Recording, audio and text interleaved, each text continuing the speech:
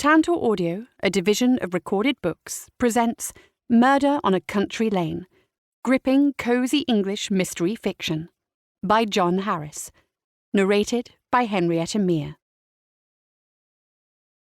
Chapter 1.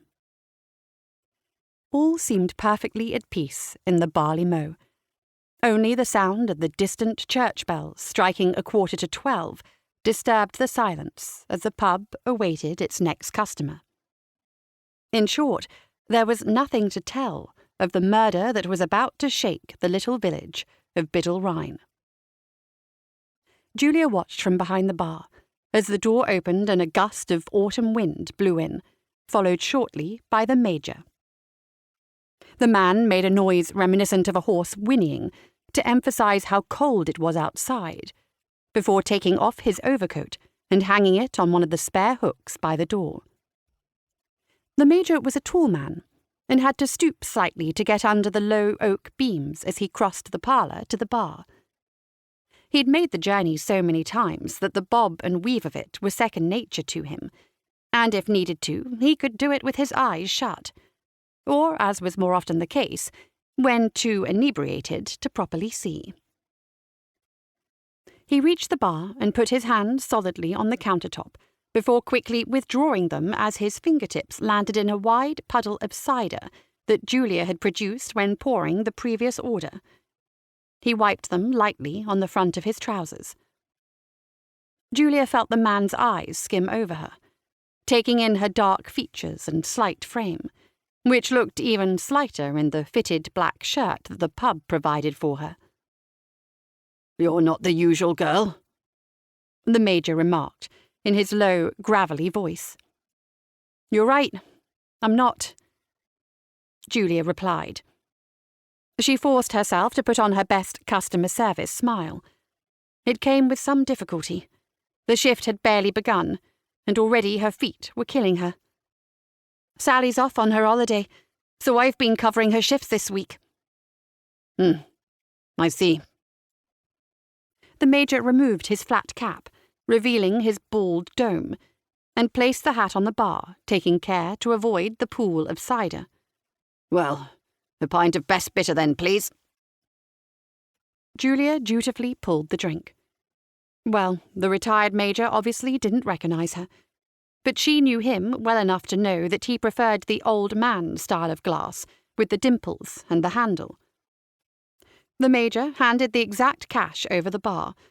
Contactless obviously hadn't quite caught up to the man yet, despite him only being in his 60s, and took a long swig of the drink. When he moved the glass away, there was a thick tide line of foam left on his salt and pepper broomstick moustache. He smacked his lips together in satisfaction. "Cheers, Sally," he said automatically, as he turned away and headed towards his customary table next to the log fire, where his broadsheet newspaper already lay waiting for him. The door opened again, and a grey tide of pensioners swept in. Julia had known they were coming. The Abbott's Mead care home had booked the whole dining room out for Sunday lunch. But somehow it took her aback to see the whole coachload of the village's most distinguished residents file past, mostly with the aid of walking sticks or Zimmer frames. It seemed that no sooner had the dining room door closed behind them than the drink orders started coming, and kept coming. Barry, the pub's waiter, brought the orders in and took the trays of drinks away, with his typical lack of urgency. When the initial round of drinks was all poured and collected, there was a calm after the storm. Not that the old duffer had noticed, but the Major's pint had been more foam than beer, and Julia knew that barrel was going to need changing. Looking at the empty bar, now seemed as good a time as any. Julia nudged open the door behind her, and found Barry lounging idly in the staff corridor, as she had expected to. "Watch the bar for 2 minutes, would you? I need to change a barrel," she said, beckoning him over. Barry unpeeled himself from the wall and came over. "Just make it quick, I'm due a cigarette break," he said, folding his arms and leaning on the bar. Julia called him a name, but only once she was safely halfway down the corridor towards the cellar. When she returned, sweating and puffy, Barry was still exactly where she'd left him, arms folded on the bar. He sighed as he straightened up. "You took your time." "I was 5 minutes tops," Julia said. "More like 20, Barry replied, heading back towards the staff corridor. "I'm going on my break now." "Did you serve anyone?" Julia called after him, acutely aware of how unlikely it was that he'd have rung it through the till correctly. "Nah, it's been dead," Barry said, as he disappeared down the corridor. A harumphing noise behind her made Julia turn back to the bar. "Sorry. Hello, Major." The Major shot his head left and right before leaning in conspiratorially, in the process drawing far more attention to himself than he otherwise would have. When he spoke, it was, by the Major's standards, a low whisper. But by the standards of anyone without a prescription hearing aid that they refused to wear, it was reasonably loud. "Another pint of best, please, my girl." Julia's hand was just beginning to reach towards the pint glass when a voice behind her made her stop. It was Ivan, the Barley Mows beleaguered landlord, who would spend the whole of the pub's opening hours rushing from room to room and down into the cellar and back, his enormous beer belly swaying back and forth as he went. He raised his voice at the Major, whether out of irritation or just because of the Major's deaf ears, Julia wasn't sure. His voice was thick with the local West Country accent. "You need to give us your car keys if you want a second pint, Major. You know the rule." Ivan didn't wait for a reply before bustling off through the door behind the bar. Julia felt a warm draught from the kitchens, and briefly heard Ivan berating the waiter again for something, before the door swung itself shut. The Major at least had the good grace to look sheepish. "There was an incident a little while back involving my last car and the duck pond outside the village hall," he muttered. Julia suppressed a smirk. She did, of course, remember, as did everyone else in Biddle Rhyne. Goodness knows there was little enough going on most of the time. When a retired member of His Majesty's forces made an aquatic landing in the local duck pond, it tended to make something of a splash. "Now Ivan insists I hand my keys over behind the bar if I'm having more than just the one," the Major continued bitterly. Julia nodded politely. The Major just stood there, looking at her with puppy-dog eyes. She realized that he was trying it on, seeing if the new girl would let him avoid the ritual humiliation of handing over his car keys. She kept her features placid and waited. Julia felt that she was good at not doing things. It was how she seemed to spend most of her time these days. Eventually the Major turned away, mumbling something under his breath, and stomped back across the flagstone floor to where his coat hung, and began rummaging through its pockets. He looked up from his search, with his eyes wide. "The bally things are gone," he announced. "I'm sorry, Major," Julia replied in a sing-song voice. "Ivan's word is law around here. I can't let you have another without them." "Dash and blast it, girl, did you not hear me? I said my car keys are missing. I have bigger worries than a ruddy pint of beer." Julia, slightly taken aback by the tirade, thought for a few moments. "Maybe you left them in the ignition?" she suggested. The Major scowled at her, but this quickly melted away. "Yes, well, best check, I suppose," the man said. He lifted the little latch on the door and stepped back out into the cold, pulling the door firmly behind him. No longer able to maintain her mirth, Julia allowed herself to break into a fit of giggles. However, this was quickly curtailed as Barry returned with yet another drinks order. Julia began filling glasses, as Barry rather begrudgingly took the current tray of drinks and headed for the diners. The front door slammed open, and a voice echoed out across the room, making Julia lose track of how many Diet Cokes she had poured and how many regular ones. gone," the voice announced. Julia rolled her eyes but didn't look up. "I know the car keys are gone, Major." "Not my keys, my bally car is gone." The Major stormed over to the bar, his face red and his nostrils flaring, revealing an abundance of nasal hair. "Really?" Julia asked. "Of course, really, it's not where I parked it. Do you think I'm some kind of fool?" Julia kept her thoughts to herself.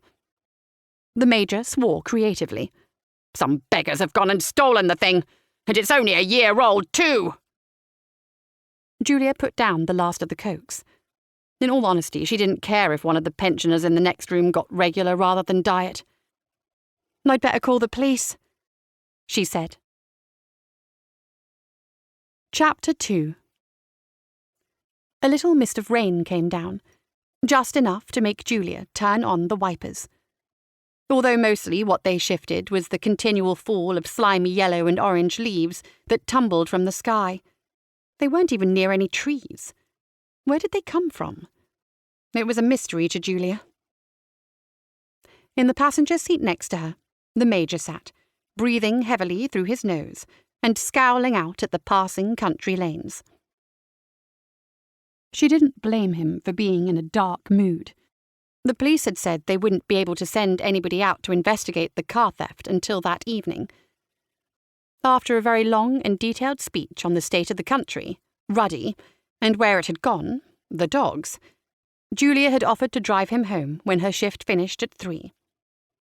The Major had spent the first part of the afternoon getting sullenly drunk at his table, while occasionally swearing at something he read in the paper. The car protested, as Julia tried to coax it up Pagan's Hill, and the downshift into second was accompanied by its usual grinding sound that she promised herself she would get looked at as soon as she had a steady paycheck coming in. As she turned a corner, a large 4x4 came barreling down the other way, showing no intention at all of slowing, and forcing Julia to swerve to a halt in the mud-clogged entrance to one of the fields. She muttered a few opinions under her breath about the other drivers' fitness to hold a license, as well as their penis size, despite the fact she hadn't caught a glimpse of them and had no idea of their gender. Julia managed to get her car moving uphill again, more through force of will than anything she did with the pedals, which seemed entirely disconnected to how the engine behaved as far as she could tell. Although she'd lived in the village for the last 10 years, almost half her life, she'd never been comfortable driving these country lanes, which usually had either thick hedges or deep rinds of water bounding their narrow curves in. To her continuing bafflement, none of the other locals seemed to consider them at all hazardous. She'd just got back into second gear when the Major suddenly sat bolt upright in his seat and pointed across the road, his arm shooting out across Julia and almost entirely obscuring her view of the road. "That's my car," the Major said, his finger jabbing repeatedly at the driver's side window. Julia slammed on the brakes. She squinted in the direction the Major was pointing. She found herself looking up Forge Lane, an even smaller byway than the one she was currently on, barely wide enough for a single car to squeeze down. But squeeze down it a car had. Julia could see the rear section of a Jaguar sticking out from around the sharp bend. "They'd better not have crashed it, the rogues," the Major hissed as he flung the passenger door open and slammed it behind him. Julia scrambled to get out and chase after the Major. His long strides were difficult to keep up with, even if he was lurching a bit from side to side. She couldn't help but guess that the front half of the car, hidden round the curve of the lane, had probably clipped the stone wall that she knew from recent experience was hidden in the hedgerow there. The Major reached the bend in the road before her, and after seeing the rest of his car, he turned to Julia, the colour draining rapidly from his face. He held a palm out towards her. "Don't look, my girl," he croaked. Julia ignored him. That man must really be fond of his car. She rounded the bend herself, and instantly wished she'd listened to the Major. She only caught a glimpse before quickly turning away from the horrible scene. But it was more than enough for her. The car had indeed hit the stone wall, but pinned between the car and the wall was a person, or rather, their mortal remains. The body was as twisted and misshapen as the front of the car was.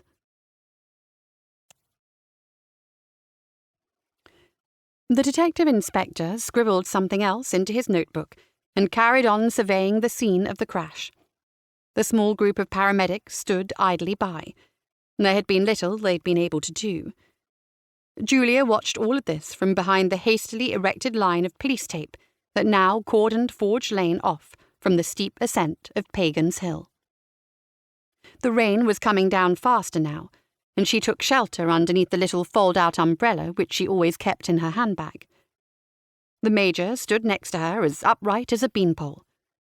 He'd turned down her offer of sharing the umbrella, and had only his flat cap to keep the rain off. Rivulets of water were now streaming off from it onto his coat, but he seemed unfazed. "Nasty business," he said once again. Julia could only nod her agreement. The detective flipped his notebook shut and made his way towards them, ducking underneath the police tape. He was a broad man, his size exaggerated slightly by the ill-fitting clothes that he wore, a long beige coat over a dark suit. He had a dark 5 o'clock shadow covering his jowls and a bushy moustache that had taken residence above his protruding lips. He gave a nod and spoke with a gentle Welsh lilt. "I think we've got everything we need here." "What are your chances of catching them?" Julia asked him. "The driver, I mean." The DI gave a non-committal shrug. "Fairly decent, I'd say. Often with a hit and run, someone comes forward once they've cooled off and it all sinks in. If not, I can start questioning the usual teenage troublemakers in the village and their parents. See who has an alibi and who hasn't. It should whittle the list down pretty quick." He turned to the Major. "I know you've identified Mrs. Audrey White, but we might need you to come down to the morgue to make a formal identification tomorrow." "Right you are, Constable," the Major said. Julia caught the DI wince at the incorrect title. "Did you say Mrs. White?" she asked. "Yes," the policeman replied. "Sorry. Did you know her?" "Not well, but everyone knew Mrs. White.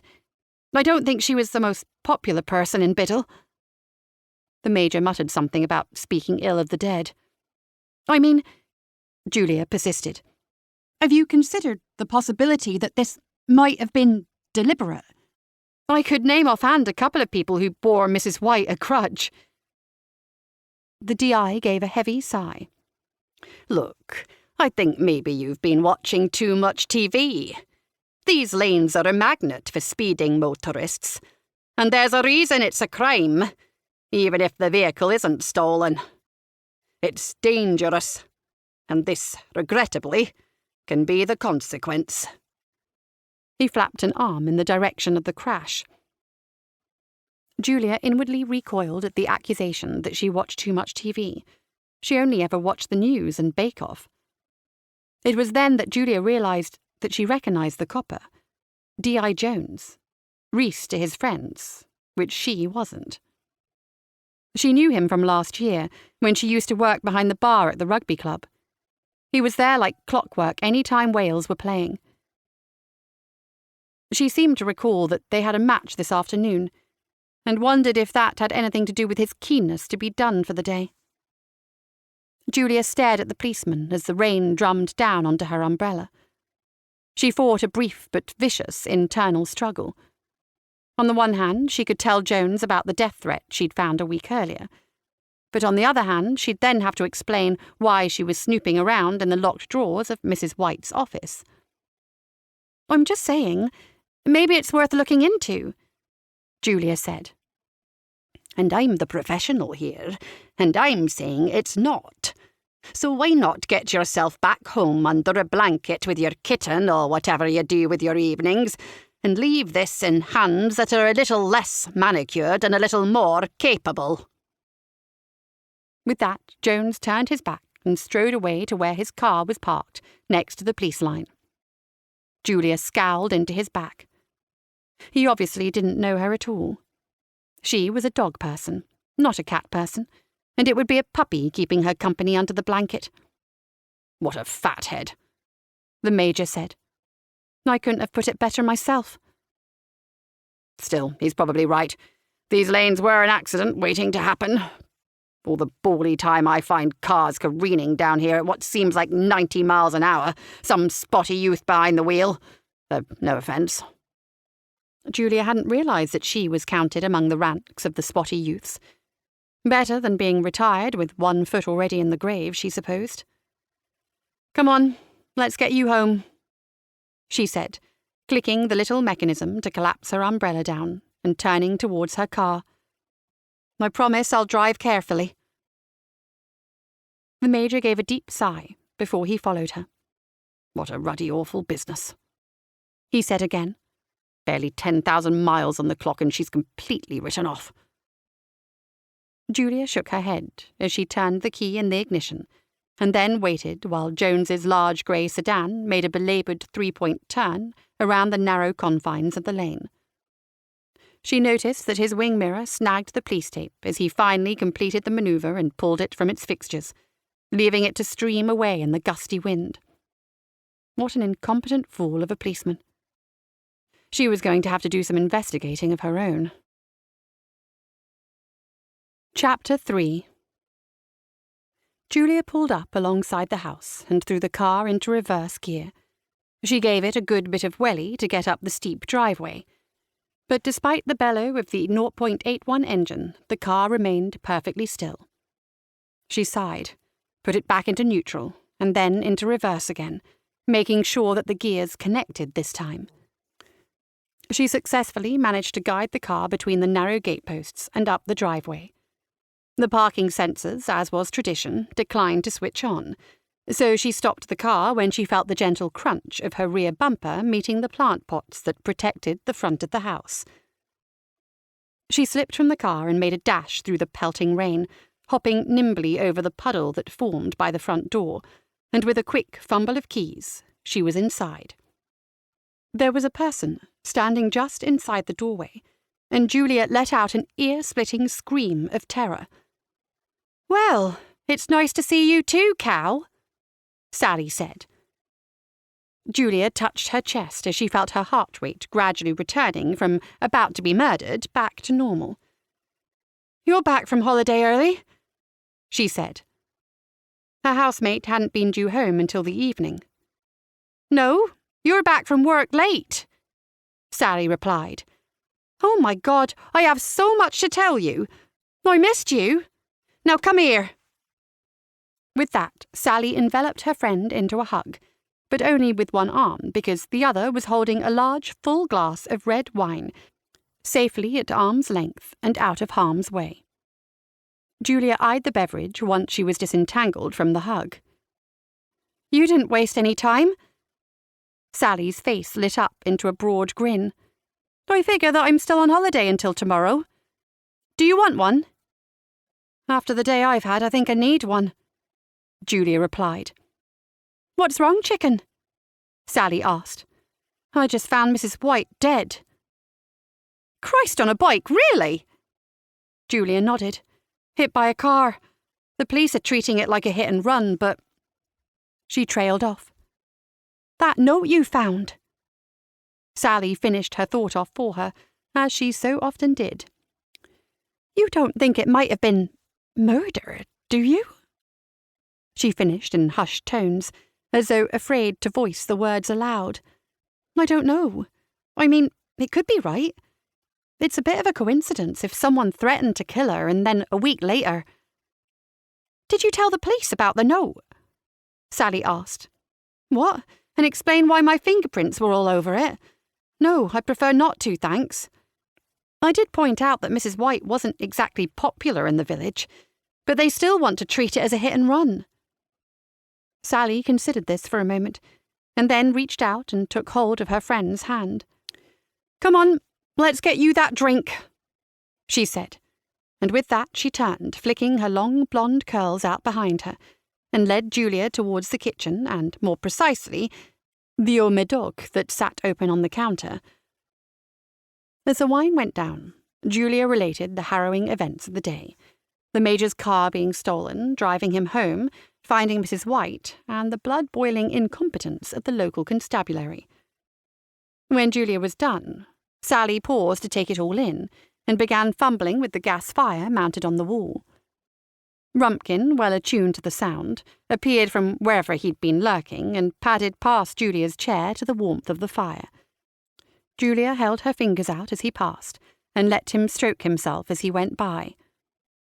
She was just about to reach around the back of the chair for the comfort of the large woolen blanket that nestled there, when D.I. Jones's contemptuous words floated back to her, and she stopped. It wasn't that cold, anyway.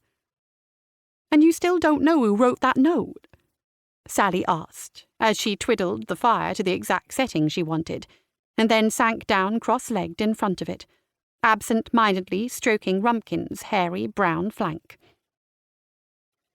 "Plenty of guesses, unsubstantiated ones. But no, not really," Julia said. There was no shortage of people who would wish ill upon Mrs. White. She owned, or had owned, Julia mentally corrected herself, the small garden centre on the edge of the village, Only Gardens. By all accounts, she was not a very pleasant person to work for. And then, of course, there was Lance Teller, the strapping 30-something man who crafted artisan pots in his workshop. It was common knowledge that every Sunday, when Janice Teller went to church, Mrs. White would slip off down the footpath to the Tellers' cottage and spend Sunday morning performing less than holy acts with Lance. No surprise, then, that Only Gardens decided to stock a wide range of Lance's pottery. The earthenware order wasn't the only thing he was fulfilling for the garden centre. Julia shivered and instinctively reached up for the blanket and wrapped herself in it. That must have been what Mrs. White was doing when she was hit by the car, she realised. The footpath between Mrs. White's house and the Tellers' cottage ran right across Forge Lane. She must have been on her way back from her illicit engagement when she was run down.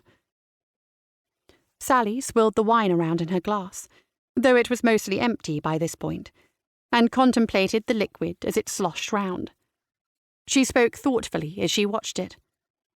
If the person who wrote the note did make good on their promise, then it narrows the list of suspects down, doesn't it? How do you mean? Julia asked. Half the employees at the garden centre wanted to throttle the woman from what I gathered. Any one of them could have written that note. Right.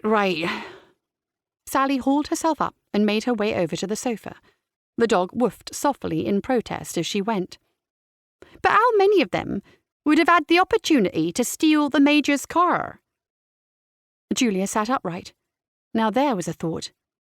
None, she said. The Barleymows' dining room had been booked out by the care home. They were all 80-year-old geriatrics who were dropped off by coach at the start and collected at the end. I can't see any of them being able to drive a car, let alone nick one. Sally steepled her fingers together and planted her chin atop them. You said the car keys were lifted from inside the pub. So who did have a chance to steal them? You did, I suppose. She looked at Julia over her fingertips. Julia ignored the joke. Staff, though. There's Barry. Disgruntled ex-garden centre employee. Sally nodded. And now working at the illustrious Barleymow, only with substantially decreased wages, no doubt. For all of Mrs. White's many faults, she did at least pay her staff well. Would he have had the chance to steal the car? I mean, he was working all day, wasn't he? He did go out for a fag break. A long fag break, Julia added pointedly. I heard Ivan giving him grief for it. How long exactly? Sally asked. Julia thought for a moment, casting her mind back. It can't have been more than 20 minutes. Well, not much more. Would that be long enough? It would be stretching it. Maybe we can check, see how quickly we can walk from Forge Lane to the pub. The drive in the other direction would only be a couple of minutes. Right, that's tomorrow's job then, Sally said, evidently warming to the role of amateur sleuth. Who else? The kitchen staff. But there's no chance that Ivan would let them have more than about 2 minutes away during Sunday lunch without him raising bloody murder about it. And Ivan, of course.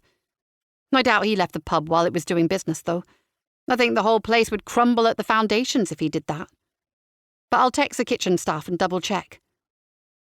With that, Julia shuffled under the blanket to get her phone out of her pocket and began to type. Janice Teller is the obvious suspect, of course, Sally said. Yes, the woman's burned, Julia said. Even if she didn't take the keys, then maybe someone could have swiped them and given them to her. I should probably text the vicar and make sure that Janice was at church this morning. You have the vicar's number, do you? Sally asked with a frown. Julia laughed. No, I haven't had a sudden spiritual epiphany while you've been on holes. I can get it off the church website, though. And anyone else? Sally prompted when Julia put her phone back down. There was one man, Julia said. A stranger. I didn't recognise him. He didn't do much, just sat in the parlour most of the day drinking lager. He did pop out a few times, I assumed for a fag. I didn't pay him much attention at the time. I can't think what he could have against Mrs. White, though I'm sure I'd have known him if he was from around here. Sally shrugged. Keep your eyes peeled for him, I guess. What did he look like? Julia tried to conjure an image of the man. He hadn't made much of an impression at the time, but then again, why would he? He had gingery red hair and a moustache. 50s, maybe 60s. Over the next few minutes, as more wine went down and Rumpkin snored away happily to himself, Julia's phone chimed softly several times. It transpired that Ivan had been almost omnipresent in the kitchen, being his usual perfectionist self and overseeing the roast dinners. And the vicar, somewhat puzzled, replied to say that Janice Teller had indeed been in attendance that day. It's not looking good for Barry, is it? Sally mulled to herself, as she emptied the last of her wineglass and reached over for the bottle that sat on the little side table between her and Julia.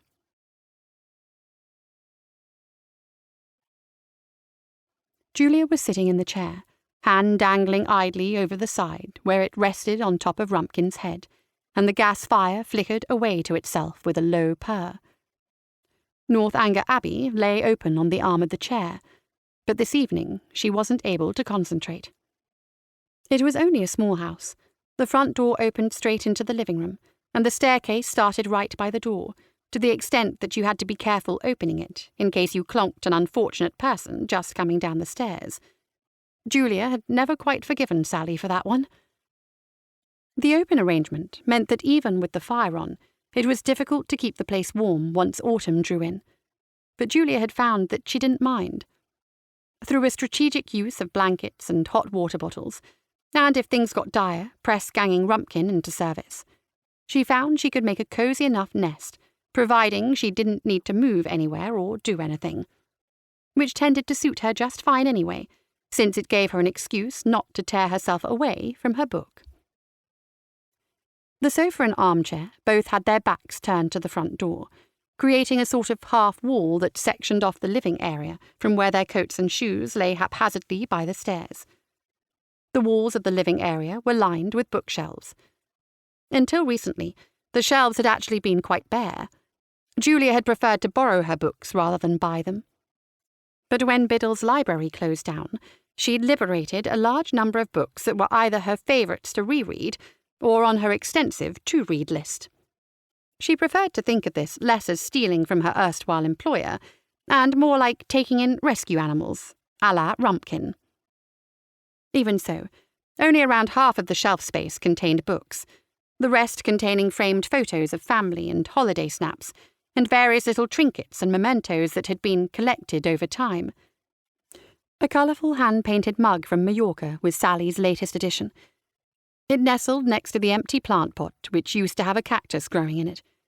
Between them, Julia and Sally had neglected to water it for so long, it had finally given up the ghost and wilted away, joining the long line of houseplants that had failed to survive the women's stewardship. The grass and nettles in the back garden were the only plants that managed to thrive at the property, often reaching hip height before one of them gave in and borrowed a lawnmower from the family over the road.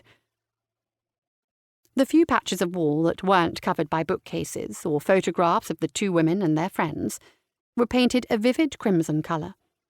The beige that their landlord had chosen had been painted over in a clandestine operation when they realised he'd given up on the semi-annual house inspections.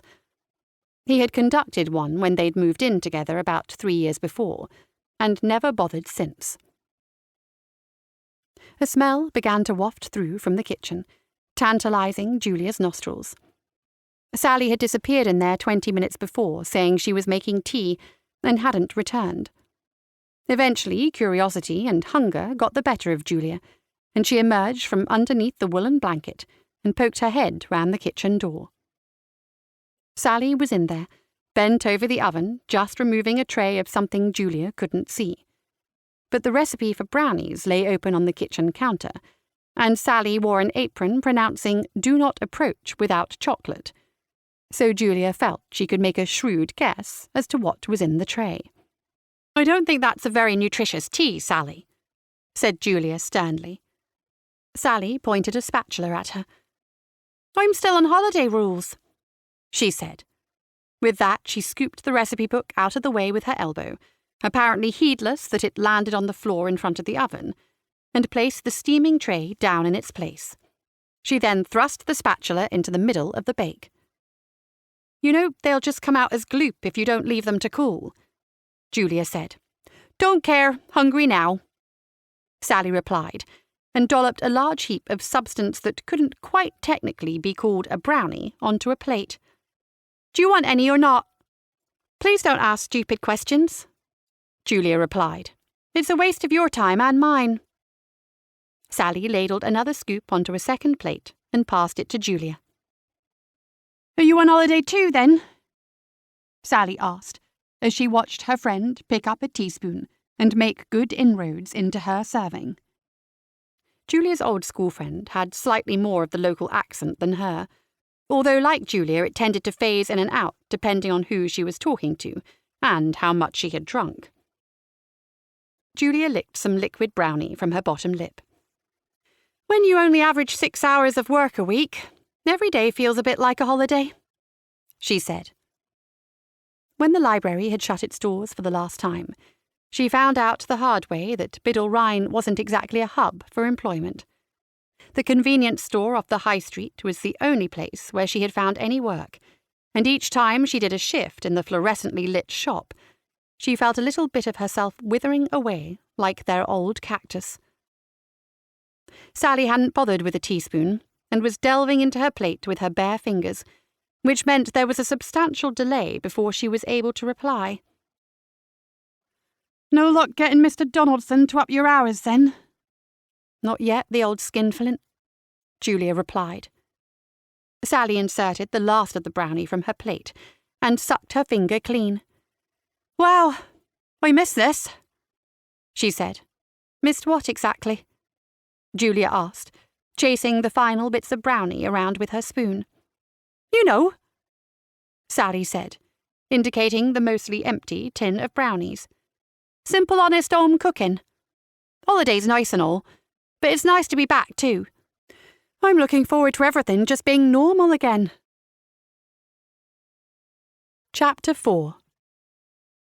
Julia paused before the turning to Forge Lane, not quite able to bring herself to approach the flapping strands of police tape and relive the memories of the crashed car and the grisly victim that she'd seen the day before.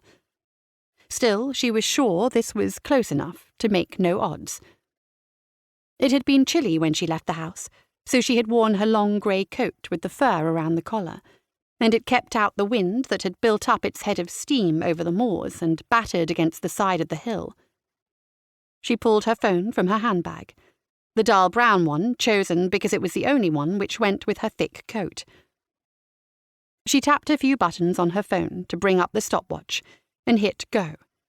Then she spun smartly on her heel and headed back down the hill at a brisk walk, her arm swinging stiffly at her sides. With each step, she saw a little puff of her breath, but despite this she was still quickly heating up inside her coat.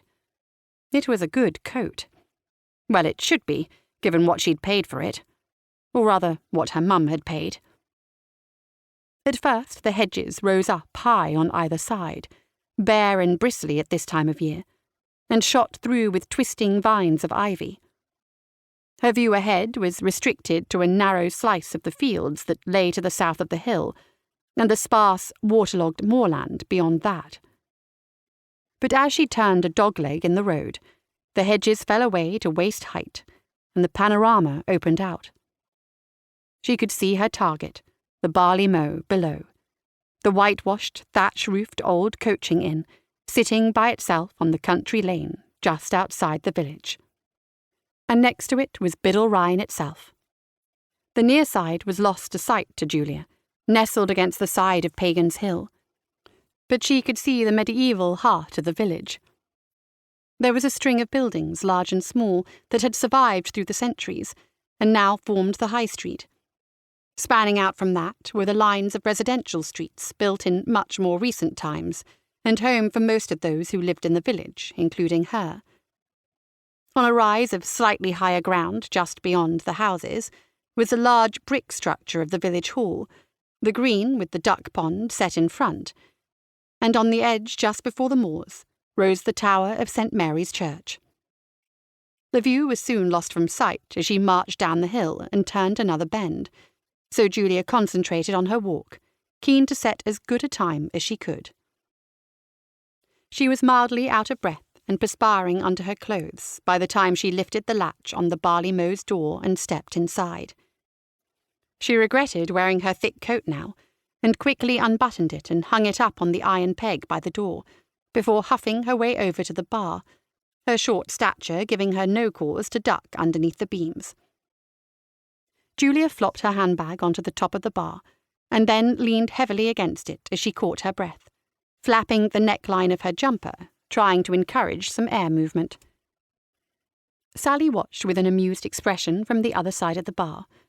She was dressed in the regulation black top, which she always claimed was unflattering on her body shape, although Julia secretly disagreed with this. Sally bent forwards to whisper conspiratorially, "How long?"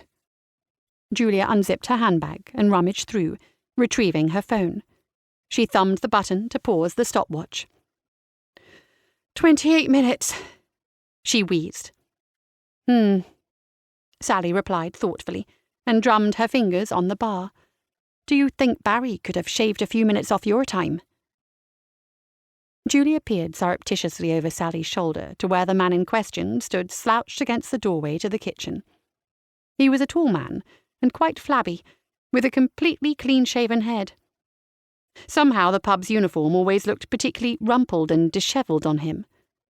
He was currently glancing down at something hidden in his cupped hands, presumably sneaking some time on those awful mobile phone games that he seemed to be addicted to. "I doubt it," Julia said. "That was as fast as I could go without breaking into a run. I saw him come back in through the door and he wasn't out of breath. At least no more than he usually is, the chimney. As far as walking goes, no. I don't reckon he could outpace me." "Because he's a fat tub of lard," Sally said, and not particularly quietly. Julia saw Barry look up at this comment. When he saw Julia looking back at him, he scowled and stalked off into the kitchen. "Well, if Barry's in the clear, then who does that leave?" Sally asked. Julia bit her bottom lip. "There are plenty of people with a motive, but I can't think who would have had the opportunity. And then there's that strange man." "Strange man?" "You know what I mean. The man I didn't recognise, who spent the whole day sitting in here drinking for no reason." Sally put a daft voice on, mimicking their old schoolteacher. "Yeah, spending the day in a pub enjoying a couple of pints. What a weird thing to do." "Well, who else could it have been?" Julia hissed. "Wait and see what the police come up with," Sally suggested. Julia let out a laugh. T.I. Jones. From what he said, he's just going to sit with his feet up and wait for someone to turn themselves in for it.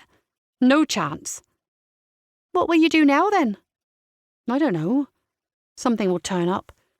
But right now I'm going to go over to the garden centre and retrieve that note. If the ineffective detective does ever get off his backside and treat this as a you-know-what investigation, then I don't want that sordid thing turning up with my fingerprints plastered all over it. Sneaking into a deceased woman's office.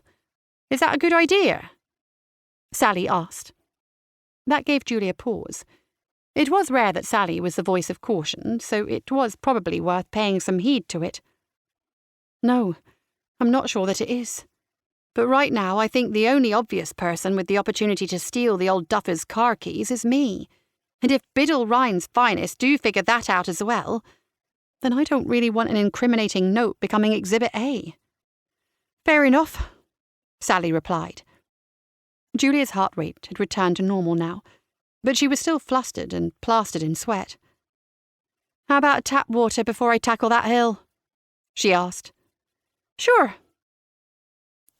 Sally turned to get a glass from the stack, when a voice stopped her. No tap water unless it's a paying customer, Ivan said, his timing impeccable as he wandered through from the kitchen towards the dining room. Julia scowled at the man's back as he departed. Sally threw her hands up helplessly. Boss's orders, she said. I know, Julia muttered, and went to retrieve her coat. Julia crested the top of Pagan's Hill and stood leaning against a stone wall with one palm, the other resting on her hip. Once more she was out of breath and sweating heavily. She had meant to make the ascent a gentle stroll and recuperate a little after the power walk earlier on. But when she'd passed by the turn-off for Forge Lane and the tattered police tape snapping in the breeze, she'd been spooked and put distance between her and the crash site as quickly as she could. From the top of the hill, the countryside was spread before her, bathed in the late afternoon light. An expanse of fields crisscrossed with drainage rinds that stretched all the way to the wooded hills in the distance. There were little trails of movement where herds of cows traversed leisurely across the pastures, and high overhead a bird of prey circled, watching vigilantly for mice below. It was only a suggestion of a bird's shape at this distance, but when the wind blew the right way, its cry carried all the way to Julia, clear as the day itself. The bucolic vista was interrupted only by the glass walls and corrugated metal roofs of Only Gardens, which lay at the foot of Pagan's Hill and spread out towards the countryside, its nurseries lining the edge of the nearest fields. She was just soaking in the view, allowing it to calm her rattled nerves, when a head appeared over the stone wall, making her shriek in fright and rendering the preceding exercise rather pointless. My apologies, dear girl. I didn't mean to startle you. I was just doing a spot of gardening. The Major's gruff voice was ameliorated somewhat by his kind words. Julia regathered her wits and waved his apology away. Don't mention it, Major. It's not your fault. I was miles away. The Major gave a broad smile. Perhaps you'd like to step into my garden for a moment. I could make us a spot of tea. That's always good for calming down, I find. Julia returned his smile. I'm far too warm for tea, but a glass of water would go down a treat. The Major indicated at the little wooden gate just down the lane, and Julia reached over to flick the catch and stepped through. She'd not been in the Major's back garden before. Situated on the flank of the hill, it fell away sharply, but just by the gate the ground had been levelled off into a patioed terrace, on which there was a little wooden table and a brace of matching chairs. The Major waved his hands at the chairs. Take a seat and I'll fetch the drinks.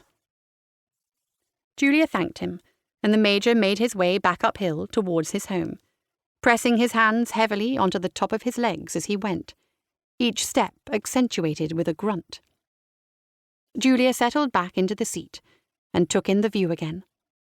It was much the same as she had seen from the lane, but the garden centre was now hidden behind the high hedge at the end of the Major's land. All that was visible of Only Gardens was the riot of colour from their nursery. perfectly punctuating the plainer landscape beyond. Julia sighed contentedly. Lack of employers aside, living in Biddle Rhyne did have its perks. The Major reappeared after a short interval, carrying in wobbly hands a circular metal tray with a jug of water on it and 2 tumbler glasses. Julia noted with pleasure that there were 6 or so ice cubes floating in the water, and the sides of the jug were beaded with condensation. She greedily gulped down 1 glass and poured herself another. It dawned on her that they'd been sitting in silence for some time, and suddenly realized that she was making quite the poor guest. "It's a lovely garden you have," Julia said, glancing around. "Thank you," the Major replied. "I do consider myself to be somewhat green-fingered." She'd only said it as something polite to fill the silence, but it was true nonetheless. The lawn was mowed to perfection, and little apple trees lined the near end by the road, bursting with fruit. A small border ran along the far side of the garden.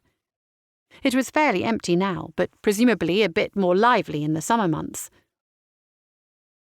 Julia placed her glass down on the wooden table, and then it struck her that she had an opportunity here to pursue her sleuthing. "Say, Major, do you know who the bloke was in the pub yesterday? Red-haired man sat over by the bay window. He was there for a few hours, I think." The Major turned his head from the view over the countryside and looked at Julia.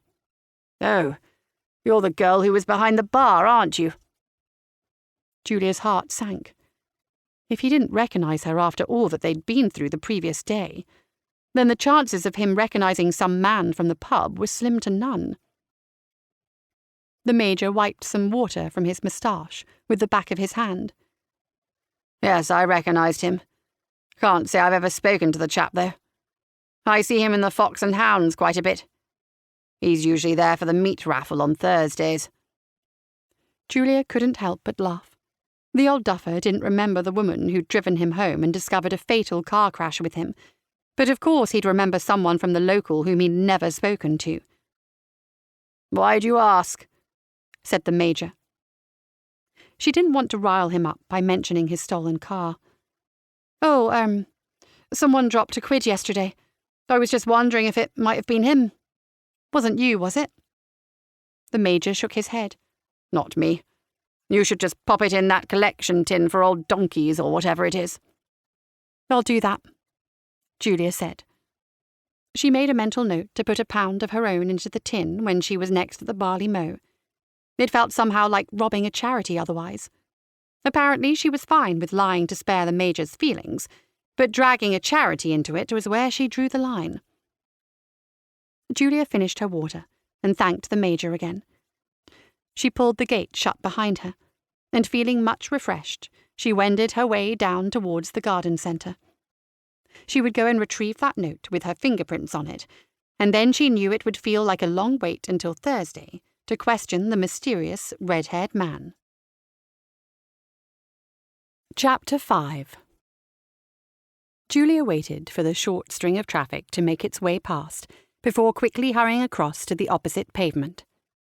The B-road that skirted the edge of Pagan's Hill was about the closest that the village of Biddle Rhyne came to being busy. The garden centre was just off the road, its sprawling car park stuffed full of cars, as it always seemed to be.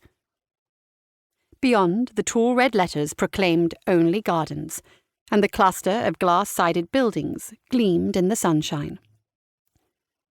Julia made her way through the automatic sliding doors and through the rows of pot plants and a sales display of various large, shining gardening implements.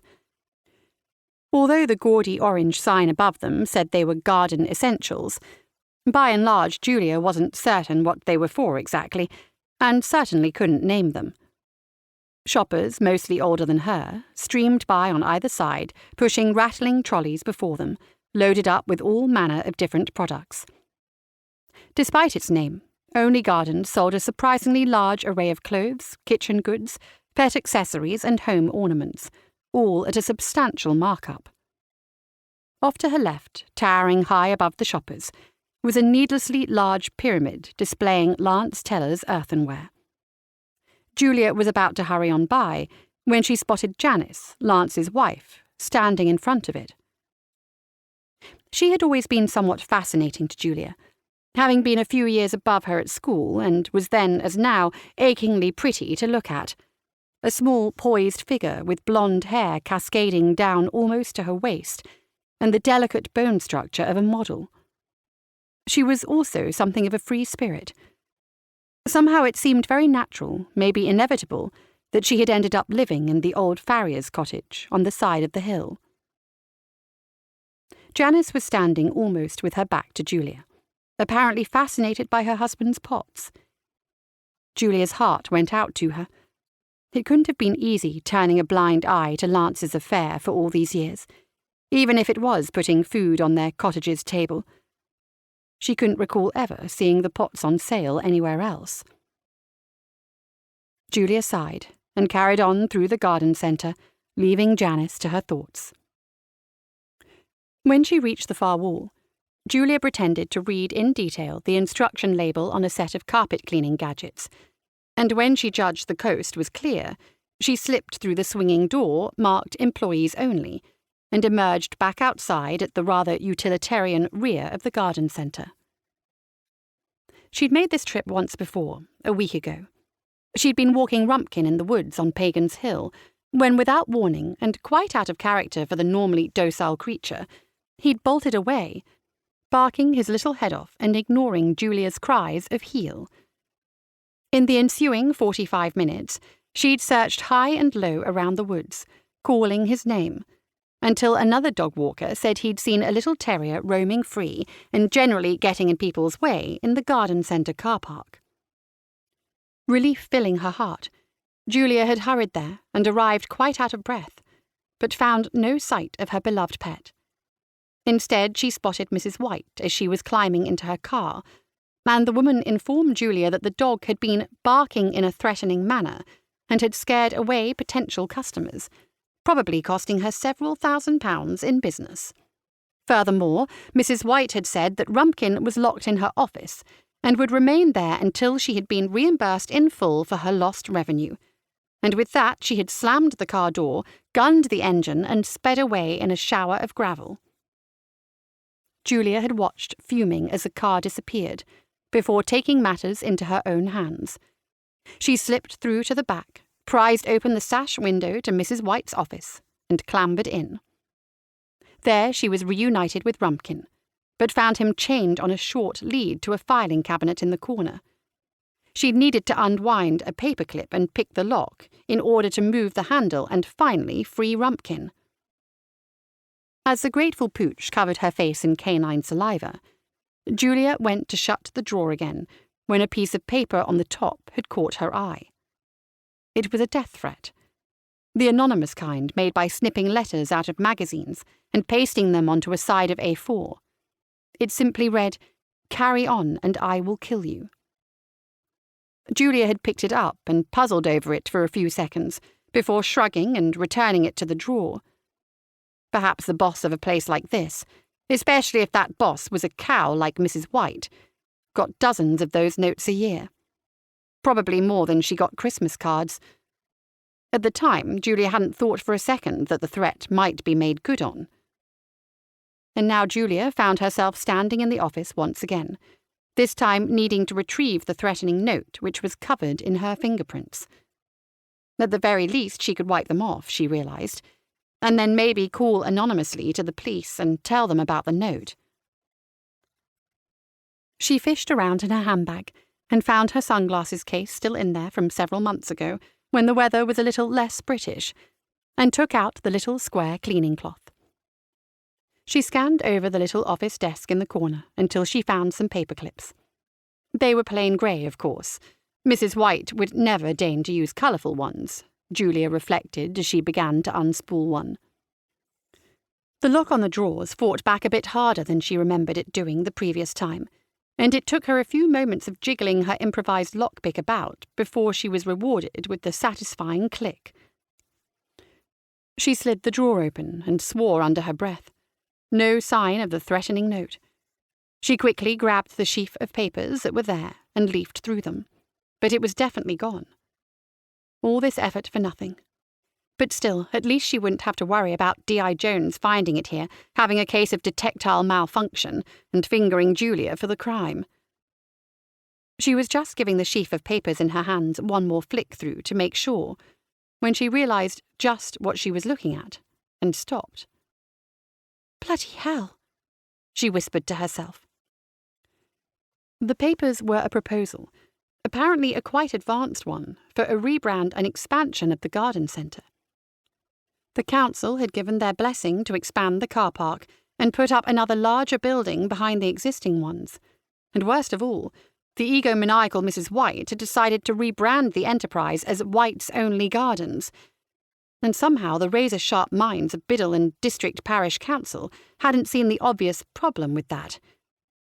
Perhaps, Julia thought, she needed to add racially motivated to the list of reasons to bump off Mrs. White.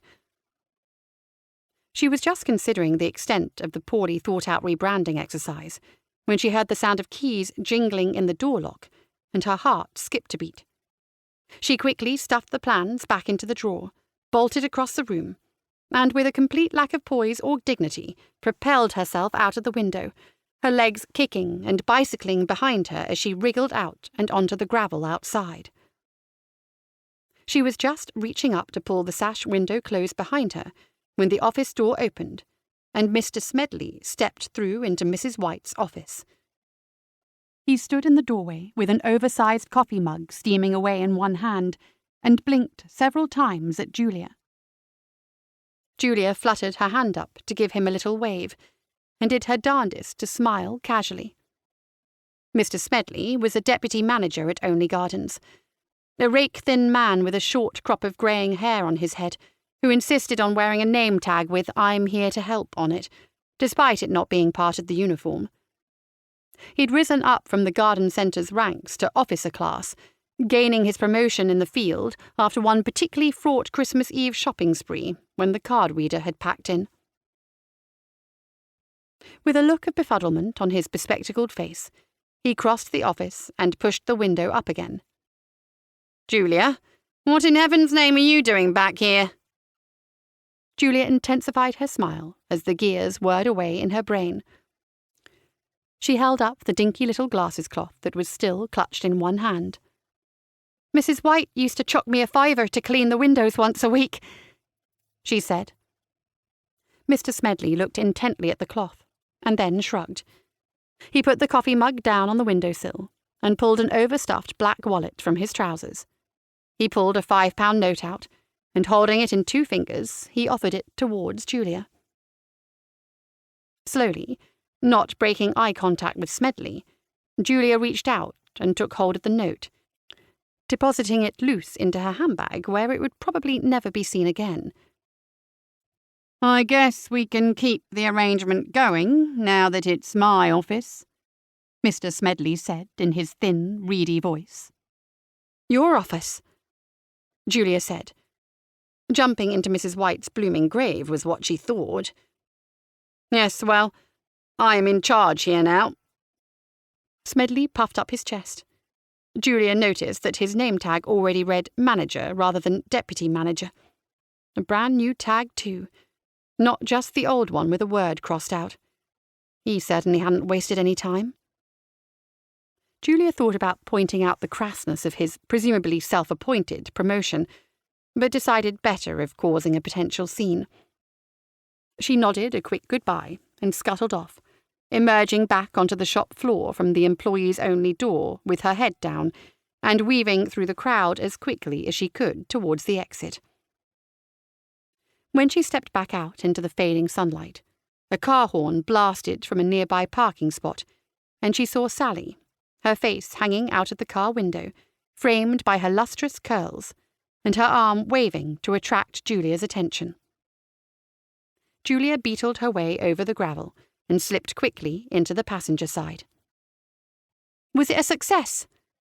Sally asked as she revved up and pulled away, swinging out onto the main road and causing the approaching van to halve its speed as the car struggled to gain momentum, burdened as it was by 2 entire women. Did you get the note?" "It wasn't there," Julia said. "You think she handed it over to the police?" Sally asked, turning the headlights on as they drove into the shadow of the hill, and dusk thickened quickly around them. "Maybe. More likely she just put it in the bin, though, I reckon. If she did give it to the police, then it doesn't seem like the detective I spoke to ever got wind of it. And do you know what else? That cheeky swine Smedley has already promoted himself to manager and moved right into Mrs. White's office." Sally gave a shrug. "Well, why not? He saw the opportunity for advancement, I guess." "Can he advance, though? I mean, Mrs. White owned the place. She must have some family knocking about somewhere. It's not like she's going to give it to Smedley because he was deputy manager." "She's got a daughter," Sally replied. "She was in my brother's year at school. I'm still friends with her on Facebook. She emigrated to Australia years ago. I'm constantly seeing photos of her living her best life on some beach or other. I doubt she'd be coming back to get hands-on running the family business and freezing her backside off every winter. She probably will want Smedley to run it." Julia gasped as a thought struck her. What if Smedley hastened things along? What? Bumped Mrs. White off so that he could be top dog? "Well, yeah, why not?" Julia said. "But you didn't see him in the pub on Sunday, did you?" True. He'd still have had to find a way to pinch the Major's car keys, wouldn't he? But maybe he got someone else to do it for him.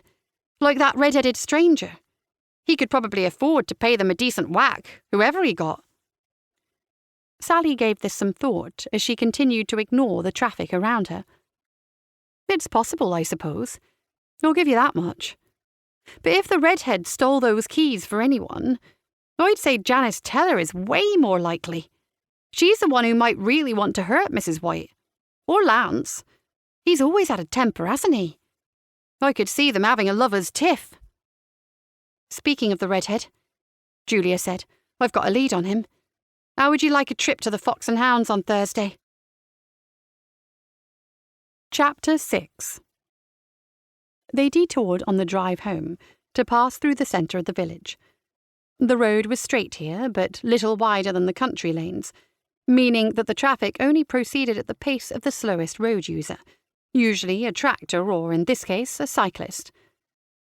Julia usually welcomed the sedate road when she was driving, a pleasant relief from the blind corners of the lanes and the speeding motorists encountered there. But the slower pace never came naturally to Sally, and she impatiently huffed and drummed her fingers on the steering wheel as they crawled along, eventually hauling the car into one of the bays at the side of the road so that Julia could hop out. Julia made her way down the pavement at a brisk walk. Not that she was in any hurry, but Sally would be keen to get home. Fair enough after working her shift. The high street was an odd mixture of buildings. On Julia's right was a medieval tithe barn, its buttressed stoned walls stretching 30 feet down the street. Long ago it had been converted into dwellings, and little wooden front doors, each painted a different cheerful colour, broke up the stone at regular intervals. Once she was past the barn, there was a short terrace of Victorian houses, 3 stories tall and each with a jutting bay window. A tabby cat sat lazily in one of them, watching Julia pass. She resisted the temptation to wave. After that, the pavement widened out. In the space left by previous generations of builders was a more recent glass-fronted building, set back a bit from the road. Originally it had been built as the village post office, but a few years ago the villagers had been told, to their surprise, that they didn't post letters after all, and the post office was swiftly converted into a hair salon. But in the space in front still sat the bright red pillar box, and more importantly, the matching red phone box. The outside of the phone box was pristine, and the warm yellow light shone out from the latticed windows, pooling onto the pavement tiles. But when Julia pulled the door open, she was dismayed to find the entire interior was coated in a thick layer of grimy dust and spider webs hung in great nets from the ceiling. She shuddered. Evidently, even in a backwards-looking place like Biddle Rhyne, mobile phones had still caught on with the locals. Searching her purse, She found that she still had a £1 coin wedged in the bottom, offered up a silent prayer of thanks, and then dropped the coin into the slot and dialed, heedless to what bacterial diseases her fingertips were being exposed to in the process. The phone rang a few times, and then a woman's voice answered, sounding bored. "Kingsbarrow Police Station, how may I assist your call?" Julia put on a deep, throaty voice as a disguise, and thickened her otherwise mild local accent. "Detective Inspector Rhys-Jones, please. We have some information about the Audrey White murder, the Audrey White hit and run." The voice on the phone remained monotone. "Please hold." Julia waited, tapping her foot on the ground for what seemed like an interminably long time, until a familiar Welsh voice spoke on the phone. "This is D.I. Jones." Julia spoke, deepening the disguise on her voice even further. "Detective, we think you should know that there was a death threat against Mrs. White, an anonymous note threatening to kill her. The note's gone now, but we think you should treat this as a possible murder investigation." There was a pause on the other end of the line, followed by some heavy breathing. "Julia Ford, was that you?" Julia pushed the handset away to arm's length and looked at it aghast like it might try and bite her. "No!" she squeaked, and quickly slammed the receiver back onto its cradle. With a patter of feet, she ran back down the high street towards the waiting car, her hair flying out behind her as she went. The doorbell went off just as Julia had been expecting it to for the last 2 hours. The gentle melody chimed throughout the house, although today Julia found it anything but calming. She had been reading the end of Rebecca. A woman caught up against her will in a legal investigation had seemed nicely appropriate. Maybe she too could brazen her way through this. Not that it helped much in the end, she thought. The doorbell rang out again, stirring her from her thoughts. She shut the book neatly, placed it on the armchair and took a deep breath, before extracting herself from the blanket and making her way to the front door, shooing away Rumpkin, who stood with his tail wagging on the doormat. "Inspector," Julia said, doing her best to smile. Jones's broad face remained stony. "May I come in, Miss Ford?" Julia considered saying no, but the last thing that she needed was him turning up again with a warrant, so she reluctantly stepped aside and ushered him in. Jones stood silently just inside the door, steadfastly ignoring the small terrier that was jumping up to lick at his fingertips. He looked around the living room, as though he might spot any number of death threats pinned up on the walls. Julia scooped Rumpkin up and clutched him close to her chest. He turned his attentions to his mistress and began licking the underside of her chin. She kept his wriggling body gripped firmly in her arms. "Shall I make tea, Inspector?"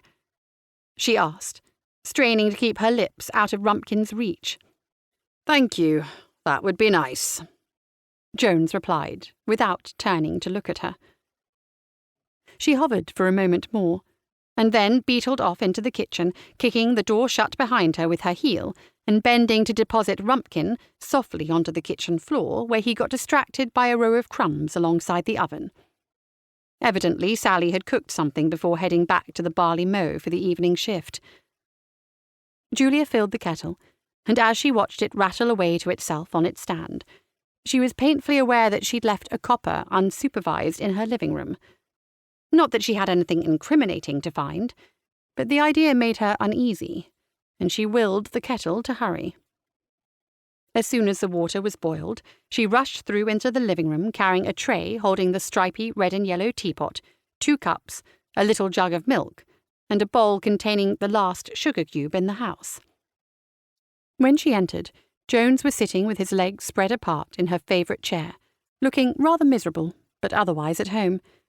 Well, he probably looks miserable most of the time he's at home, Julia thought. Rumpkin snuck in on her heels, but he had lost interest in the visitor now, and trotted over to lie down in his basket in the corner. The teapot lid rattled as Julia set the tray down onto the side table, her nervous hands trembling slightly. Joan sat looking at the contents of the tray as one might look at a particularly challenging cryptic crossword clue, or a Sudoku where you know you've put a number in the wrong place but can't work out exactly where. "And what brings you to my little home, Inspector?" Julia asked, keen to break the silence and get this over with. The policeman's head swivelled up from the tea tray to look at his host, his jowls following shortly afterwards. His pale brown eyes regarded her with a slow, reptilian-like blink. "A certain phone call I received at the station." "Oh, yes," Julia said, hearing her voice rising in pitch, powerless to stop it. "Yes, a phone call regarding a threat against Mrs. White's life. You wouldn't know anything about that, would you, Miss Ford?" Julia shook her head rapidly, tousling her dark hair in the process. "I seem to recall that at the scene of the incident you did mention that you knew of people who might have been less than fond of the late Mrs. White." Julia raised a finger into the air. "I said that she wasn't popular, not that I knew of any people in particular." Jones let out a wheeze and rubbed at his oversized nose with the back of one of his index fingers. "Ah, nobody springs to mind, then?" Julia paused for a moment before answering. She felt like she was going against her better judgment in talking to Jones, but the lengthening silence was oppressive. "Everyone knows Mrs. White was having a fling with Lance Teller," Julia said. She knew neither of the Tellers had been in the pub that day, but that didn't mean someone couldn't have filched the keys for them, like the red-haired stranger. Jones looked decidedly unimpressed. "Miss Ford," he said, "those two had a business arrangement." "That's not what I heard. It's common knowledge why she was running off to his cottage every week," Julia said. Jones gave a belaboured sigh. "It was also his workshop. Mrs. White's iPad has dated minutes of their discussion on the day of her death. It makes tedious reading unless you're really interested in pottery sales. Anything further would seem to be unsubstantiated gossip." Julia shook her head again. She didn't believe for an instant that discussing sales was all they got up to that morning. They were hardly likely to minute it, though.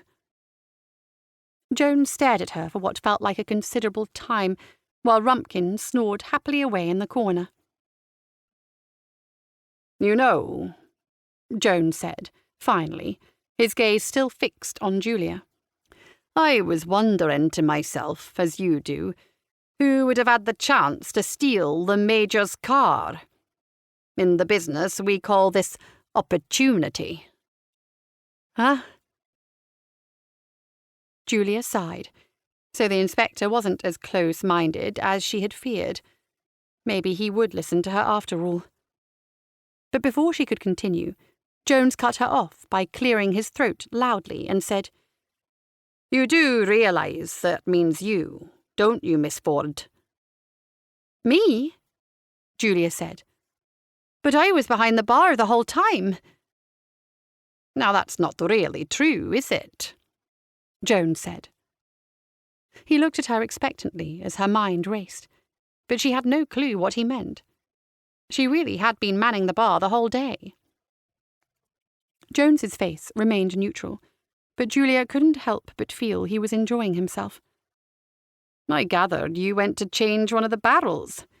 It took you an unexpectedly long time, I hear." For a second, Julia found herself lost for words. "You've been speaking to Barry," she said wretchedly, when the power of speech made its way back to her. "I have," said Jones, "and what an interesting conversation it turned out to be." "I was gone for 2 minutes, if that," Julia said. "Ask the Major, he'll tell you." "Oh, I did," said Jones. "But he doesn't remember." "He doesn't remember how long I was gone," Julia muttered to herself, cursing her luck. "No," said Jones. He doesn't remember you. Period. He's convinced it was the other girl serving. Julia's mouth gaped. But I was working, she said. I know that, said Jones. That's why I know you had the opportunity to steal the Major's keys.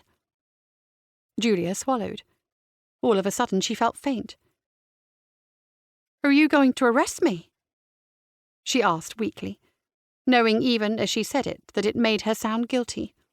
No, Jones said. I need some concrete evidence first. A death threat matching your handwriting would make my life easier, but failing that, I expect I can dredge something up.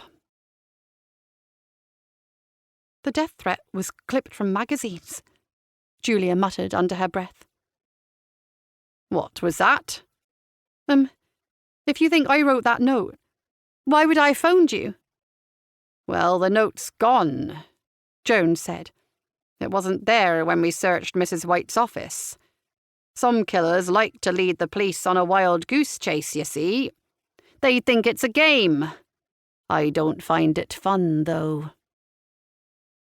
Julia swallowed and found herself without a reply. Jones shook his head and rose to his feet. It's been nice talking to you, Miss Ford. Don't get up, I'll see myself out. Thanks for the tea. Julia instinctively glanced at where the teapot sat steaming, completely untouched. Despite the inspector's words, she trailed after him and watched Jones make his way down the drive, alongside the knee-high grass that passed for a front lawn. After she shut the door behind the inspector, she put her back against it, willing herself to be calm. She wondered whether he knew about her argument with Mrs. White in the garden centre car park. They hadn't exactly kept their voices down, and there was no shortage of people about to overhear. She had better find who had stolen the Major's car, and fast. Otherwise she anticipated another visit from the charming detective. Well, as far as sleuthing went, she would just have to wait until the Fox and Hound's meat draw. In the meantime, Julia felt that she needed to calm her nerves a bit. She looked again at the stripy teapot and the 2 matching cups. No, this called for something stronger. She grabbed a coat and a scarf from the pile under the stairs and began pulling her trainers on. "Come on, Rumpkin," she called, waking the slumbering animal. "We're going to the pub."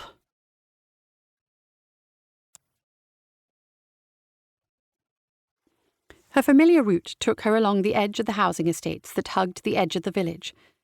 Maybe not the most picturesque of homes, especially at this time of year when their gardens were all bare and lifeless, but they looked homey enough.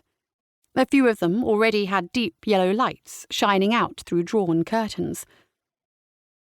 Thoughts kept rushing around and around in Julia's head, mostly concerning the detective inspector, his poor manners, and his even poorer detecting skills. It seemed like she was going to have to find who had written that horrible note if she was going to prove to Jones that she hadn't made it herself. But where to start? She could only hope that the red-haired man would be able to provide her some answers. Reaching the end of the street, she squeezed her way through a little alleyway between 2 houses, tall wooden slat fences hemming her in on either side. Unkempt brambles spilled over from one side and dangled down, making her lean sideways as she walked, and even then her dark hair snagged on the thorns. As much as she would have liked to get angry at whoever let their garden become such a menace, her own lawn was doing its best impression of the lost gardens of Heligan, so she knew she couldn't really throw stones.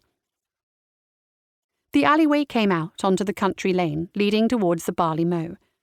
On the far side of the lane was a weed-covered drainage rhine, and beyond that fields stretched away into the distance. A few brown cows were slowly making their way across them in search of choicer grazing. The rain started when she was halfway down the lane, and she pulled her brolly from her handbag and snapped it up before carrying on.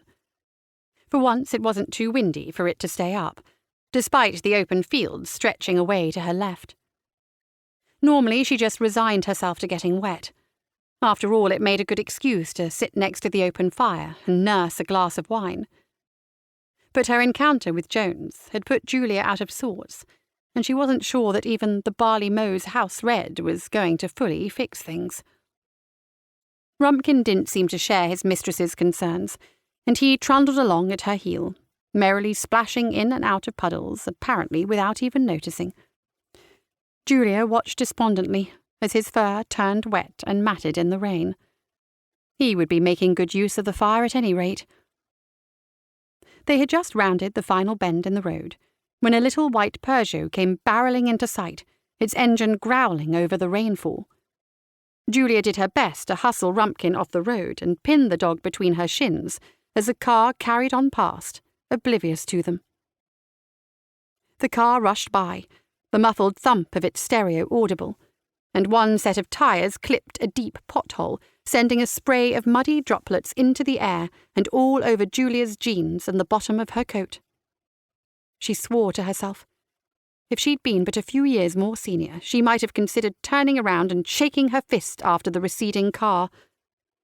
No matter what other things he was completely wrong about, Jones was right about the joyriders in this part of the world being a complete menace.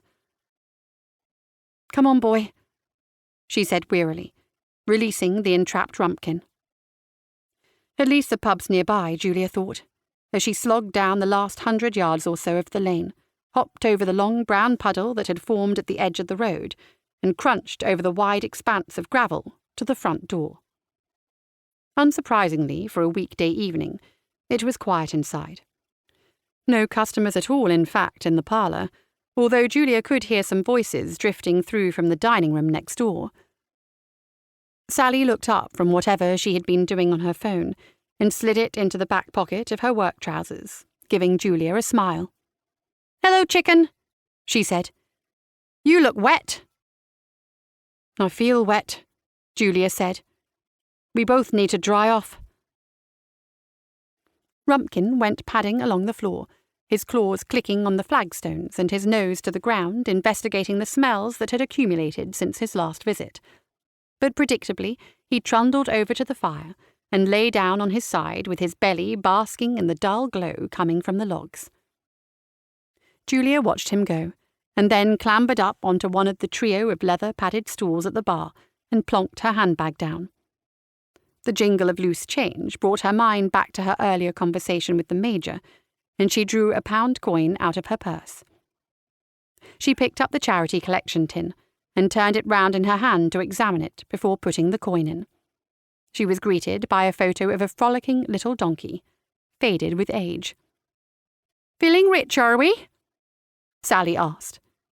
Julia shrugged and dropped the coin in. By the sounds of it, the tin was otherwise empty. "What can I say? I have a soft spot for animals." "Even that one?" Sally asked. She sent a scowl in Rumpkin's direction. Already the smell of wet dog was beginning to fill the parlour, but Julia knew Sally was just being playful. "It's not entirely his fault," Julia said. "Some vagabond in a Peugeot covered us both in puddle water." "Drivers these days," Sally gasped.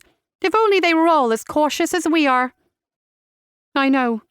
And look at what that idiot did to my jeans," she said, holding her leg out straight and pointing at the smattering of mud. Sally duly leaned over the bar to inspect them. "The capital offence, I'd say. No trial, just straight to hanging." "I couldn't agree more," Julia said. "Now, knowing you won't be drinking at this time in the afternoon," Sally said, as she pulled a bottle of the house red out from under the bar and began pouring a glass. Julia took it graciously and took the first wonderful sip that reminded her that all bad things would pass. Just as she was swallowing, the kitchen door swung open, and Ivan strode through on his way to the dining room. Despite the diligently ironed shirt and the carefully knotted tie, he always looked rumpled and out of kilter, probably because he charged circles around his pub all day. Without breaking stride, he pointed at the drink in Julia's hand. "I hope you're charging her for that, Sally." "Of course, Ivan," she sang back merrily as he disappeared through the door. She gave Julia a shrug, which meant, "Better pay for this one then, he'll be checking." Julia sighed and pulled her purse back out. Pity he can't come up with some more shifts, the cheapskate, she said, holding her card to the contactless reader. The dining room door opened again, a little chatter of voices audible for a moment. But this time it was Barry coming through.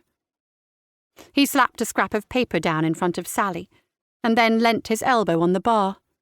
"Drinks order for table 5, he said. "You could do it yourself, you know," Sally said, as she pulled the receipt from the card reader and put it into the till. Barry just shrugged. "Nah." Sally shook her head and began gathering glasses for the drinks. Juliet regarded Barry as he stood waiting, staring vacantly into space. She wanted to be angry with him for what he'd said to the inspector. But knowing Barry, he was too dim to realise what trouble he'd put her in. It would be like being angry with a puppy, really. She sighed. "How are you liking the waiting job then, Barry?" she asked. "I'm not," Barry said, keeping his voice down. He must have already learned Ivan's uncanny knack for appearing whenever someone complained. He raised his finger up. For a moment, Julia thought he was going to pick his nose, but he saw her watching him and lowered it again, twiddling his fingers together to keep them from mischief. "Beats being unemployed, though, I suppose." "That's true," Julia said. "If you think of packing it in here, let me know. I want to be the first in line for the applications." "Fine, but I won't be shifting unless something better comes along," Barry replied. "You heard of anything?" "If I'd heard of anything, I'd be applying myself," Julia pointed out. Barry pulled a face. Sally finished pouring the drinks and placed them onto the circular plastic tray. "Maybe when the garden centre expands, you can get a job there again, Barry," she suggested. "No, that won't happen," Barry said. "Smedley's all against the idea of expanding. Reckoned it would bankrupt the place. I heard him and Mrs. White arguing about it before I got the can." "Somehow I can't imagine Smedley arguing with anyone," Julia said. He was such a drippy person that she didn't think he had any fight in him. Then again, she did fancy him for Mrs. White's murder, and if that were the case, then even if he didn't get his hands dirty himself, he must still have a more ruthless side that he kept hidden. Barry continued. "Oh, yeah, he got proper passionate about it, he did. If there's one thing he loves, it's that bloody garden centre. He didn't think there were enough punters for the expansion. No way he's going to sign off on it now that Mrs. White's, well, you know." The door slammed open forcefully, and Ivan materialised again. He took in the scene of Barry leaning idly against the bar next to the full tray of drinks. He took a deep breath to keep himself from yelling. A vein throbbed gently on his temple.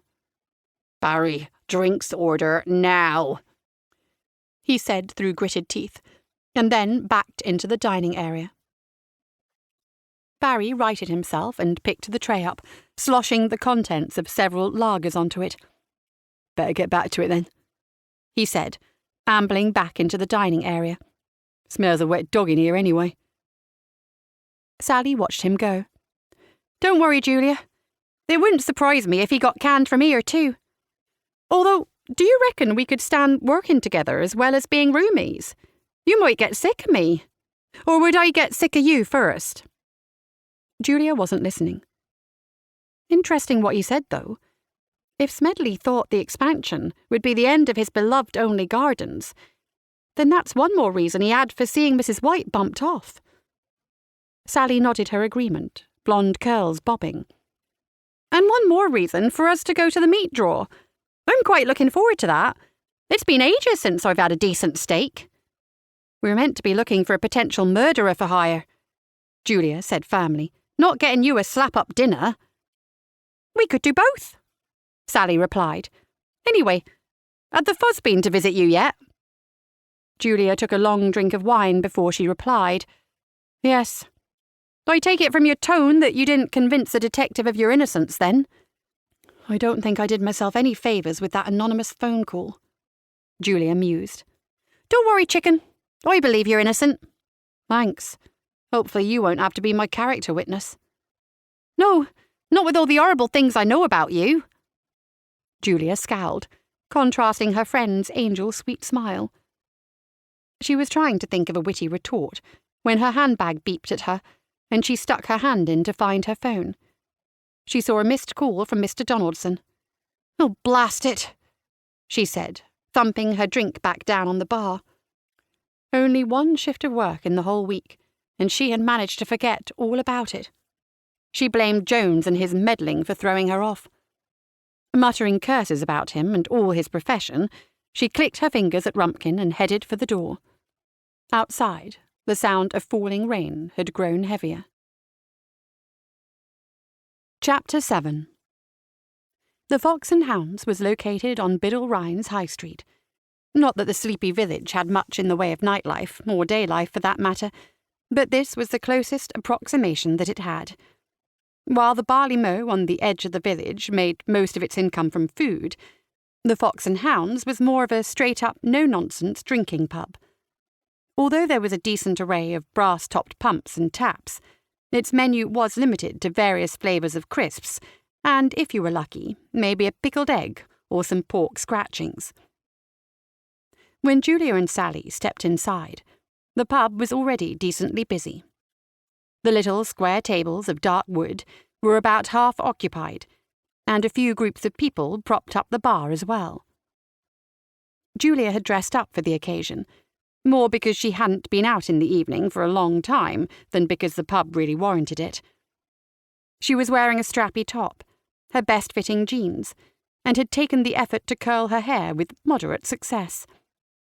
She had always been mildly envious of her friend's ability to throw on any top she liked, even one that hadn't managed to make it through the wash, and instantly look ready for a night out anywhere, as long as she paired it with a decent pair of heels and a handbag. Julia put that thought from her mind and scanned the room for her red-haired target, but couldn't spot him anywhere. "The night's still young, I guess," she muttered. "It is indeed," Sally replied at the top of her voice. "Now come on, let's get ourselves a drink." With that, she took Julia by the elbow and guided her through the tables and past the whitewashed walls adorned with pictures of red-coated men on horseback in various stages of the hunt. They took their place between two knots of punters, both of them apparently pretty well soaked already. The beleaguered-looking chap behind the bar desperately manned the pumps as he tried to keep up with the orders being flung at him from all directions. A line of gin bottles, every colour of the rainbow, sparkled on a raised shelf under a pair of spotlights. Sadly, they were about the only dash of colour in the dingy room. As Julia stood, shuffling impatiently and waiting to catch the barman's eye, she noticed the Major standing further on down the bar, wearing one of his familiar corduroy suits.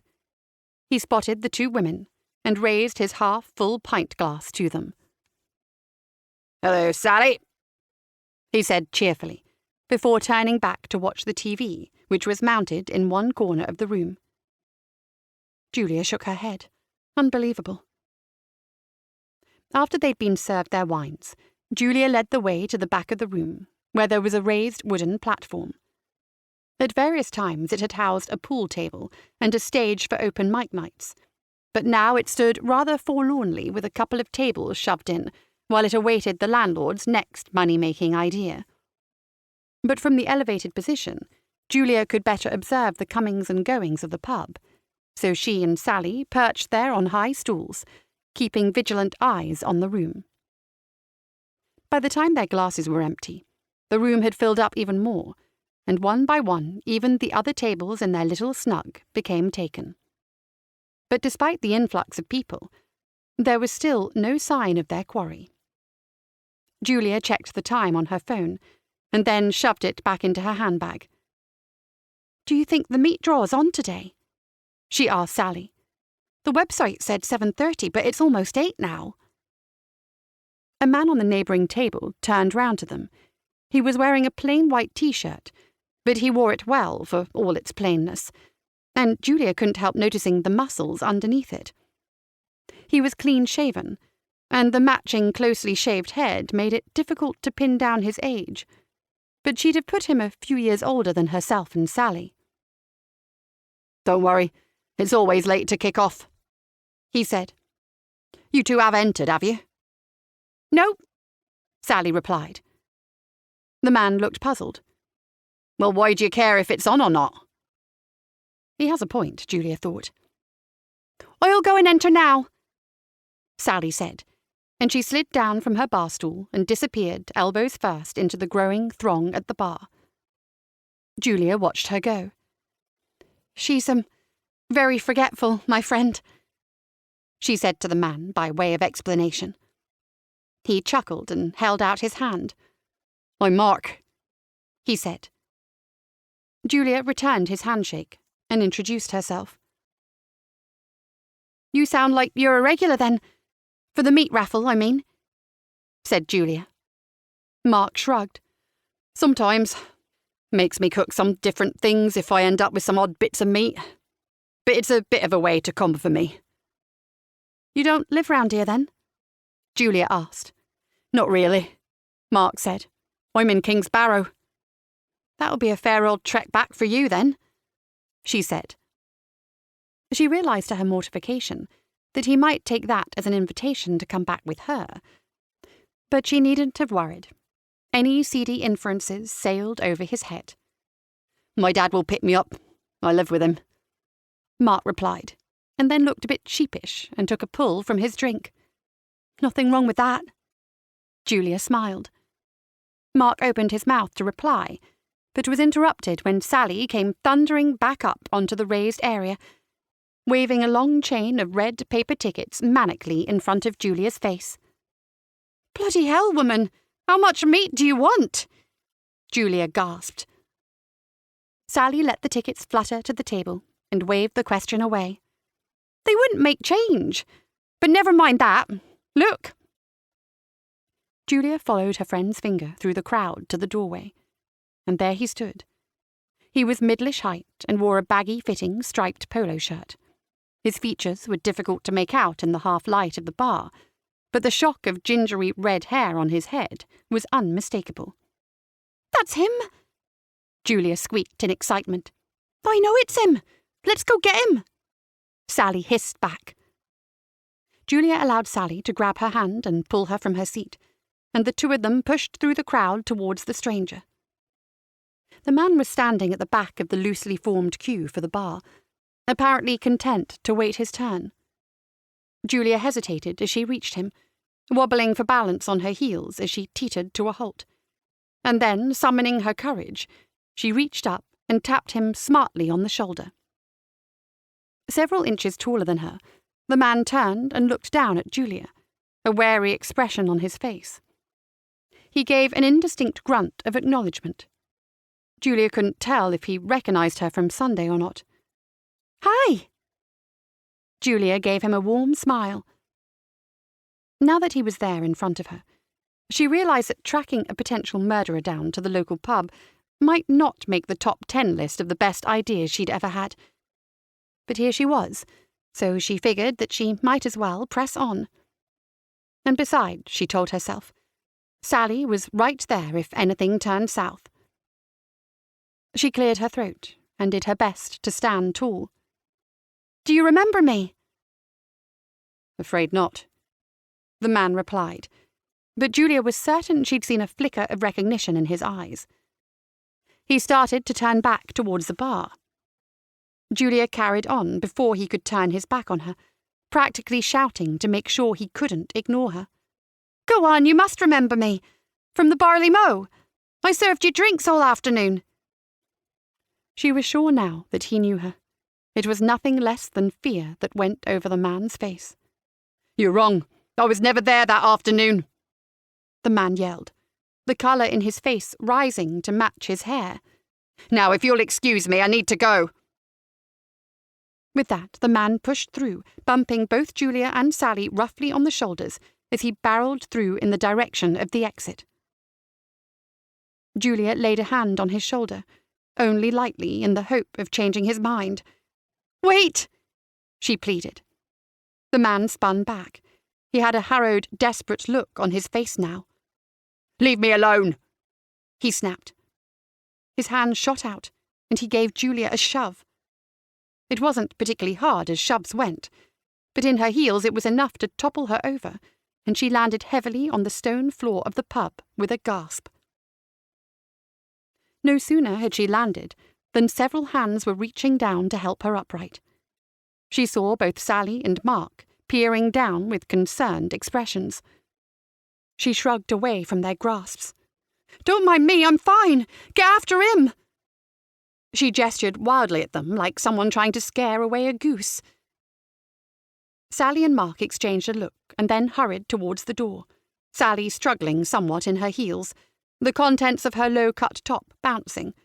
But Mark made better progress, and his long strides soon had him out the door. Julia clambered back to her feet, reassuring various well-wishers and onlookers that she was indeed fine. By the time she'd managed this, Sally and Mark were reappearing through the doorway, and she could tell by their faces that they hadn't caught him. "He got away the get!" Sally fumed, planting her hands on her hips as she caught her breath. "Jumped right on the number 7 bus as it was pulling away." "What rotten luck," Julia said. "I know. One bus in the whole evening and it turns up just in time to spirit him away." "Any chance of you telling me what this is all about?" Mark asked, looking at the two women in turn. "Old boyfriend?" Julia snorted. "Hardly. You've heard what happened to Mrs. White, I suppose?" Mark nodded. "Poor woman. I used to work in the garden centre, back in the day. What a terrible accident." "Well, that's just it." Julia sighed, and then she beckoned him towards their table at the back of the pub. Once there, she filled Mark in on what had happened, about how someone had stolen the Major's keys, finding the threatening note, and her suspicions that what happened to Mrs. White might not have been an accident after all. Despite the wine loosening her tongue, she opted to leave out a few choice details about her own breaking and entering, as well as exactly why Mrs. White was up and down Pagan's Hill every Sunday. Mark listened intently to Julia's words, and at the end of it he settled back into his chair, tapping his fingers thoughtfully. "I don't suppose you've thought of taking any of this to the police, have you?" he asked finally. Julia rolled her eyes. "Yes, but the man who passes locally for a copper, the bone-headed D.I. Jones, doesn't want to hear any of it. At first he was content to put his overburdened feet up and wait for some joyrider to have a change of heart and turn themselves in. Now he's taking the note seriously, but because I'm the one who reported it, he thinks I wrote it." "Did you?" "No!" Julia snapped. All right, I believe you. Even if the bone-headed D.I. Jones doesn't." "You know the man, do you?" Sally asked. Mark gave a wry grin. "I am familiar with him, yes. And I'll admit he's not the sharpest knife in the drawer." Julia studied the lad's grin, wondering if perhaps he had a dark past that he hadn't revealed yet. But before she had a chance to ask, the door banged open, the handle chipping away at the existing hole in the plasterwork. A giant of a man staggered in, holding enough cling-film-wrapped parcels of meat to feed a small army. "Sorry I'm late. Here I am," the man called out. There was a half-hearted cheer from the pub crowd as he made his way over to the bar and deposited his load on top of it. "Right." He rubbed his hands together, his booming voice carrying easily over the background chatter. "Let's get this meat raffle underway, shall we?" The rest of the night rolled on pleasantly enough. The drinks flowed, and as the numbers were called, Sally's long string of raffle tickets converted themselves into a fair-sized heap of meat, stacked into an unstable-looking pyramid on the table. "I'm not sure we're going to be able to get all of this home," Sally said, looking the pile up and down. She's right, Julia thought. There was more than a couple of large armfuls there to carry, and she didn't fancy stuffing her handbag full of raw meat. Julia plucked a pack of sausages from the top of the pile and offered them towards Mark. "I can't interest you, can I?" He broke into a broad smile. "It's not often I come to the pub, and a girl offers to slip me some meat at the end of the night. It's normally—" He didn't get a chance to finish. He was cut off by a plopping sound as Julia slapped him on the chest with the sausages. "You cheeky beggar!" Sally hid behind her painted nails as she laughed. "You guys, I've heard of meat cutes, but this—" Mark chuckled. "No, I don't want any meat, thank you. But my dad will be here any moment now. I'm sure he can drop you and your winnings home." Between the three of them, they managed to scoop all of the prizes up and stumble their way out of the pub. Waiting on the pavement just outside was a silver sedan car, with its engine idling and its sidelights on. The door opened, and the driver stepped out. "Hi, Dad," Mark called. Julia looked on in horror. Standing on the pavement before them, one elbow propped on the roof of his car, was the voluminous form of the bone-headed D.I. Jones. He looked typically thrilled to see Julia. "Dad!" Julia shrieked. With that, she turned on her high heels and ran screaming in the other direction, parcels of meat tumbling from her arms as she went. Chapter 8. Julia awoke to the smell of sausages frying downstairs. On the one hand, warm, cosy duvet.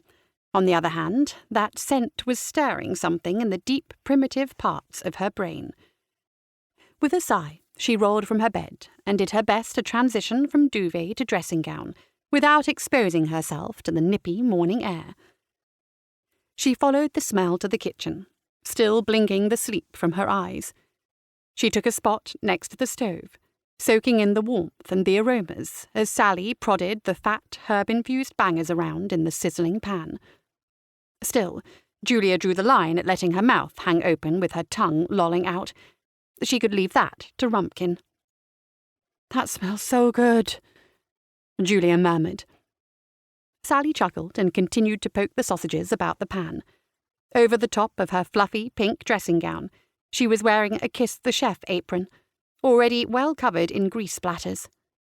"What makes you think you're getting any?" "Tease."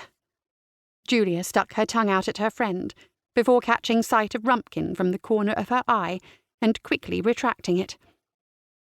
Another scent caught her nostrils, and she padded over to the cafetiere. "Ooh, fresh coffee. You are spoiling me this morning." "I thought you could use the pick-me-up," Sally said, as she artfully flicked the sausages from the pan with a knife and onto the waiting slices of bread. "Why?" Julia asked, watching suspiciously over the top of her sandwich as she took a bite and instantly covered the inside of her mouth in burning hot sausage fat. "The memorial service is in an hour," replied Sally. Julia swore, but the word was muffled through a mouthful of half-chewed sandwich. She'd forgotten about the memorial service.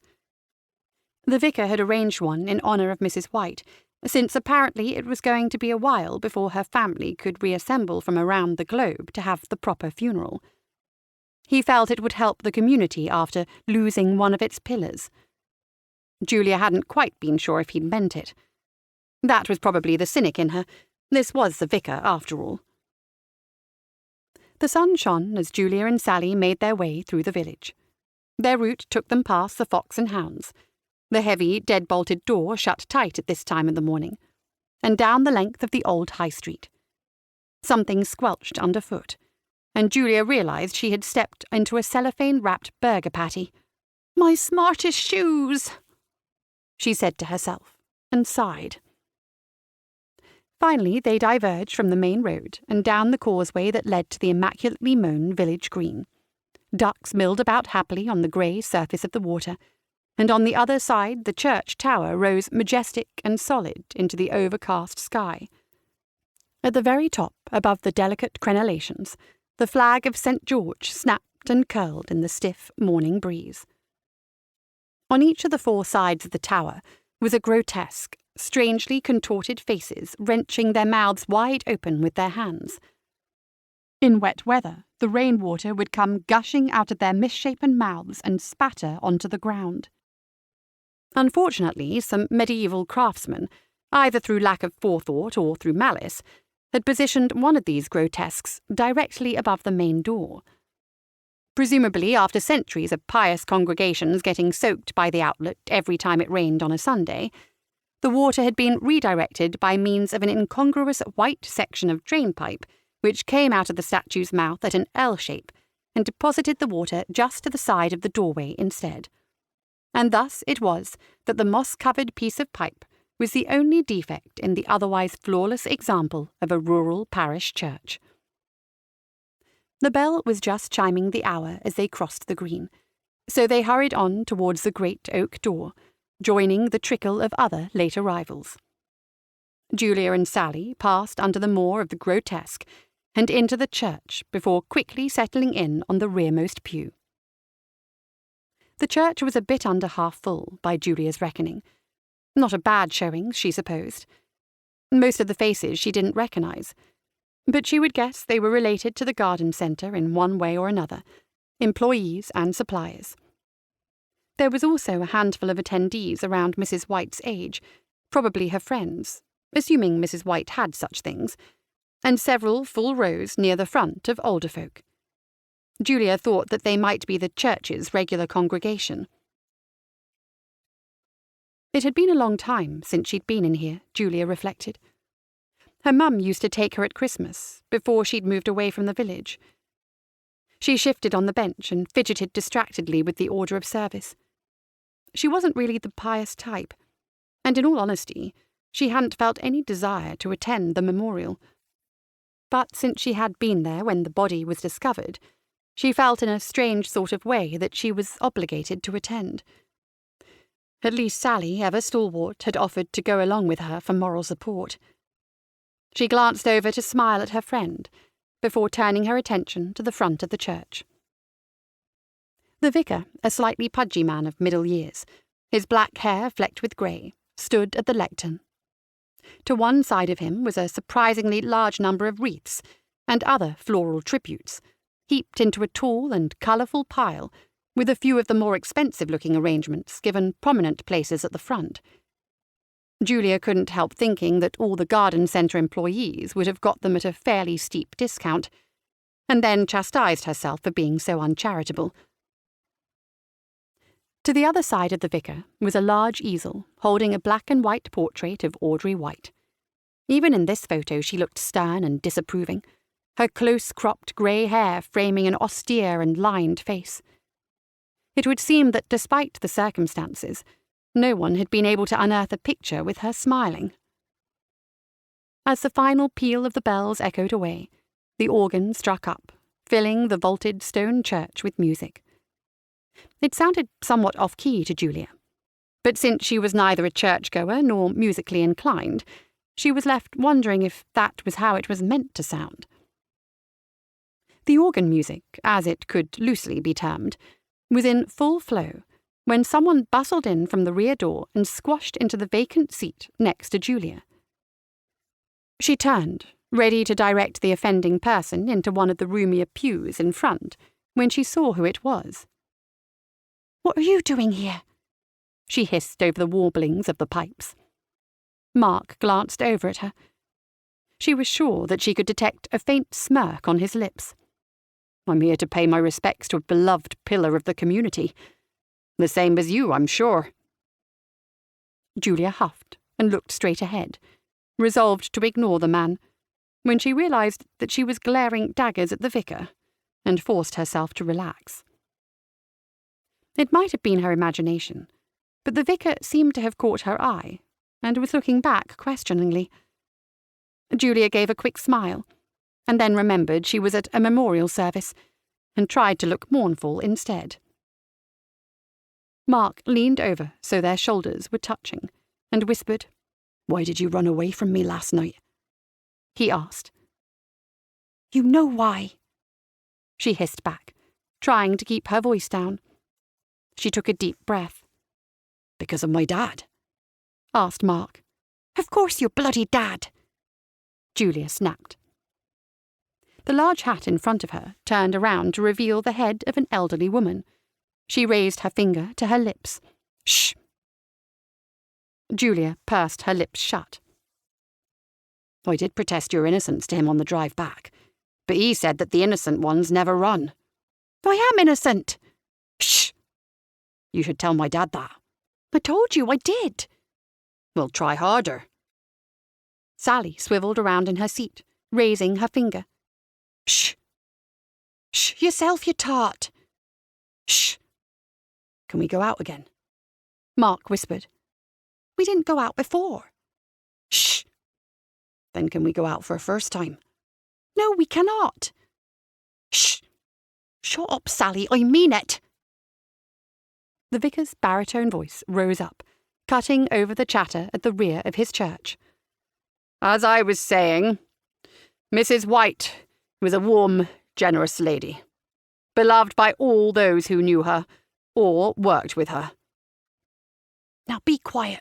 You're getting me in trouble, Julia said in the meekest of whispers. If you agree to go out with me, then I'll be quiet, Mark said, his voice somehow even lower than Julia's. That's harassment, that is. Yes, probably. Fine, just shut up. The woman in front held her finger up again. Shh! You shut up too. The elderly woman gave an angry glare, but turned back to the vicar, who by this point was staring openly at the group. And our thoughts and prayers in this awful time are with her family, who are, as we speak, making their arrangements to return back home to mourn, the vicar said, his voice almost at a bellow now. Julia zipped her mouth and resolved to listen to the vicar. He extolled Mrs. White's virtues at some length, to the point where Julia began to wonder if he'd ever actually met the woman he was eulogizing. After the third or fourth time she'd been told how warm and wonderful Mrs. White was, her mind began to wander, and she started with horror to think about how her first date with D.I. Jones's son might go down. He was his father's son, and surely the apple couldn't fall far from the tree. But, she reasoned, if she played her cards right, then she would possibly be able to win the detective over to her side. She had to admit that she'd never been great when it came to endearing herself to boyfriend's parents, even when she'd had easier starting points than literally being suspected of murder. And the problems didn't end with suspected murder. There was nowhere to date in Biddle Rhyne. The garden centre cafe was probably the most happening spot that the village could lay claim to.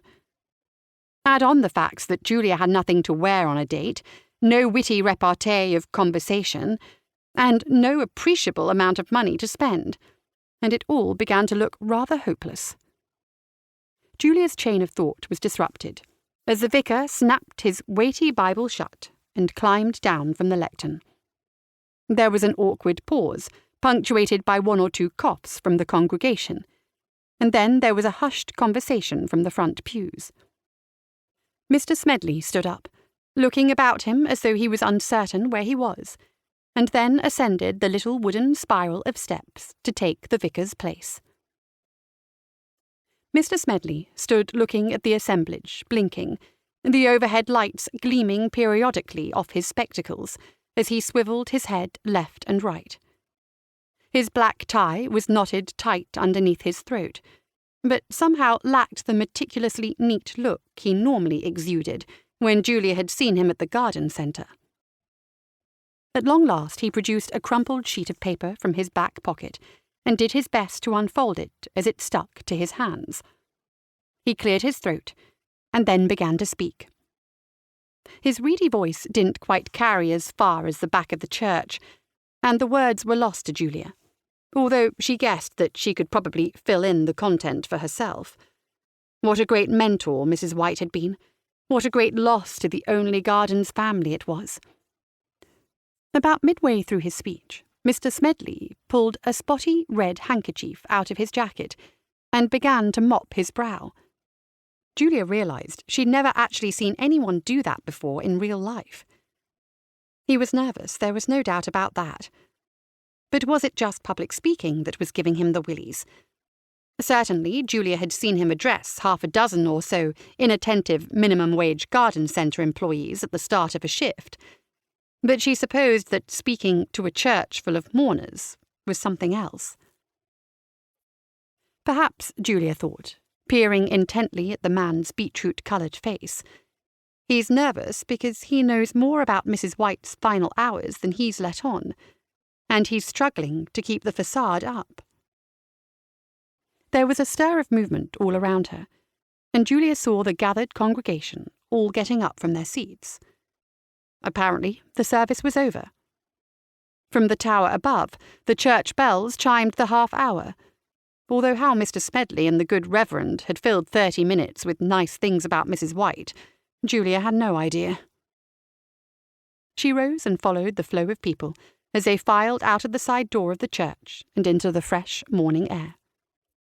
It seemed they'd timed the service to just miss a rain shower, because the flagstone path leading away from the church gleamed, and the smell of recent rain floated up from the churchyard. The vicar stood by the exit, shaking hands with people as they went by and exchanging pleasantries. Mark turned to her as they waited in the queue, shuffling forward in short, awkward intervals. "So how about that date, then?" Mark prompted. "What about it?" Julia replied, pointing her chin in the air and trying to keep her demeanour aloof to the whole thing, all the while hoping that Mark might have some better ideas than she did. "You mentioned you have a dog, didn't you? I do too. We could take him for a walk." A dog owner? Well, that scored him a point in Julia's books. That put him on 1 point. No, that was unfair. He'd scored a point or two for the way he'd looked in the muscle-fit shirt last night. Sadly, she'd had to deduct some points from his score, based on the presumed genetic deficiencies he must surely have from his father's side. "Fine," she said. "Say midday tomorrow." "Fine." He flashed his grin again. "I could call on you. I can always get your address from Dad." Julia scowled. "Or not. We can meet with the dogs at the top of Pagan's Hill." That was nice, neutral ground. Perfect. Mark reached the front of the shuffling queue, gave the vicar's hand a perfunctory shake, and made his way down the path towards the gate. The vicar had been beaming at his departing flock as they filed by, but when Julia reached the front of the line, the vicar's expression turned icy. She couldn't begin to imagine why. All the same, she gave her best smile and struck up conversation with him, in the hope that Mark would lose interest and buzz off by the time she'd finished. She wasn't sure that she could deal with any more of his jibes before she was fully caffeinated for the day. "What a wonderful service, Reverend," Julia gushed. "Ah, I'm glad you thought so," the vicar replied, ice melting just a smidge. "Was there any particular part that struck a chord with you?" Julia's mind scrabbled briefly for something, anything to latch on to. "Well, I did like the organ music at the start," she replied. "It was very moving, I thought." The vicar's face dropped again. Interesting. We were missing our usual organist, unfortunately. Mrs. Teller declined to play today, saying she had a prior engagement. I would have thought that given the occasion she might have been able to move things around, but oh well. Of course, Julia had forgotten that Janice Teller was a premier organist here. No wonder she didn't feel like playing the organ to memorialise the woman who was slipping away every Sunday to play with her husbands. "Yes, Janice plays here every Sunday morning," Julia mused out loud. The vicar sniffed. "Well, almost every Sunday morning. She missed the last one, as it happens." Julia's heart leapt. "Wait a second," she said, rather more loudly than she had intended. "When you texted me, you said that she was in church last Sunday." The vicar's eyebrows rose heavenward. "That was you who sent that text, was it? Well, she did attend, but she came to the afternoon service instead. Although we get such a paltry turnout in the afternoon these days that there's really no point prepping the organ for it. A waste of her talents, definitely." He couldn't keep the bitterness out of his voice. Still, she had a good excuse, I guess. She was helping at some OAP's birthday lunch, I think. Something like that. Anyway, how come you were so interested in Mrs. Teller's attendance? "As I said, I'm a connoisseur of organ music." Julia replied. "Must be going. Bye, Vicar." She locked arms with Sally and marched her quickly away down the path before the vicar could piece together that none of what she had said to him made any sense whatsoever. Sally, suddenly finding herself being propelled along, stuffed her phone back into her handbag as her feet scampered to catch up with her torso. "What on earth's the matter?" she said. Before Julia could reply, she had reached Mark, who was waiting for them, leaning against the rough stone wall that bounded the churchyard. He smiled as the two women approached. "That was a nice chat you were having. I didn't realise you were a churchgoer." By the time he'd finished speaking, Julia was already through the gate and past him. Sally being towed along behind like a badly hitched caravan, fishtailing behind a car. "Moustache, toodaloo," Julia sang, waving to Mark with her free hand as she careened on towards the pond.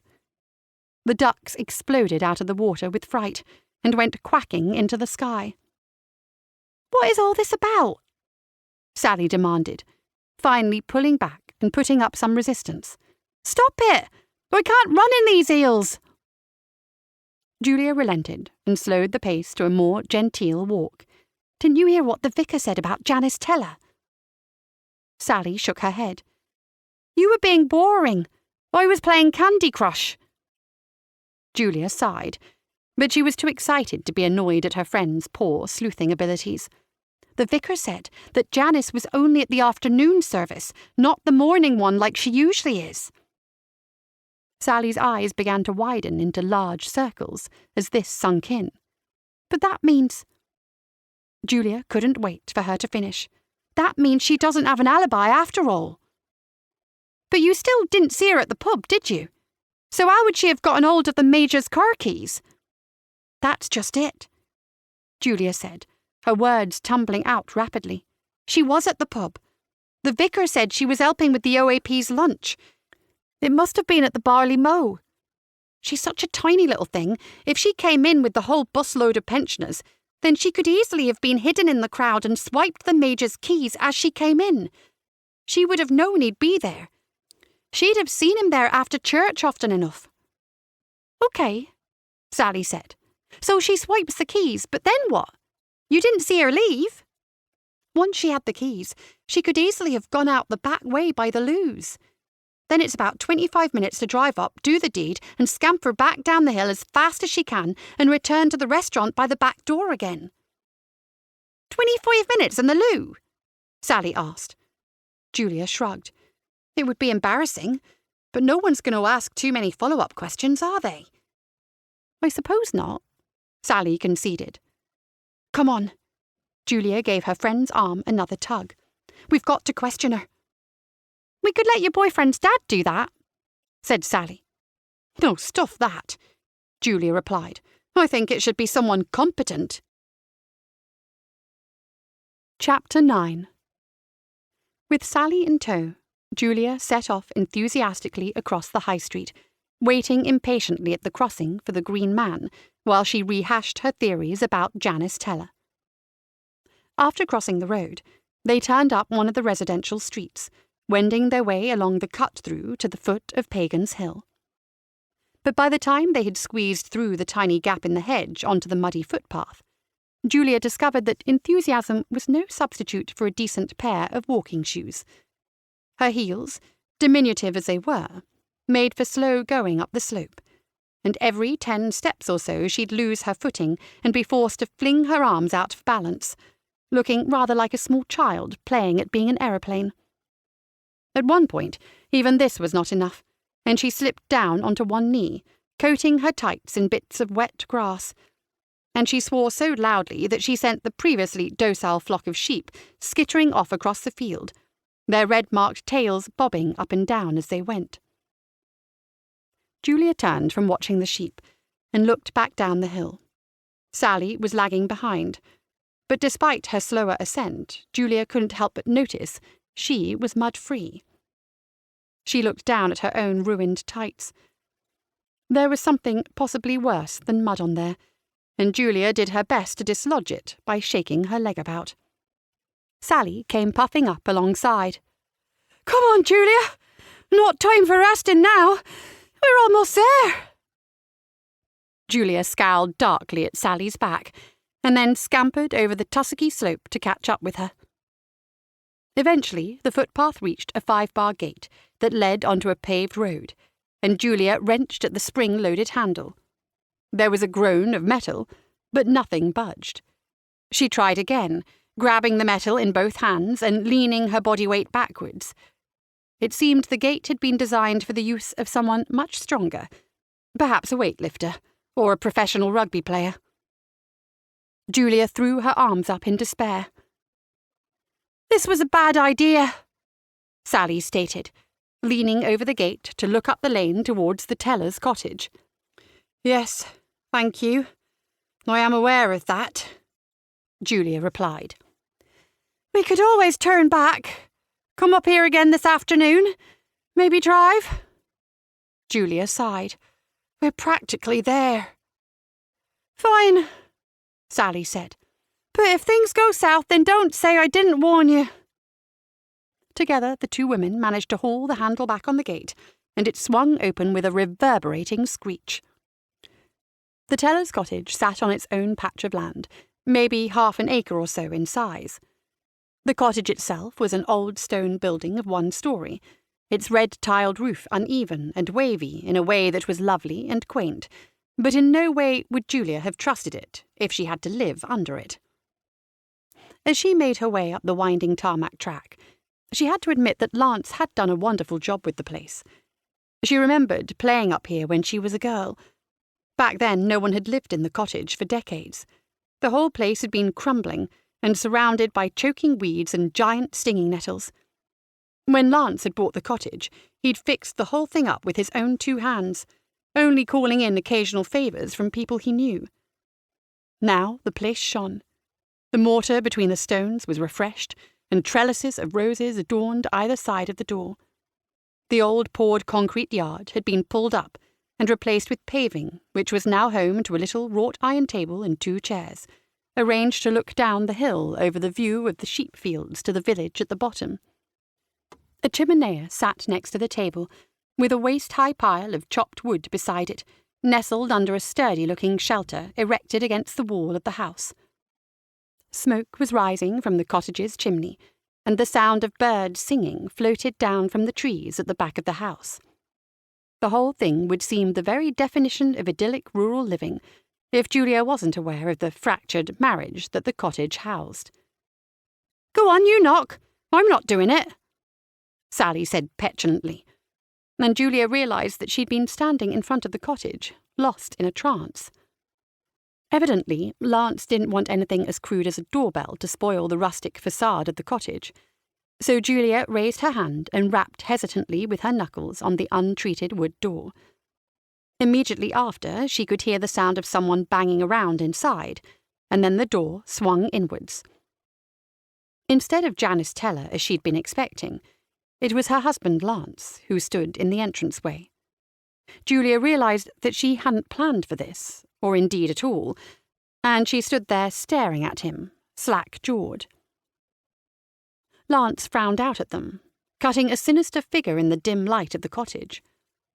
It couldn't be often that they had unexpected guests up here on the side of the hill, especially not 2 women in formal dresses and mud-splattered high heels, and he didn't look pleased to see them. "Yes?" he asked, his voice gruff but not aggressive. "What do you want?" He planted a hand on the doorframe. Obviously, he wasn't about to be inviting them in for tea. He was older than Julia, maybe in his mid-30s. He was tall and broad-shouldered, wearing a black shirt with the top couple of buttons undone, revealing a V-shaped section of his chest.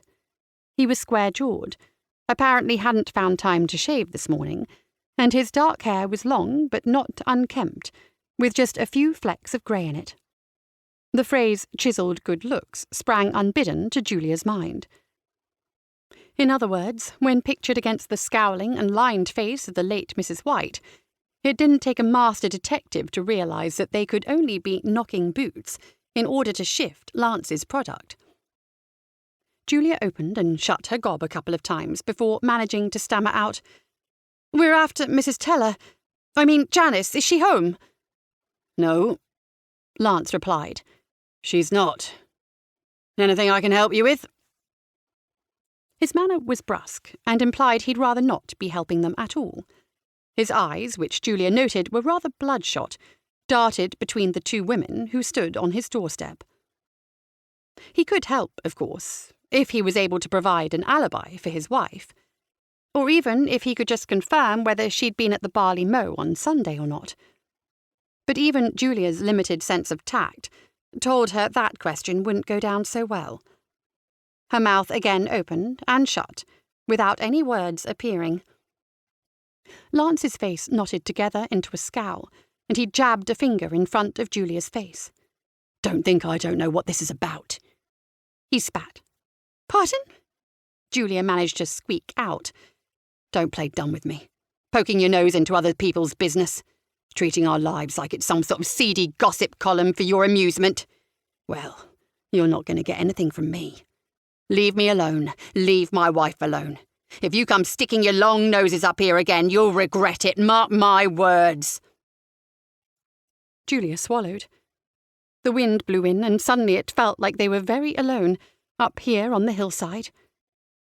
She couldn't help but remind herself that Mrs. White had been killed not a few hundred yards from where they were standing. Sorry, Mr. Teller, Julia stammered, a vertigo feeling flooding in as her instincts screamed at her to turn and run, while she forced herself to stand there and, politely, take the tirade. Lance Teller gave a final glare, his eyes smouldering. Beat it, he hissed, before slamming the door so forcefully that the sash windows on either side rattled in their frames. Sally and Julia exchanged the briefest of glances with each other before turning and retreating back down the path. At first they set off at a fast walk, but by the time they had reached the gate to the Teller's property, they were in a full run, hurling themselves down the hillside in a blur of movement, clutching their hands together for both stability and reassurance that they were both still there and in this thing together. Only when they got back to the lane and round the corner, with the cottage and its irate inhabitant out of sight behind the tall hedgerow, did they allow themselves to stop and catch their breath. Their hands still clutched together, they stood panting and gasping for the chill autumn air. "That did not go how I had wanted it to," Julia said. Despite it all, Sally couldn't help but roll her eyes. "He was not pleased to see us. We didn't even ask him any questions and he went off like a flippin' bomb." Julia looked back in the direction they'd come, although, of course, all she saw was the tangle of the hedge. Still, it felt like she could almost sense him still.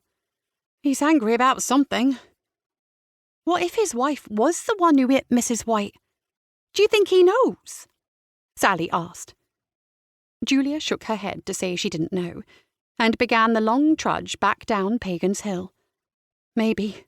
Or maybe he did something to Mrs. White himself. "Why would he, though?" "I don't know," Julia said, gradually beginning to feel like herself again. "A lover's quarrel? Or she threatened to end it with him. He certainly seems to have a temper, so maybe something like that could have tipped him over the edge. But if he did run her down, then he'd have needed his wife's help to get the Major's keys. Do you think Janice would have helped him?" "No idea," Julia said. "I think we need to speak with her, though." Although it wasn't that cold, Sally pulled her coat close around her. "Well, I don't know where to find her. And I'm certainly not hanging around here waiting for her to come home to her darling husband." "Agreed," Julia said. "We could ask at the barley mow when it opens. See if Barry or Ivan saw her. I think he's working today," Sally suggested. Julia scrunched up her face. "Even if they saw her there, it doesn't tell us much. We need to know if she disappeared for any length of time, like 25 minutes or more. And you don't reckon our lads would have been that on the ball?" "Sadly, no. Ivan would have been shooting in and out.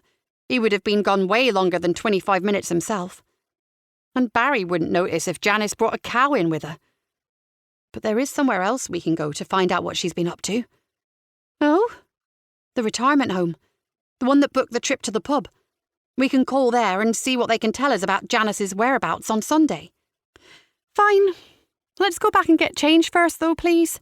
And a shower wouldn't go amiss either. No argument here. And I'll need to borrow one of your earrings, too. Abbotsmead Retirement Home sat towards one end of Biddle Rhyne's High Street, at the far end from Pagan's Hill, where the land became flat and featureless. It was a fairly sizable brownstone building, painted white at the edges. Originally it had been a pair of handsome Victorian houses, but back in the 70s they had been knocked through and converted into a care home. Its twin bay windows looked out on the small but well-kept lawn, with a tangled crab-apple tree set in the centre of it. As autumn drew on, the tree bore dozens upon dozens of little round fruit, and they had attracted a family of crows, which scattered cawing into the air as Julia and Sally made their way up the tarmac path towards the main entrance. When the heavy, power-assisted doors closed behind them, shutting out the traffic of the high street, the care home radiated a subdued, peaceful hum. The pine-topped front desk was unstaffed, and Julia could see through the perspex screen into the office behind, where a woman in a starched white uniform sat with her feet up on a desk, apparently having a doze. Julia smiled to herself and continued softly down the red patterned carpet and round the corner. She knew her way around the place because her grandma had lived here before she had passed away 5 years prior. She pushed through the swinging door into the lounge, where a variety of sofas and easy chairs were arranged. Sunlight poured in from the 2 bay windows, a large arch showing where the original divide between the 2 buildings had been. There was, of all things, a full-sized pool table set in front of the nearest bay, although in all her visits Julia had never seen it being used. For that matter, she had never seen the navy blue dust cover removed from it. In the far room, Julia could see a TV warbling away to itself, the image of a politician whom she particularly disliked flickering on the screen. Thankfully, he had sent the small audience here to sleep, and a white-haired couple snored loudly in front of him. Julia led Sally over to a table in the corner, where a handful of residents were sitting in front of a game of Scrabble. She couldn't help glancing down at the board and spotting several misspelt words, which had been allowed to go unchallenged, but she reined in her instinct to point them out. The players looked up as the women approached. A man with close-cropped white hair on the side of his head, with heavy-set spectacles and a little pot belly under a checkered shirt, gave Julia a smile. "Hello. Are you looking for someone in particular?" he asked. Julia returned the smile. "Not quite. We work at the Barley Mow. We found this after the lunch shift on Sunday and thought someone here might be missing it."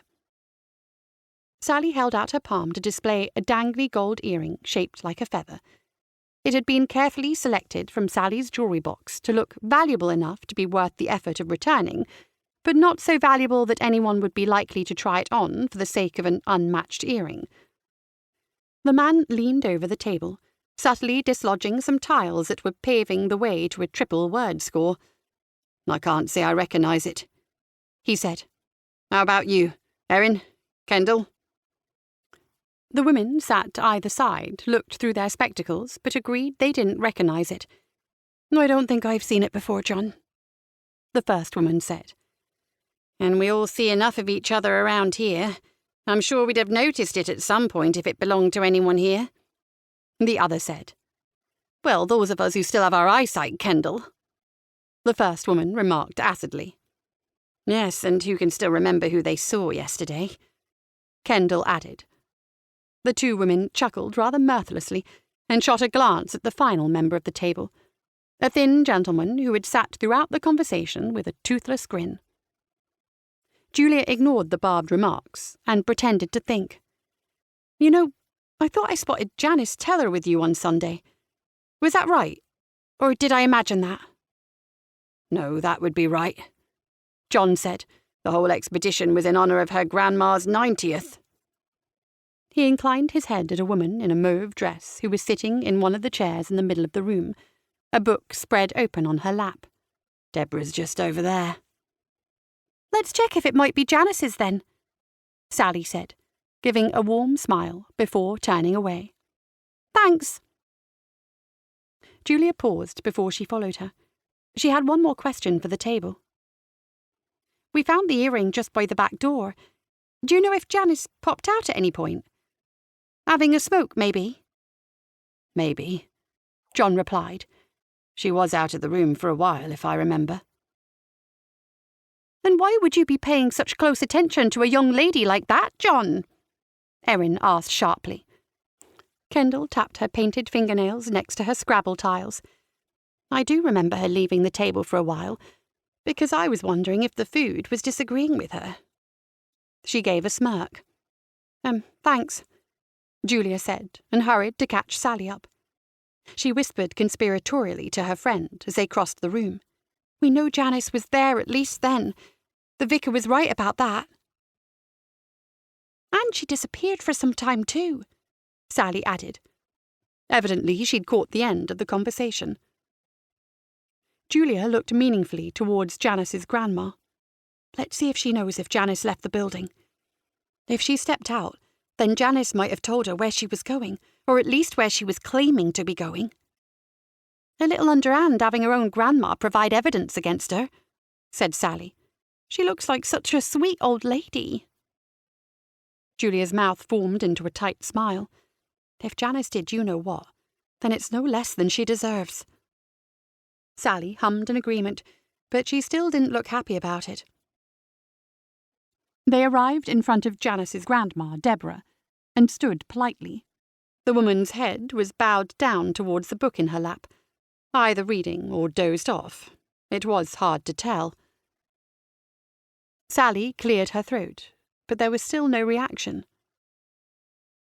Excuse me, Mrs. Julia realised mid-sentence that she didn't know Janice's maiden name. Excuse me, Deborah, she finished, raising her voice. Still, it was to no avail. The elderly lady remained apparently engrossed in her reading. Oi! Sally shouted. A few heads from around the room looked up, and Julia thought she heard a snigger from the direction of the Scrabble table. Deborah's head slowly pivoted up, and she peered over the top of her glasses at them with raised eyebrows. Yes. Sally held the earring out again. We found this in the barley mow, and we're wondering if it might be your granddaughter's, she said. The old woman adjusted her glasses, the lenses flashing as they caught the light, and inspected the earring. Oh, yes, that's Janice's, all right, she said. With an unanticipated turn of speed, her hand came out and plucked the item from Sally's palm. I'll pass it on to her when I see her.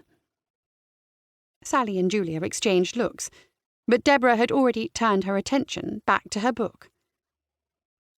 She spoke to the two younger women without looking up. Is there anything else? She asked. We found the earring just outside the back door. You don't know why Janice would have been out there, do you? Deborah gave a shrug, still not looking round. Having a smoke, I expect. I've always maintained that it's a dreadful, dreadful habit. But she never listened to her grandma, that girl. Julia mumbled some words of thanks and turned to go. Sally was still glaring at the earring, her earring, cupped tightly in Deborah's paw. Julia could see her clenching her jaw in anger, and gently steered her towards the exit. She stole it, Sally hissed. At least now I won't feel bad at all if she ends up having to give King's evidence against her kin. Julia ignored her and whispered back. I don't think I've ever once seen Janice smoke a cigarette. Whether she slipped out the back or just had a very long call of nature, I don't think we can rely on her grandmother to tell us. Sally huffed. Well then, I guess the old bat is a liar as well as a thief, she said. I'll get you a new set of earrings, Sally, Julia said, attempting to mollify her friend. You won't, not with your income, Sally said, but her expression softened. Come on, we've got a killer to catch, haven't we?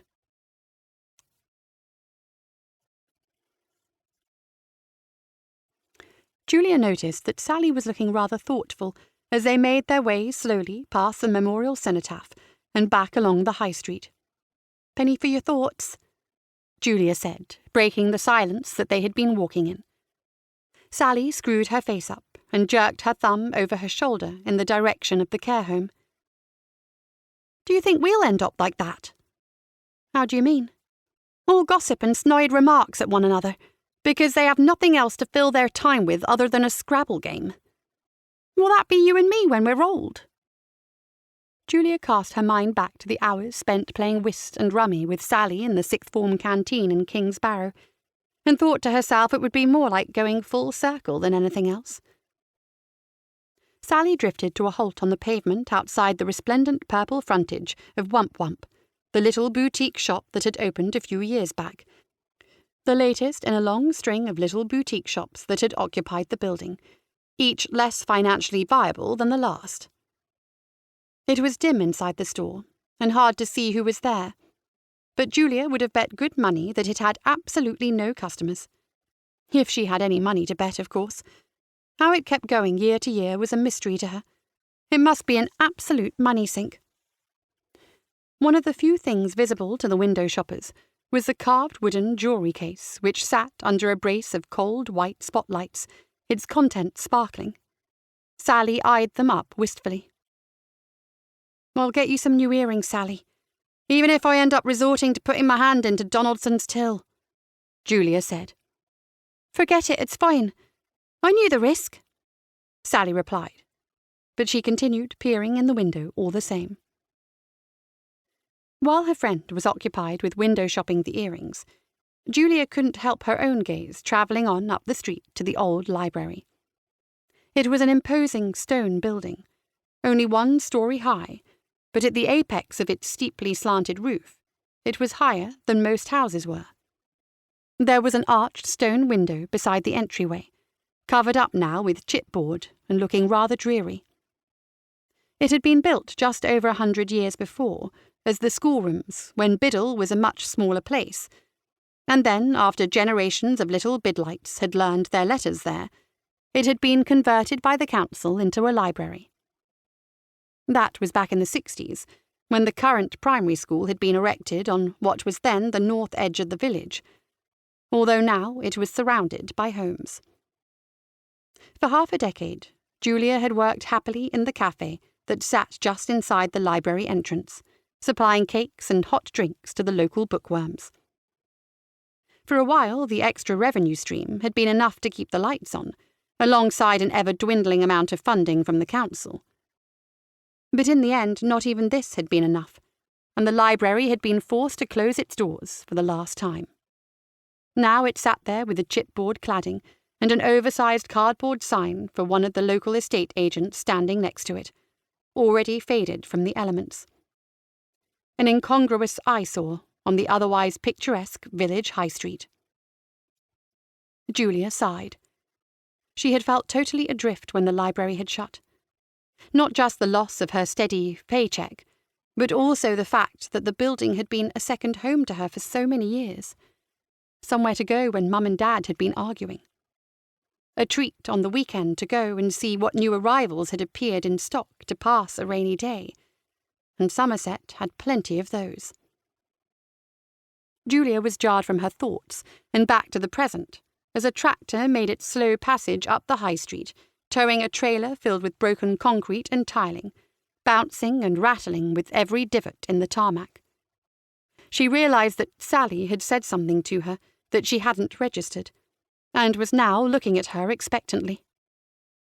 "Sorry?" Julia said. "Do you want to hang around the high street all day in the hopes that Janice turns up?" Sally repeated. "Not really. Because I thought maybe we could keep watch for her over at the pub." Julia snorted. Not that Mrs. Teller was entirely unknown to frequent the barley mow, but she wasn't exactly a regular. Still, she had heard worse ideas for ways to pass an afternoon. When they turned off the lane and into the barley mow's car park, Barry was slouching against the white plaster wall of the pub next to the lone potted fir that Ivan had put out to liven up the frontage. A cigarette dangled from his hand, its smoke curling lazily up into the air. Julia tried to catch Barry's eye as they approached over the gravel, but he obstinately refused to meet her look. Perhaps he hoped she and Sally might fail to notice him and his unscheduled smoking break if his pupils refused to look up from a particularly interesting patch of ground they'd found. "All right, Barry," Sally shouted cheerfully as they reached the door. Barry glanced briefly in their direction. "All right, girls," he said, raising the cigarette to his mouth. Sally shook her head and reached for the door latch, but Julia thought she might as well try her luck. "Hey, Barry," she said. "Do you remember if Janice Teller was here for the lunch service on Sunday?" "Yes, she was here," he said brusquely, and puffed a cloud of smoke out around himself. "Do you remember if she disappeared at all during the meal? Like half an hour or something like that?" Barry scowled, eyebrows knitted together like two caterpillars colliding. "Not a clue. Why would I be paying attention to something like that?" "I was only asking," Julia replied softly. Barry gave a loud tut. "What do you want from me now? To wait on these people hand and foot? They only pay me minimum wage, you know." Sally wagged a finger at him. "You finish that fag and get inside before Ivan catches you, or he won't be paying you anything. Not that I'd be too sorry to see you go," she added under her breath as she pushed at the door and stepped inside. Julia trailed in close behind. "What an attitude," she remarked. "No wonder Mrs. White got rid of him." "Yeah, huge surprise there," Sally said, dipping her head slightly as she went under a beam. There were one or two of the regular punters in the parlour, but no Mrs. Teller. "So what are you having, chicken?" Chapter 10. Mark was standing at the top of Pagan's Hill with his back turned and his hands in his jacket pockets, admiring the view. There was a large Labrador sniffing around in the undergrowth nearby. Julia had been expecting some grizzled ex-police dog, so she was relieved to see that it seemed completely unthreatening, maybe even a little dopey, as it rooted around in the ferns. At the sight of the other dog, Rumpkin bounded off up the hill, yipping excitedly. Hearing the barking terrier, Mark turned round. He was bundled up in a thick grey scarf and a woolly hat that had flopped over at the top, but still his cheeks had risen to a ruddy red colour in the cold. He gave Julia a wave as she slogged up the final section. If she was trying to impress a man, she reflected, she probably shouldn't have suggested meeting at the top of a hill. Not with her cardio level. At the very least, she should have conspired to be the first to arrive. But with her timekeeping, that was always going to be unlikely. "Those two seem to be getting along," Mark said, by way of greeting, nodding towards the dogs. Julia watched them bounding around in circles, chasing one another as she caught her breath. "Yes," she agreed. "So, do you want to save some time and just run away from me now?" Mark asked. Julia didn't deign to reply. She knew he was teasing, but she didn't appreciate it. "It's twice you've done that now," Mark added unhelpfully. Yes, I know. But I had good reasons." "Did you?" Julia cast her mind back to fleeing at the sight of Mark's dad, spilling chipolatas in her wake. "Well, I had a good reason for the second time at least," she conceded. "Which was?" "Something the vicar said," Julia replied as they began to sidle along the path, cresting the hill and starting down the slope. The two dogs had disappeared into the woods on their right-hand side now, but she could still hear them crashing alongside. Janice Teller wasn't at the morning church service on the day Mrs. White was killed. So that's her alibi shot. "Alibi? You think she did it then?" Mark asked. "I don't know." Julia shrugged. "She has motive enough." "Which is?" Mark prompted. Julia had forgotten that she had omitted certain details when she told Mark about the case. "Oh," she said. "Well, Mrs. White and Mr. Teller were, you know." She gave Mark a pointed look, but it was returned only by a blank one. "You know?" she said again. Oh, Mark said. I see. So Janice had motive in spades, and now it seems I had her alibi all wrong. I'll keep digging, I suppose, Julia said. Mark chuckled. You're intent on getting to the bottom of this yourself, aren't you? You really don't have any faith in my dad. If it was up to him, it would still be being treated as a hit and run, Julia remarked. True enough, perhaps. Although if I remember correctly, he did manage to solve a case once or twice, Mark said. I'm probably being uncharitable, Julia said. But he did also give me the 3rd degree over that death threat Mrs. White received. The one you initially kept quiet about and then tried to phone in anonymously after it had vanished, Mark said. Yes, that one, Julia muttered. They turned off the road at this point, hopping over a low wooden stile to join a path that meandered its way in a broad circuit through the woodlands. The trees were almost bare of leaves now. They'd settled to form a crunchy carpet on the forest floor. But it was cosy enough, despite the time of year, with the yellow autumn sun creating dappled patches on the ground. Julia noticed with childish satisfaction that when she breathed out heavily, a little puff of steam floated away. I still get the feeling that there's something you're not telling me there, Mark said, picking his way over a tangle of fallen branches. How did you know about that note in the first place? Julia mulled that over. Despite her better instincts, she had to admit she liked Mark. He seemed trustworthy enough, and he'd tried to chase down the red-headed man when he had fled from the fox and hounds. She watched as Mark's Labrador came bounding out of the woods in front of them, ran a quick circle around the pair of walkers, and disappeared back into the trees.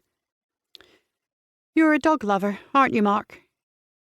I am indeed, he replied, cautiously, evidently trying to judge where Julia was going.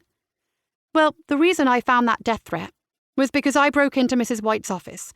And the reason that I broke into Mrs. White's office was that she'd kidnapped my dog. She what? You heard me. Dog-napped. Rumpkin had gotten loose in the garden centre car park, and she locked him in there and refused to return him unless I paid her £1,000 for lost business or some nonsense. Mark let out a low whistle. That woman had a real knack for making enemies, didn't she? Yes, she did. There's no end of people who might have wished her harm, but only a few people who could have stolen the Major's car that morning. And yes, before you feel the need to mention it, I'm aware that I'm on that very short list of people. Mark's dog re-emerged from the woodlands with a stick in its jaws, which he promptly deposited at his master's feet. Distractedly, Mark reached down for the stick and flung it off into the woods. Fetch, Manny.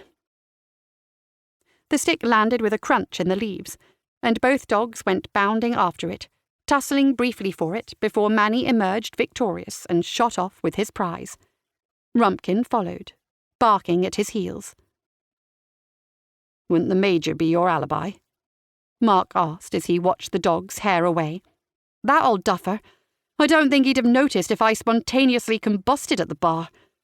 He still doesn't recognise me when I see him, so I don't think I'm getting an ironclad alibi if I'm relying on him. Mark hummed thoughtfully, and they strolled along for a bit longer before Manny came bounding back for another round of fetch, dancing on his hind legs in anticipation. Mark duly obliged and lobbed the stick again. He looked distastefully down at the palm of his hand and wiped the slobber off on his jeans. God, this is depressing. Julia sighed. My whole life seems to revolve around this murder investigation now. I never seem to just have conversations about job hunting or how Mum's getting on with a new hip or anything. Mark laughed. Dad always liked to take his work home with him. I'm used to hearing about various cases day in and day out in lieu of an actual meaningful conversation. Julia shot him a sidelong glance as they walked. Has he said anything about me? A little. Not much. He still has his suspicions, I think, but for what it's worth, I'm trying to talk him around. Julia didn't know quite what to say to that. Trying to get her off the hook for murder seemed a bit above and beyond for a first date. Definitely third date material in her book. They clambered over another stile onto a chunk of hillside where the trees had been removed, and there was scrubby meadowland with views out over the fields beyond. Just on the horizon, the sea glinted in the sun. The path hugged the boundary between the meadow and the trees, a low wooden fence separating the two. Great thickets of brambles pushed their way through the fence, laden with a plentiful crop of large, lush blackberries. But it seemed that all of the berries within reach of someone of Julia's stature had already been harvested by other walkers. Mark must have noticed Julia ignoring the panorama in front and gazing longingly at the blackberries instead, because he reached one of his long arms up and carefully picked one of the delicate fruits, offering it out to her between stained fingers. Julia took it gingerly, popped it into her mouth, and felt the juice explode out. "It's a pity we didn't bring a bag," Julia said, thinking what wonders Sally might be able to create in the kitchen if she had a bag of these and maybe some of the windfall apples from the Major's garden. "I have something," Mark said, patting at his jacket pockets. Wow, this is a man who comes prepared, Julia thought. Perhaps she even detected the beginnings of a swoon coming along. His face beaming with pride, Mark produced with a flourish a thin plastic bag from his breast pocket. Julia started to reach for it, but then paused, with her fingers hovering. "That's a dog poo bag," she said. "Don't worry, it's not been used or anything. It'll be fine," Mark said. "Ew, no. The blackberries would be all pooey." Julia scrunched up her face. Mark shook his head at her. "Suit yourself." By this time they were nearing the kissing gate that led back into the woods. "Pick me another one, would you?" she said. Mark obliged, reaching up again and passing her a second blackberry. Julia's heart beat slightly faster as she wriggled her way through the kissing gate, wondering if Mark might try to steal a peck on the cheek as they navigated their way through. But despite his juvenile sense of humour, he didn't give it a try. "So, what do you do for a living?" Mark asked. "I don't," Julia replied. "I don't do anything for a living. Not since the library in Biddle Rhyne closed down. I used to work in the cafe there. Now I only work the odd shift at Mr. Donaldson's place or the barley mow. But mostly I just draw my savings down and rack up my credit card." Julia was painfully aware that she wasn't exactly making herself sound like a catch, but her mum had always taught her honesty was the best policy. If there were going to be more dates, then Mark was going to realise the truth sooner or later. "One day the bailiffs will come and repossess all my stuff, but the joke will be on them. It's all completely worthless." "The library makes sense for you, given how you were waxing lyrical about books and the Fox and Hounds." "Wine has that effect on me," Julia said. They walked along a bit further, the sound of the dogs crashing along among the trees somewhere behind them. "And what do you do for a living?" she asked Mark. "Oh, I'm a copper like my old man. I only came along here to pump you for information," Mark said casually. Julia didn't need to look round to know that he had one of his stupid, ear-to-ear grins splitting his face. "What do you really do?" she asked. "I'm a painter." "The arty kind?" Julia said. "No, the boring kind that paints walls."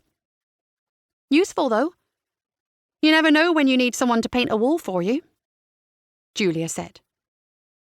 When they were almost at the point where the track emerged back onto the road, Mark said, "I guess this is about where we part ways."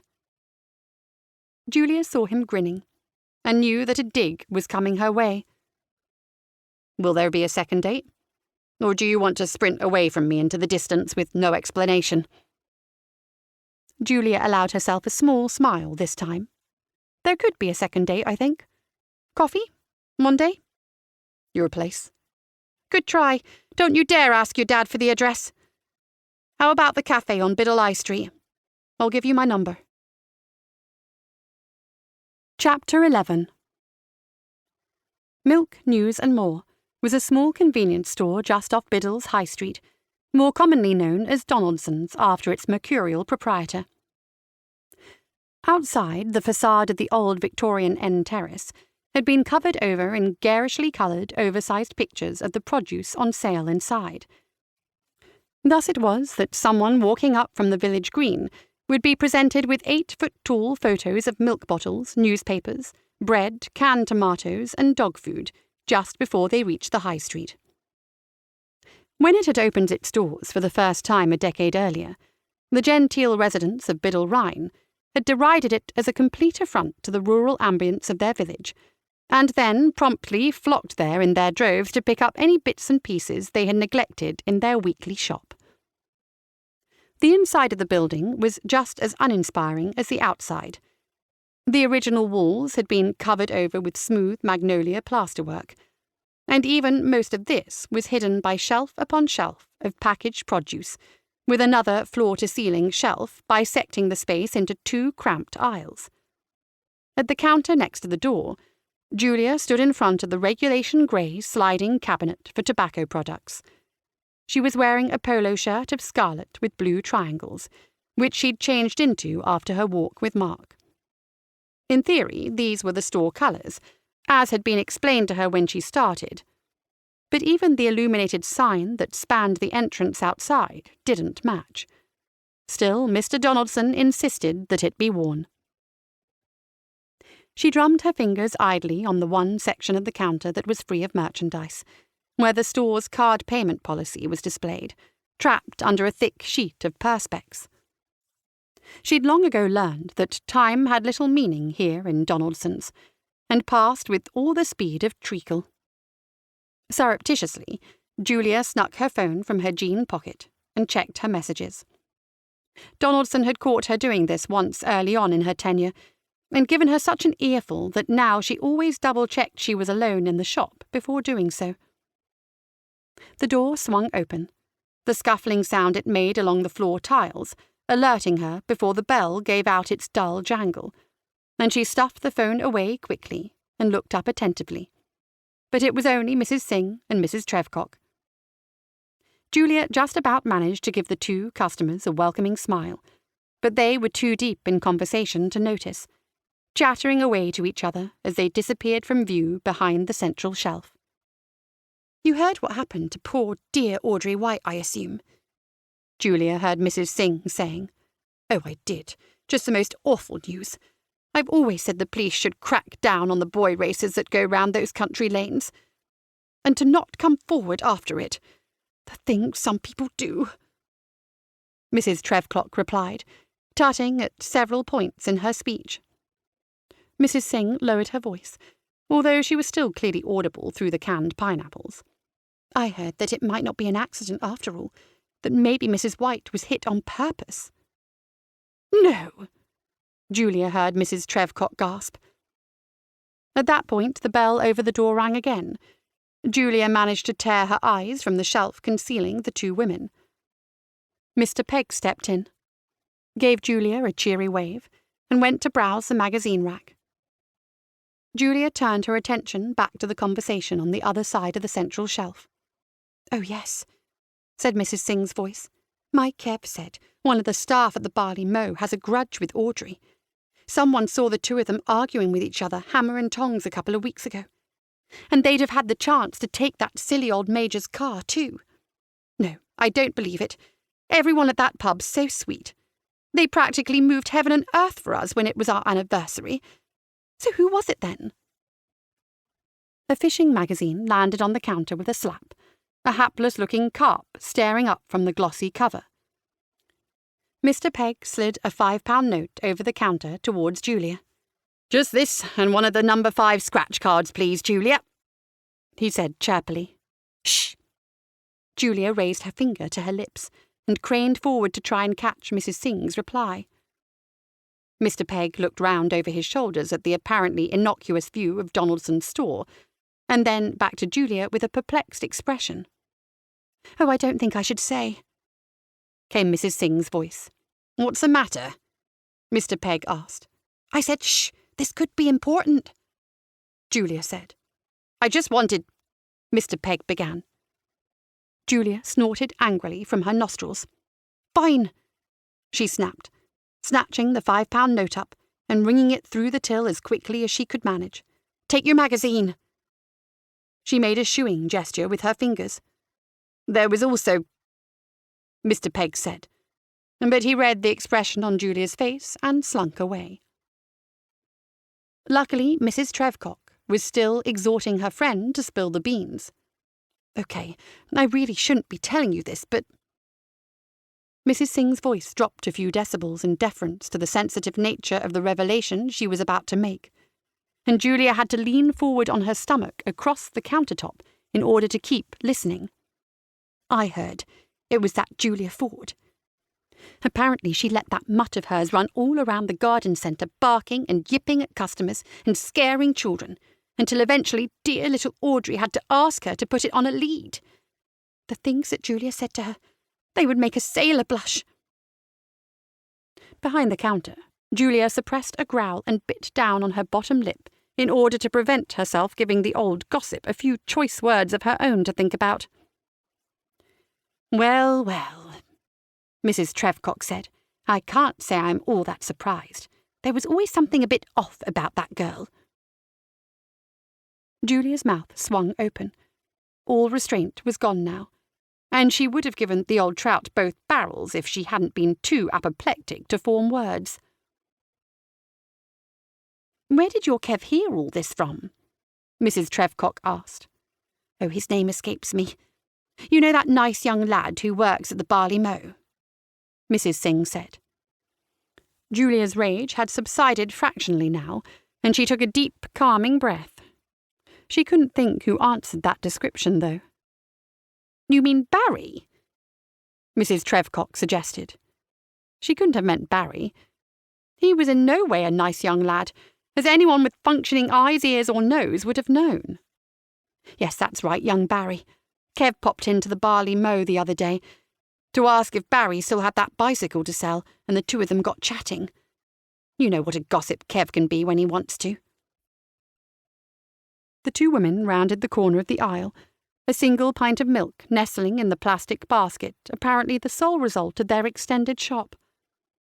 Mrs. Singh trundled smiling up to the counter, without a hint of shame on her wrinkled face, and put the basket down. "Hello there, dear," Mrs. Singh trilled. Julia cleared her throat long and hard. Unable to meet the old woman's eyes, she glared down at the milk with a face of thunder. "Is that everything, Mrs. Singh?" Julia's voice came out forced and raspy. "That's everything," Mrs. Singh replied, carefully counting 20-pence pieces out of her purse and stacking them on the counter. She picked the milk bottle up and gave a little wave with her fingers before linking arms with Mrs. Trevcock and heading out of the shop. Just as the door was closing, Mrs. Singh leaned into her friend, and Julia just caught her say, "You see, I told you she was an odd one, didn't I?" Julia stood smouldering for some time, watching the pile of silvers like they might suddenly try to leap up and bite. Eventually she swept them smartly from the glass countertop with one palm and deposited them into the till with the other. So that was the version of events about her and Mrs. White that was circulating the village, was it? And perhaps more to the point, that was the version of events that Barry had been circulating, the nice young lad, as he pedalled about on his bicycle. A thought began forming at the back of Julia's mind, and began trying to elbow forwards, pushing aside the more numerous angry thoughts that were currently occupying Julia's attention. A bicycle. If Barry had a bicycle, then he could get down the side of Pagan's Hill right quick. Her earlier time trial hadn't proved anything. All she'd done was waste her morning marching up and down the lane. She balled her hands up into fists. What an idiot she'd been. This sleuthing business was harder than she'd thought. She would think it was best left to the professionals, if the professionals of the area weren't represented by that great fool of an inspector. Julia yanked her phone back out of her pocket, called up the Barley Mow, and held it up to her ear while it rang for an intolerably long time. Eventually a voice answered on the other end. "Barley Mow, Barry speaking." "Barry!" Julia hissed. Now was not the time to take him to task. She needed information. I need to speak to Sally. It's urgent. Sorry, Ivan says no personal calls, he replied. It's not a personal call, it's about shifts, Julia said. There was a quiet beep from the phone, and with rising anger, Julia realised that Barry had hung up on her. She glanced quickly at the clock. Still 15 minutes until closing. She paced restlessly up and down the aisle a couple of times. It wasn't like there were any customers anyway.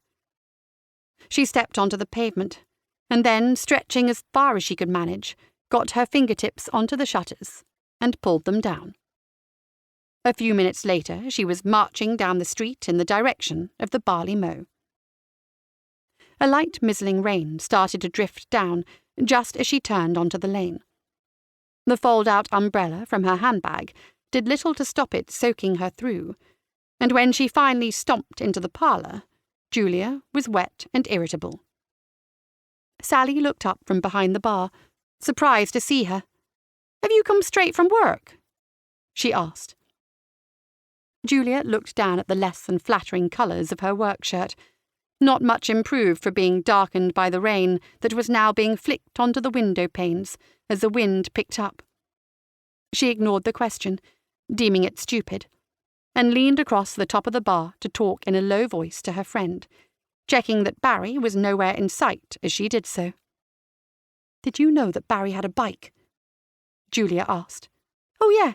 He rode it here on his very first shift. But he arrived in such a sweaty mess from hauling himself up Pagan's Hill that Ivan forbade him from using it again." "Right.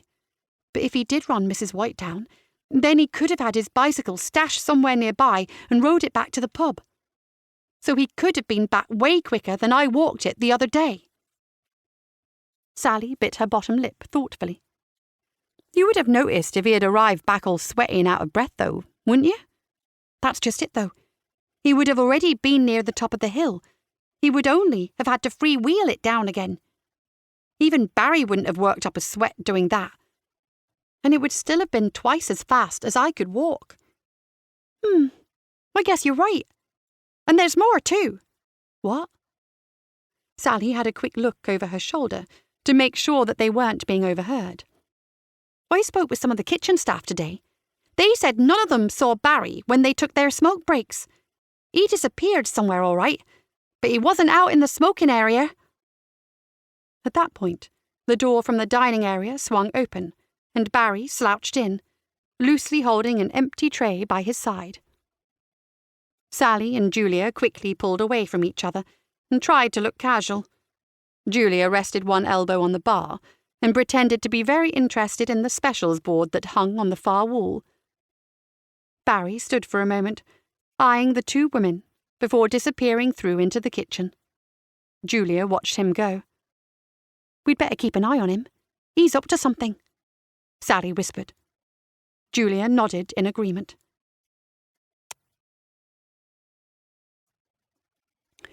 When Julia got home from letting Rumpkin lift his leg, Sally was sitting in the kitchen, perched on one of the pair of faux leather-topped breakfast stools. She was still wearing her black work outfit, so apparently she hadn't been home long. She was also wearing a peculiar expression on her face, whimsical with a hint of smugness. She obviously knew something that Julia didn't. Julia steeled herself for the worst. "What is it?" she asked, her eyes narrow with suspicion as she slung her handbag down onto the countertop. "Mark was in the barley mow after you left," said Sally, her voice playful and teasing. "Oh?" Julia tried to seem nonchalant. She thought she stood a decent enough chance of getting through the exchange without blushing like a schoolgirl at any point, although she wasn't sure that she could hope for any better than that. "Yes, he was looking for you. He left you something."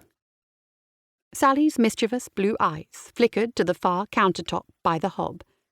There was a little gift-wrapped box there, about 6 inches across. Julia crossed the laminate floor to the mystery box and reached for it, aware that Sally had pivoted around on her stool to watch.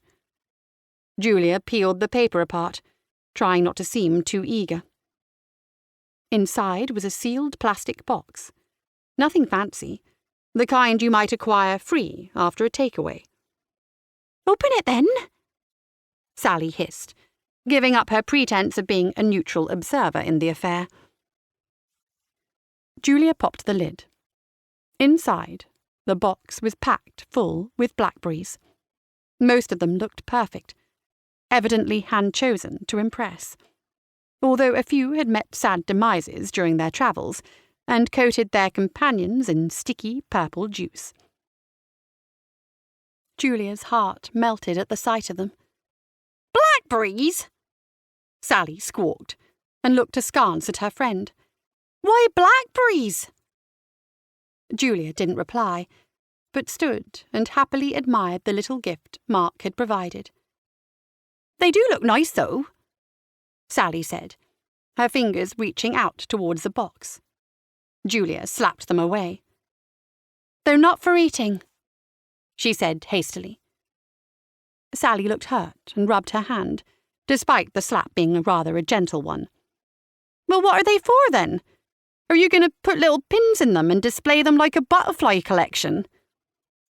They're for cooking with, Julia replied merrily. Are you sure, Julia?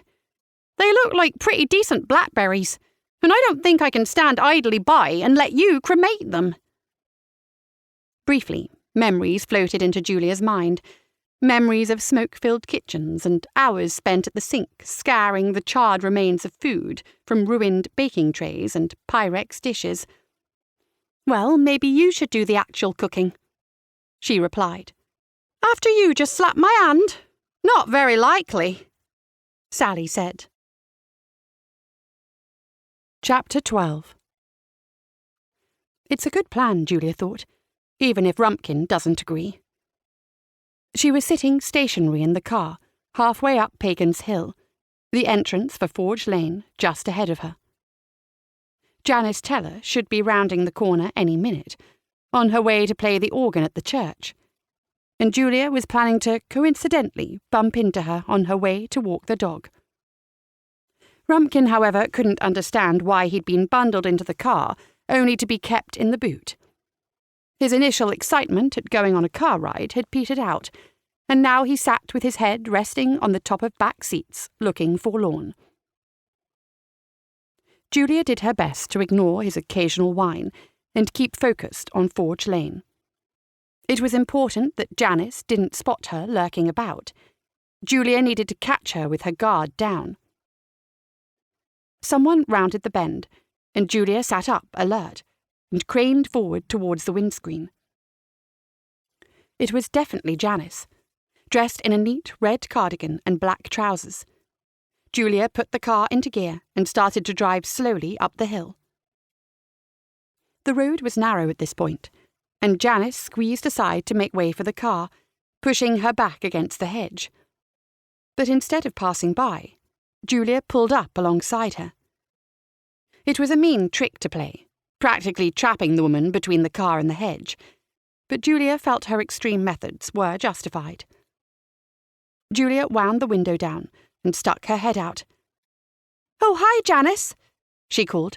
"Nice weather, isn't it?" Julia gave a smile, doing her best to appear casual. But she needn't have made the effort. Janice was visibly distracted, staring off into space, and it was only when she heard her name that she bothered to glance at the car and its driver.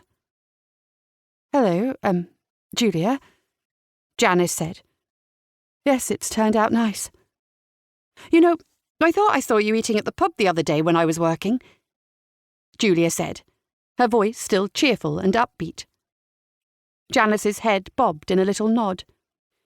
There didn't seem to be anything more forthcoming, so Julia continued. "I went looking for you when I was on my break, but I couldn't find you," she said. "Did you pop out?" If Janice had been distracted before, then those words sharpened her focus. Her crystal blue eyes widened and looked straight at Julia. "What? No, I didn't go anywhere. You could ask my gran. I was there the whole time." Julia kept her easy smile fixed in place, but inwardly she felt her suspicions growing. Janice was lying to her. At least if the residents at the care home were to be believed, Janice had gone missing for some time during the meal. "Really?" said Julia. "Because I spent a bit of time looking." Before she could interrogate Janice any further, Julia was interrupted by the sound of a car horn close behind her, making her jump in the seat. She'd been so fixated on Janice that she hadn't even heard the other vehicle coming up the hill. Looking in the wing mirror, she could see the radiator grille of a large truck filling the lane. Julia thought quickly, trying to work out how to avoid Janice wriggling off the hook. But a second later, one of the truck doors slammed, and a figure was marching towards her up the lane. She swallowed as Lance's large frame appeared at her window, looming over her as he brought his head down so they were almost nose to nose. "Lance!" Julia began, but he thundered over the top of her. "I thought I told you to leave us alone!" he shouted, the colour rising in his face. Julia instinctively shrank back into the car. In the boot, Rumpkin began to bark excitedly. "I was just taking the dog for a walk," Julia said, suddenly finding it surprisingly hard to get words out. Lance had a way of unnerving her even when he wasn't bellowing at her. Lance's scowl turned briefly onto Rumpkin before aiming itself at Julia again. "Don't take me for a fool," he said. He wasn't shouting anymore. His voice was low and even now. But that was somehow much worse. "You mind your own business, or you'll regret it." With that, Lance straightened up and stalked back to his van. Janice's eyes shot from her husband to Julia. "You'd better believe him," she whispered. "You don't really know what he's capable of." Julia couldn't tell if that was a threat or a warning, but before she could reply, Janice had squeezed past the side of her car, branches rustling as she pushed through them, and was hurrying away downhill. Acutely aware of Lance behind her, Julia started the car again and pulled off. There was a jerk, and in her haste to leave, she stalled the car. Muttering at herself under her breath, Julia turned the key and tried again, the engine protesting as she clamped her foot down on the accelerator. She watched in the mirrors and offered a quiet prayer of thanks as Lance's truck turned off up Forge Lane towards his home. Rumpkin was barking furiously. It was somehow reassuring. "You'd have protected me, wouldn't you, boy?" Julia said. Rumpkin barked once more before falling silent. Julia couldn't help but smile. She could feel her heart starting to slow down a bit. "Come on, we'd better give you a walk before you pop, hadn't we?" she said. The stick thudded to the ground, sending dried brown leaves floating up from the spot where it had landed.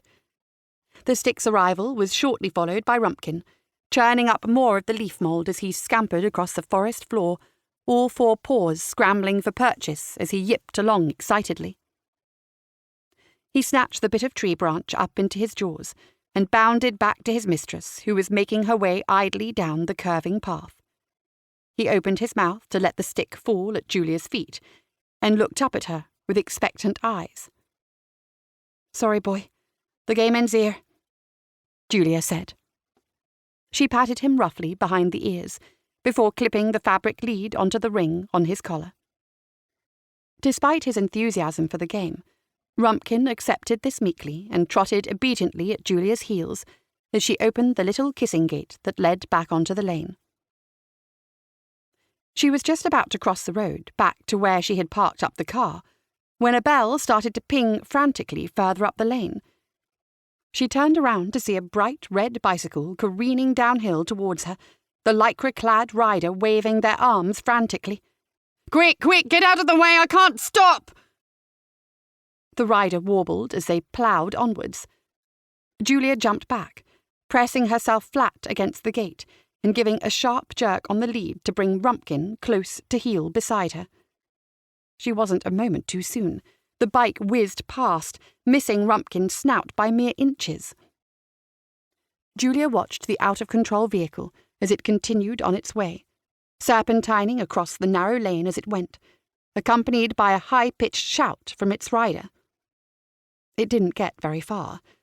Just down the road was a sharp bend, too sharp for the bike to take at its rather considerable speed.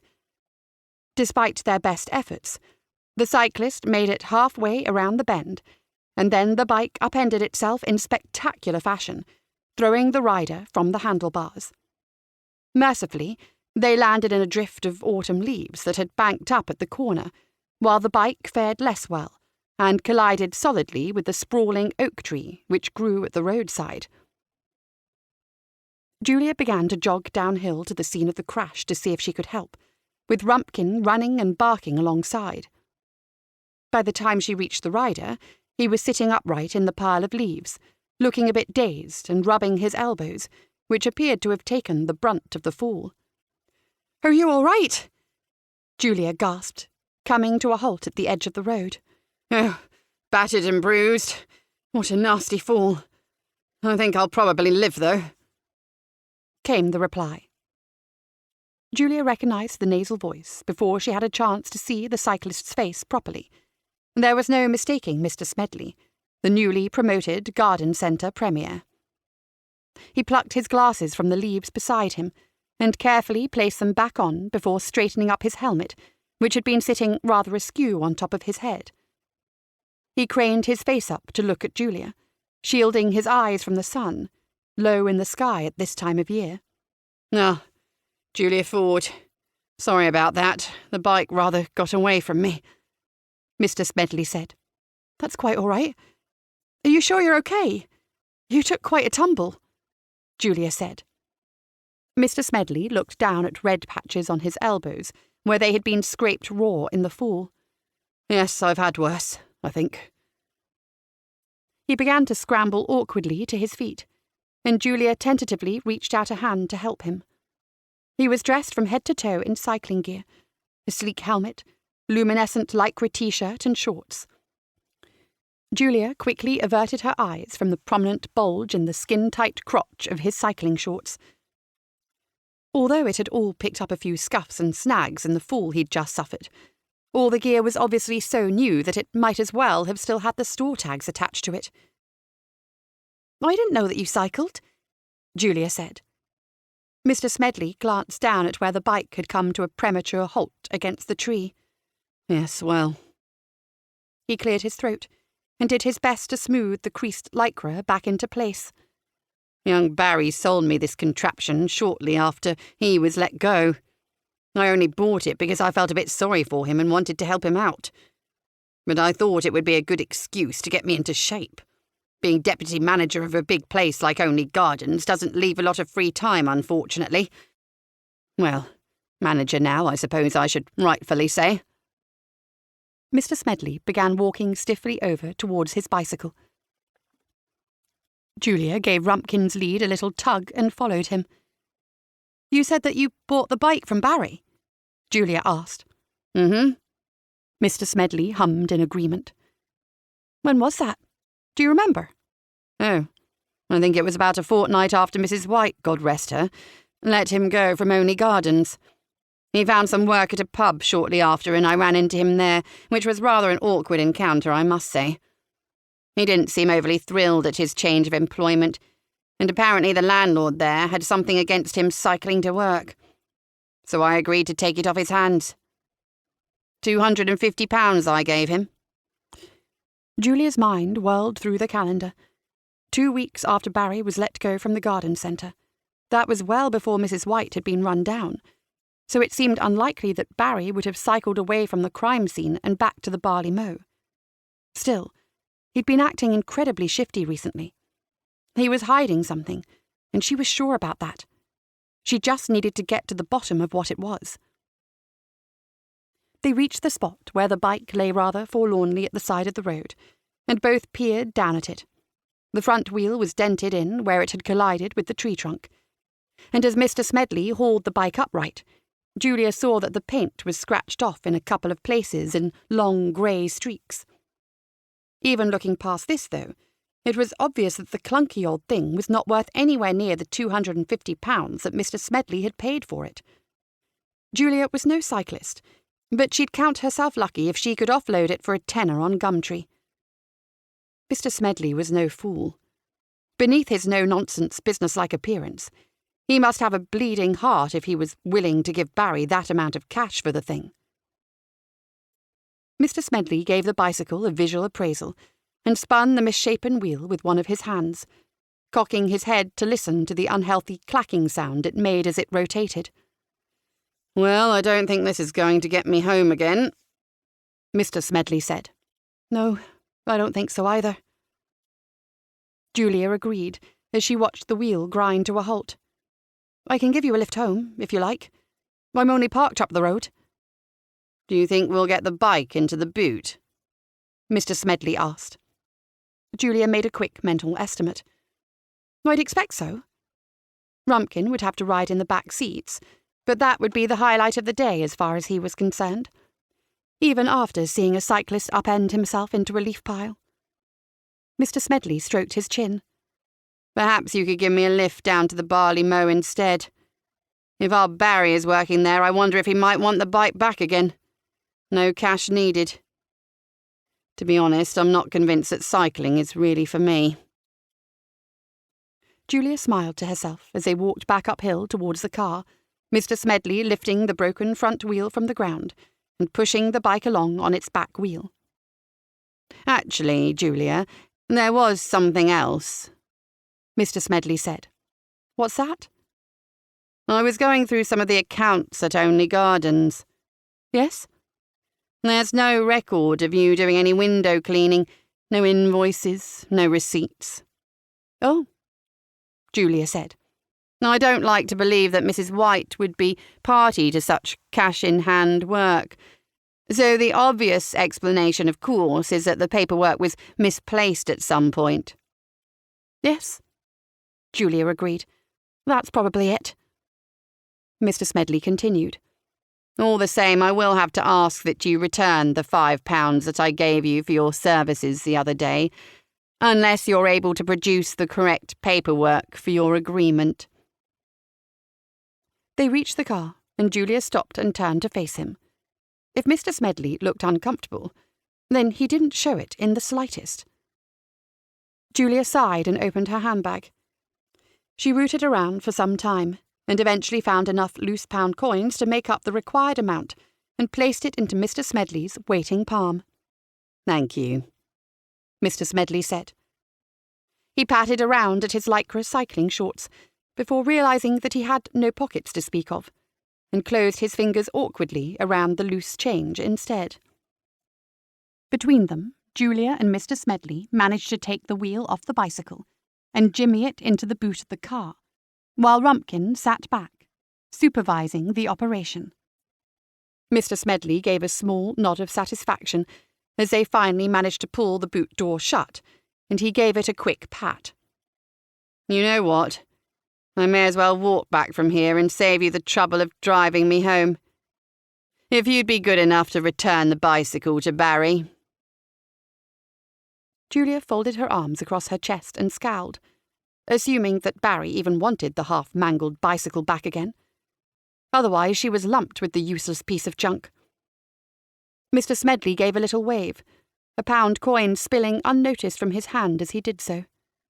"Goodbye, Julia. I'll be seeing you around, I'm sure."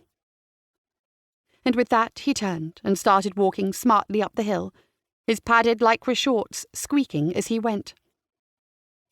Julia opened the passenger side door for Rumpkin. "Come on then, in you get. At least you'll enjoy the ride, won't you? Maybe you could be the one to explain to Sally why the front of the car is covered in dog hair." Rumpkin woofed and sprang lithely into the front seat.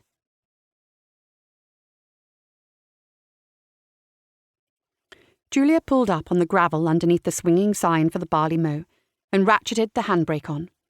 The evening was drawing in now, and the row of spotlights at the top of the sign flickered into life, lighting up the cheery golden picture of a barley sheaf. After a bit of effort, she managed to manhandle Mr. Smedley's bike out of the boot of the car, and she rested it against one of the chain-linked bollards that separated the grounds of the pub from the lane. She considered briefly if she needed to locate a bike lock, but looking at the mangled bit of kit, She decided it was unlikely that it was going to get nicked, even given Biddle Rhyne's rather worrying recent crime spree. She crunched over the gravel, Rumpkin padding quickly ahead of her and pulling her along by the lead. Inside, Sally stood behind the bar, leaning on it with one elbow, looking a trifle bored. The parlour was quiet. The Major sat dozing behind his broadsheet, and there was a young couple she didn't recognise on a table in the far corner. But judging by the number of cars parked round the side of the pub, there was decent trade going on in the dining room. "Is Barry around?" Julia asked, after exchanging greetings with Sally.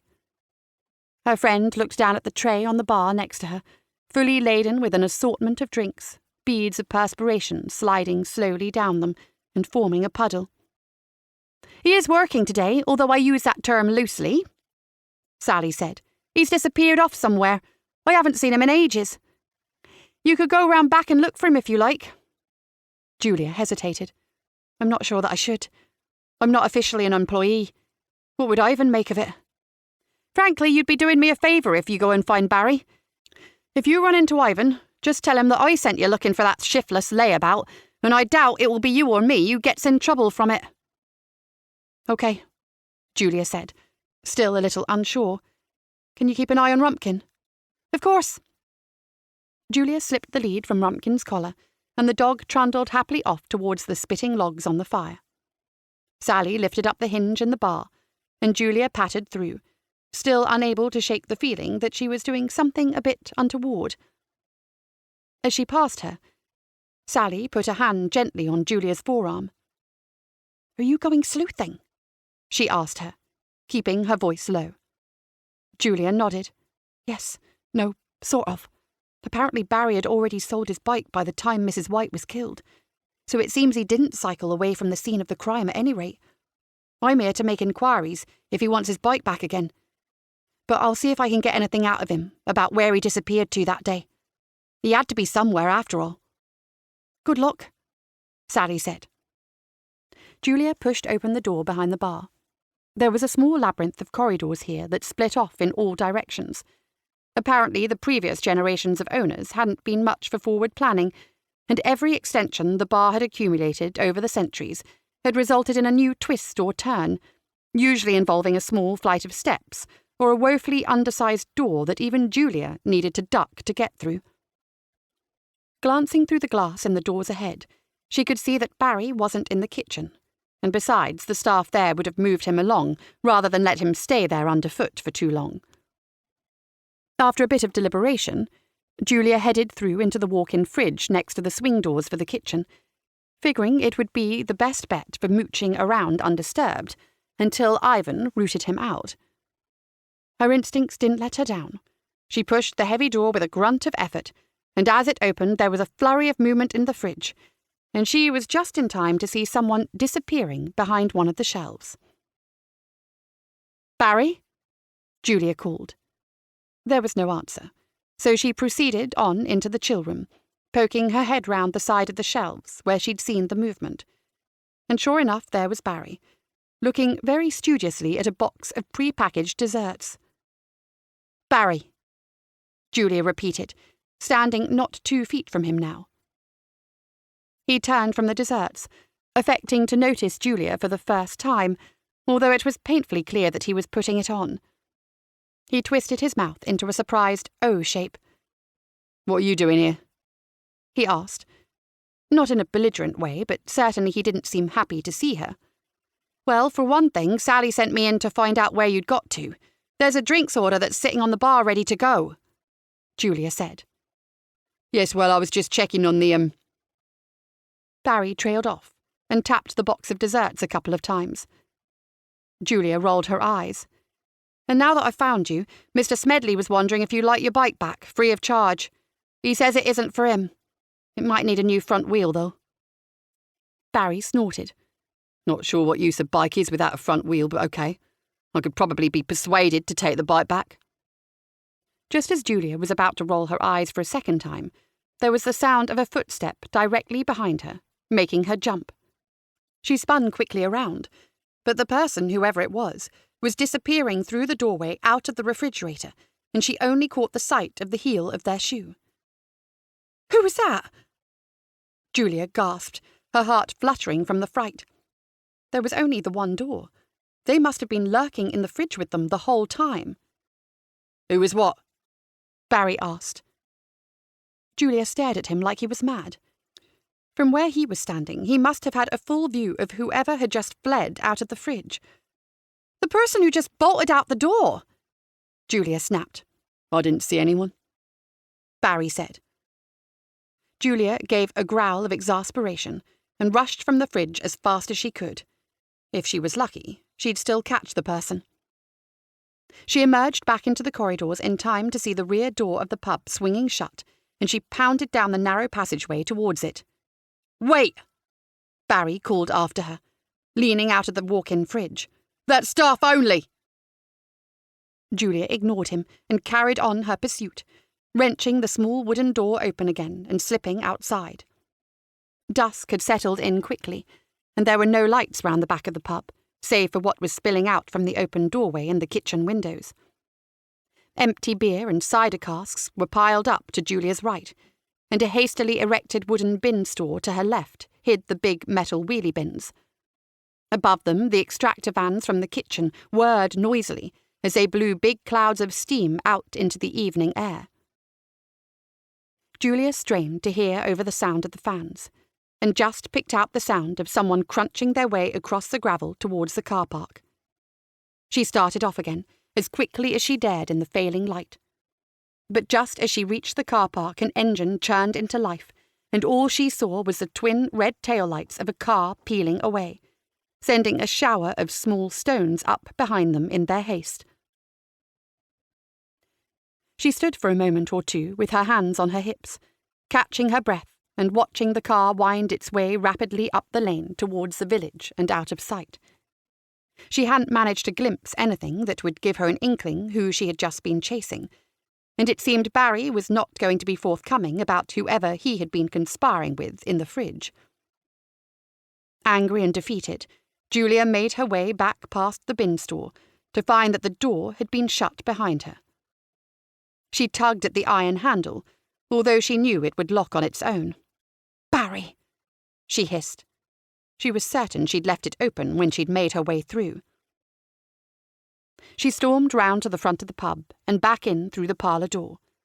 Rumpkin woofed a greeting at her from a corner of the room, but she ignored him and went up to Sally at the bar. The tray of drinks had gone, finally, so it seemed Barry had been in. "What's the matter?" Sally asked, reading the anger on Julia's features.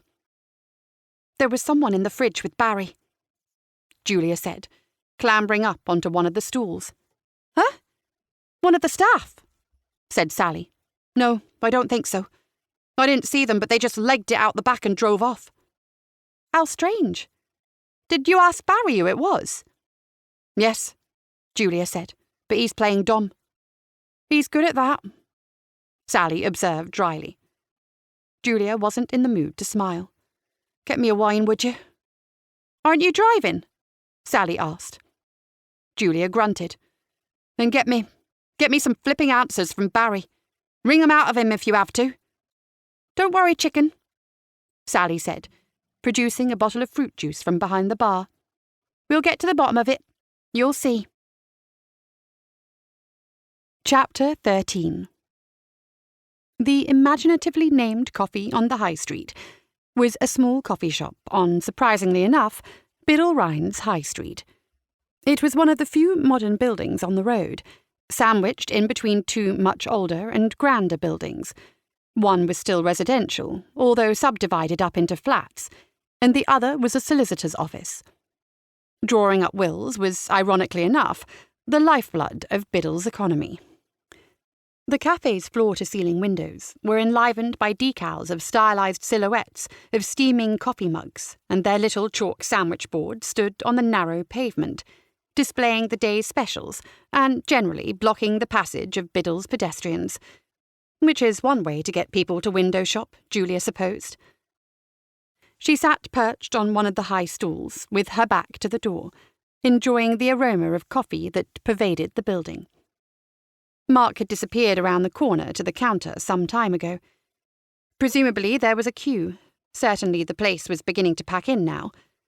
Lunchtime was fast approaching, and the cafe benefited from being one of the few places in Biddle to serve food. Or anything at all, for that matter. At long last, Mark reappeared, bearing a saucer in each hand, and on each saucer was a tall white mug, contents sloshing perilously as he walked. Julia thanked him as she reached up to take the one offered to her, carefully lowering it down to the dazzling metal table.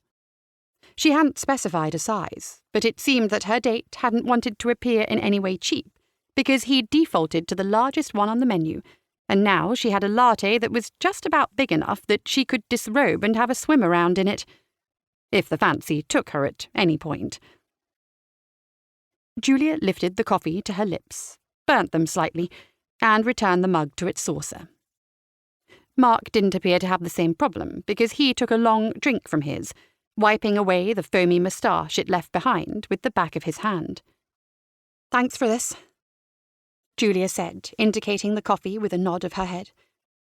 "And thanks for the blackberries as well."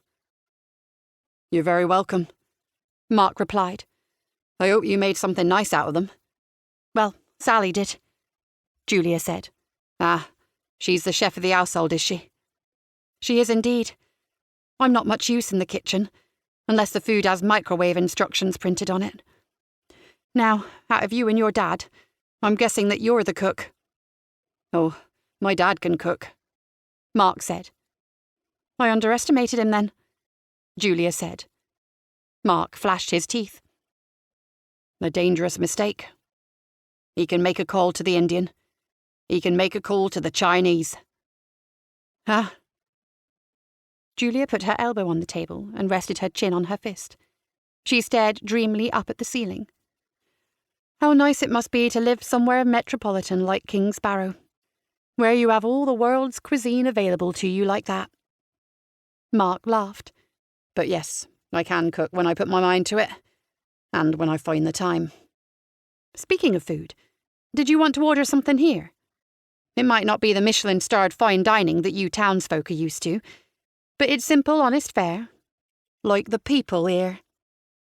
Julia deliberately thickened her always rather transient West Country accent. Mark glanced down at the time on his phone.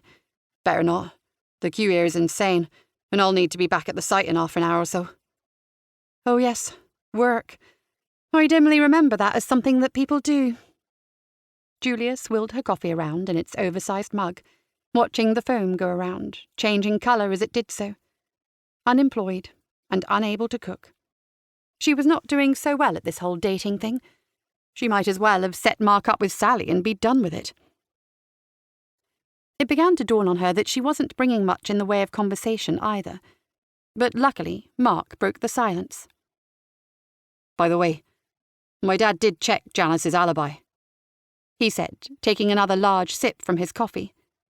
"He did?" Julia was surprised. Dating the inspector's son was already paying off. "And?" "She was in your pub the whole time," Mark said.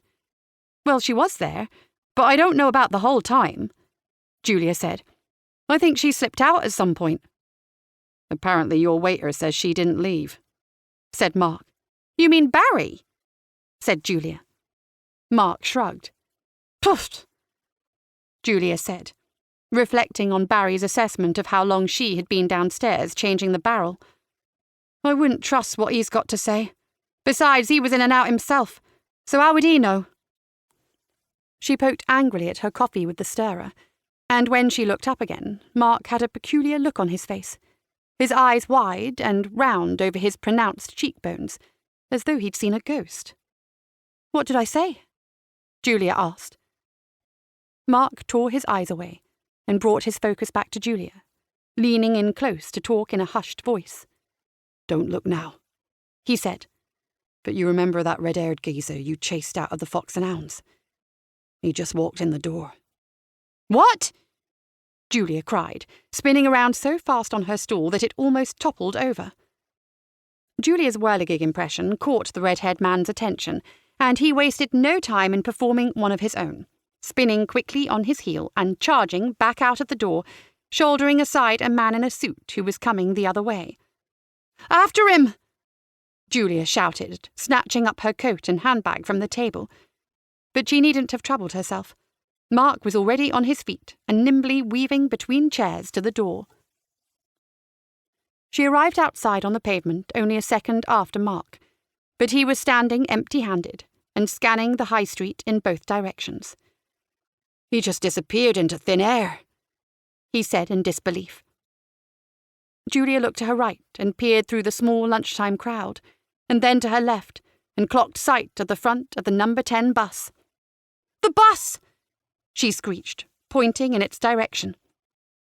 Julia took off again at a run, catching the chalkboard with her hip as she went and sending it clattering to the ground. She half turned to see the blackboard lying forlornly on the pavement. She couldn't go back for it. The chase was just too important. She let the sign lie where she had toppled it, and a tingle went down her spine. She had never felt such wild abandon. Julia charged full pelt towards the idling bus, hearing Mark running behind her. His long strides quickly caught her up, and he powered past her, shoes pounding on the pavement. But it was to no avail. Just as he drew level with the front of the bus, there was a dull hiss, and the doors slowly wheeled themselves shut in his face.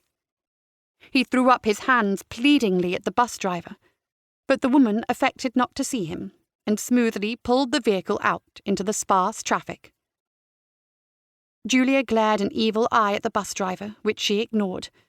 The bus sailed past, carrying the red-haired man. Briefly, he made eye contact with her through the window. His eyes widened with surprise when he saw her, and he threw himself down below the height of the glass. Julia stood panting with her hands on her hips, watching the green single-decker trundle off down the high street. At the speed it was going, a fitter person might have considered running after it, but she knew it would gather pace once it cleared the memorial cenotaph at the corner. "That's twice," Mark said. Although Julia was in no mood to be impressed by his razor-sharp arithmetical ability. "How does he do it?" Julia shook her head. She was still breathing heavily from the 20-odd yards that they'd run, although she tried to hide that from Mark. "He must be arriving by bus. It always waits about 5 minutes on Biddle High Street, so he's jumping back on board just as it goes." She had learned this to much frustration when she had briefly worked in the supermarket in King's Barrow. When she questioned the driver about it, she had said it was to get the bus back on schedule. But since Julia always ended up late for work and promptly failed her trial period, she suspected it was just so that the driver could have a crafty fag instead. Mark's face lit up so expressively that he might as well have had a cartoon light bulb appear above it. "I'll bring the van around. We'll catch them up. I know the route well enough." "Won't you miss work?" Julia asked. "Stuff work," Mark said. "Spoken like someone who has never had to deal with Job Centre Plus," Julia said dryly, but Mark was already sprinting round the corner, fishing in his pocket as he went for his keys. Just a few moments later, he pulled around the corner in a pale blue van and hit the brakes right by Julia. The side of the van read Hargreaves & Son, Painters, and was in surprisingly neat nick for a works van. "Get in!" Mark cried, gesticulating wildly. Julia tugged at the handle, but the door didn't budge. Mark swore under his breath and reached over to open it from inside. "The auto-locking," he explained, as Julia clambered in and searched for the seatbelt. The van peeled away, and Julia looked across and saw Mark glaring intently out of the windscreen, his eyes narrow and the tip of his tongue poking rather endearingly from the corner of his mouth. He mashed the gears dramatically, obviously exhilarated with the thrill of the pursuit. But Julia couldn't help noticing that he was still sticking rigidly to the High Street's 20-mile-per-hour limit. Julia settled back into her seat and watched the village glide sedately by outside the window. She sensed Mark relax slightly, conceding that the chase wasn't going to be quite the wild ride that he'd had in his mind's eye. "So," Julia said, "Hargreaves & Son. What's that about?"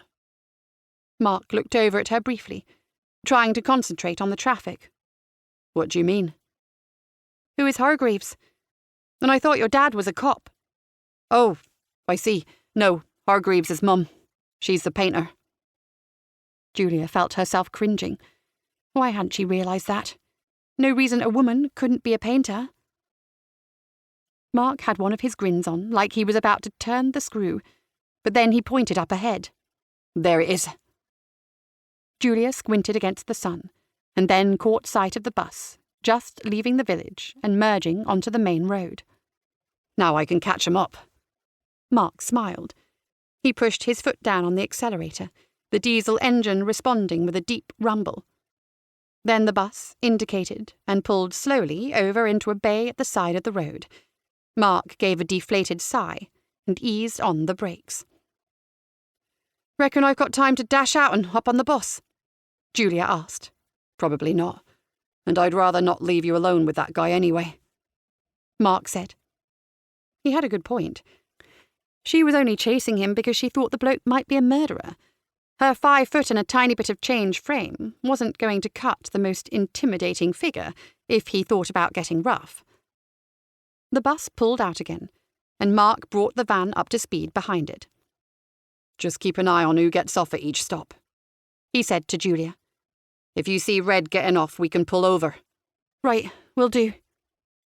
They followed the bus as it reached the patch of national speed limit road around the foot of Pagan's Hill and promptly got stuck behind a tractor.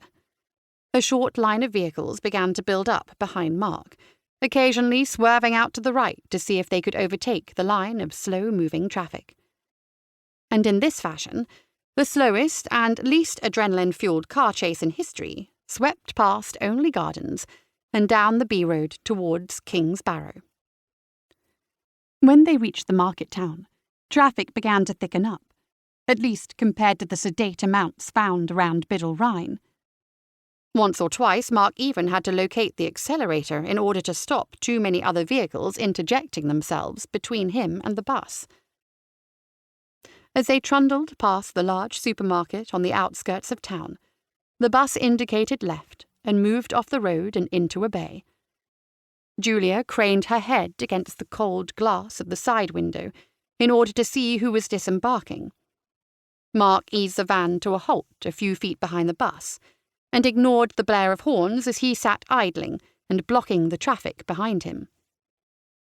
She kept her eyes peeled as a young family made use of the temporary traffic hold-up to cross the road, blocking her view.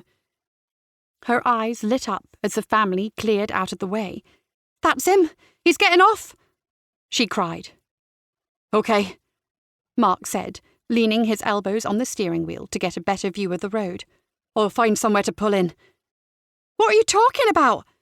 Julia cried. "Just park in the lay-by." "I can't park in there, it's a bus stop," Mark protested. The car behind him hooted again. "For Pete's sake, Mark! This is meant to be a car chase," Julia said. "What would my dad say?" Mark moaned. But all the same, he eased the van into gear and slid into the bus stop just as the bus pulled away. An orange Fiat sailed past, the old woman behind the wheel raising 2 fingers to show her appreciation of Mark's driving in no uncertain terms. Julia paid this no heed. She hopped down from the van and began hurrying after the redhead, who was slouching off down a footpath between 2 low hedges that led to the shop, apparently unaware that he was being tailed. She heard the other van door slamming and Mark's footsteps catching up behind her. They ran side by side down the narrow pathway, bumping gently into each other in their haste, and caught up with their quarry just as he reached a covered Perspex trolley park. Hearing them approaching, the man turned round from the line of trolleys, and his face fell. His eyes darted left and right, but between them Julia and Mark fully blocked the narrow mouth of the trolley park. They had him trapped.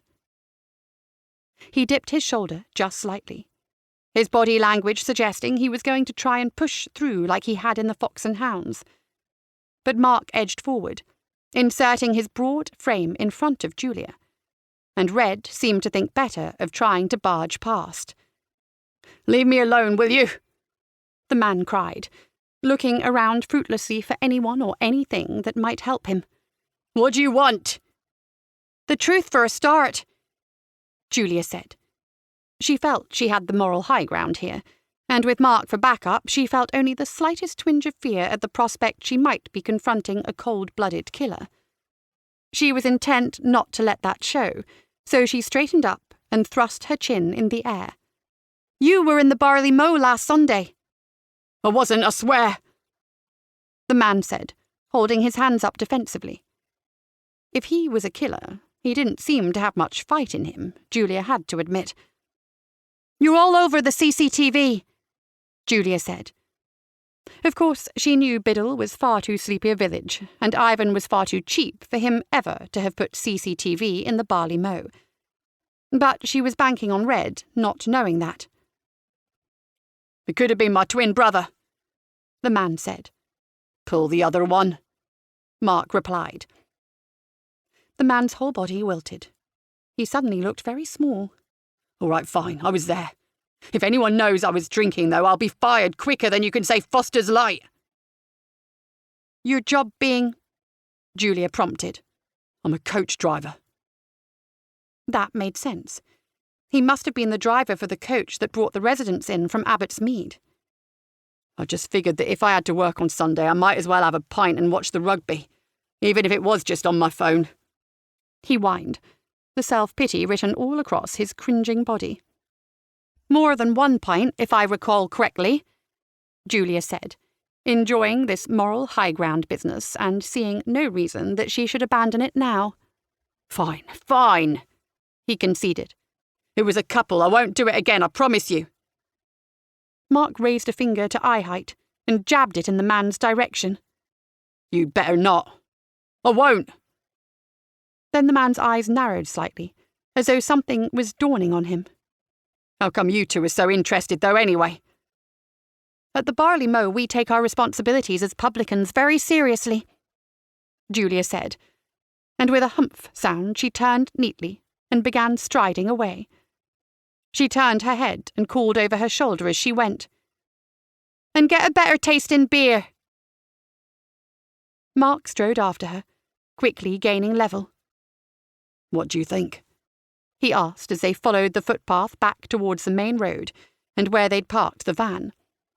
"I think that with all the effort the barley mow puts into getting a good cask ale, he should be drinking that and not the mass-produced swill. No, I mean, do you believe him?" "Yeah, I do," Julia replied. "His story makes sense. There was a coachload of oldies, so there had to be a driver somewhere while they were all having lunch. And if someone did tell his employers that he'd been drinking lager all afternoon before driving them back, then he'd definitely be out on his ear." "True," Mark said. They'd reached the questionably parked painter's van now, and he reached into his jeans for the keys. "I'm sorry to do this to you, but I'm well late for work now. I really need to go straight to the site." Julia swore sharply and looked up at the clock on the top of the supermarket. She was meant to be at Donaldson's in 5 minutes. The problem with having so few shifts was that she was constantly forgetting them. "I'm supposed to be working at the shop," she said. "Don't fret it," Mark told her. "My mum should be home. I'm sure she can give you a lift, if you don't mind meeting my parents like that." Julia grimaced. "Fine," she said. It wasn't how she would choose to meet her date's mother, it was true. If nothing else, it was a bit early in the relationship. But maybe if she made a good impression on Mark's mum, it would counterbalance the obviously terrible opinion that his dad had of her.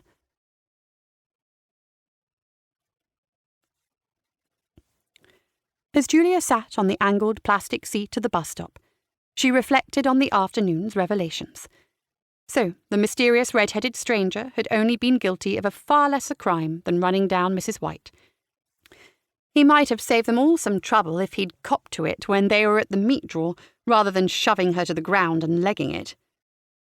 Julia tried to think who was left as a suspect, with the coach driver ruled out. Mrs. Teller certainly had a motive, given Mrs. White's long-standing tryst with her husband. And according to the residents in the care home, Janice had been at the barley mow on Sunday, but then been absent for a large part of the meal. Not that Julia considered them massively reliable witnesses, necessarily. Other than Janice, there was Barry, the only other person that Julia could think of who had an opportunity to swipe the Major's car keys. On top of that, he'd been acting shiftily ever since.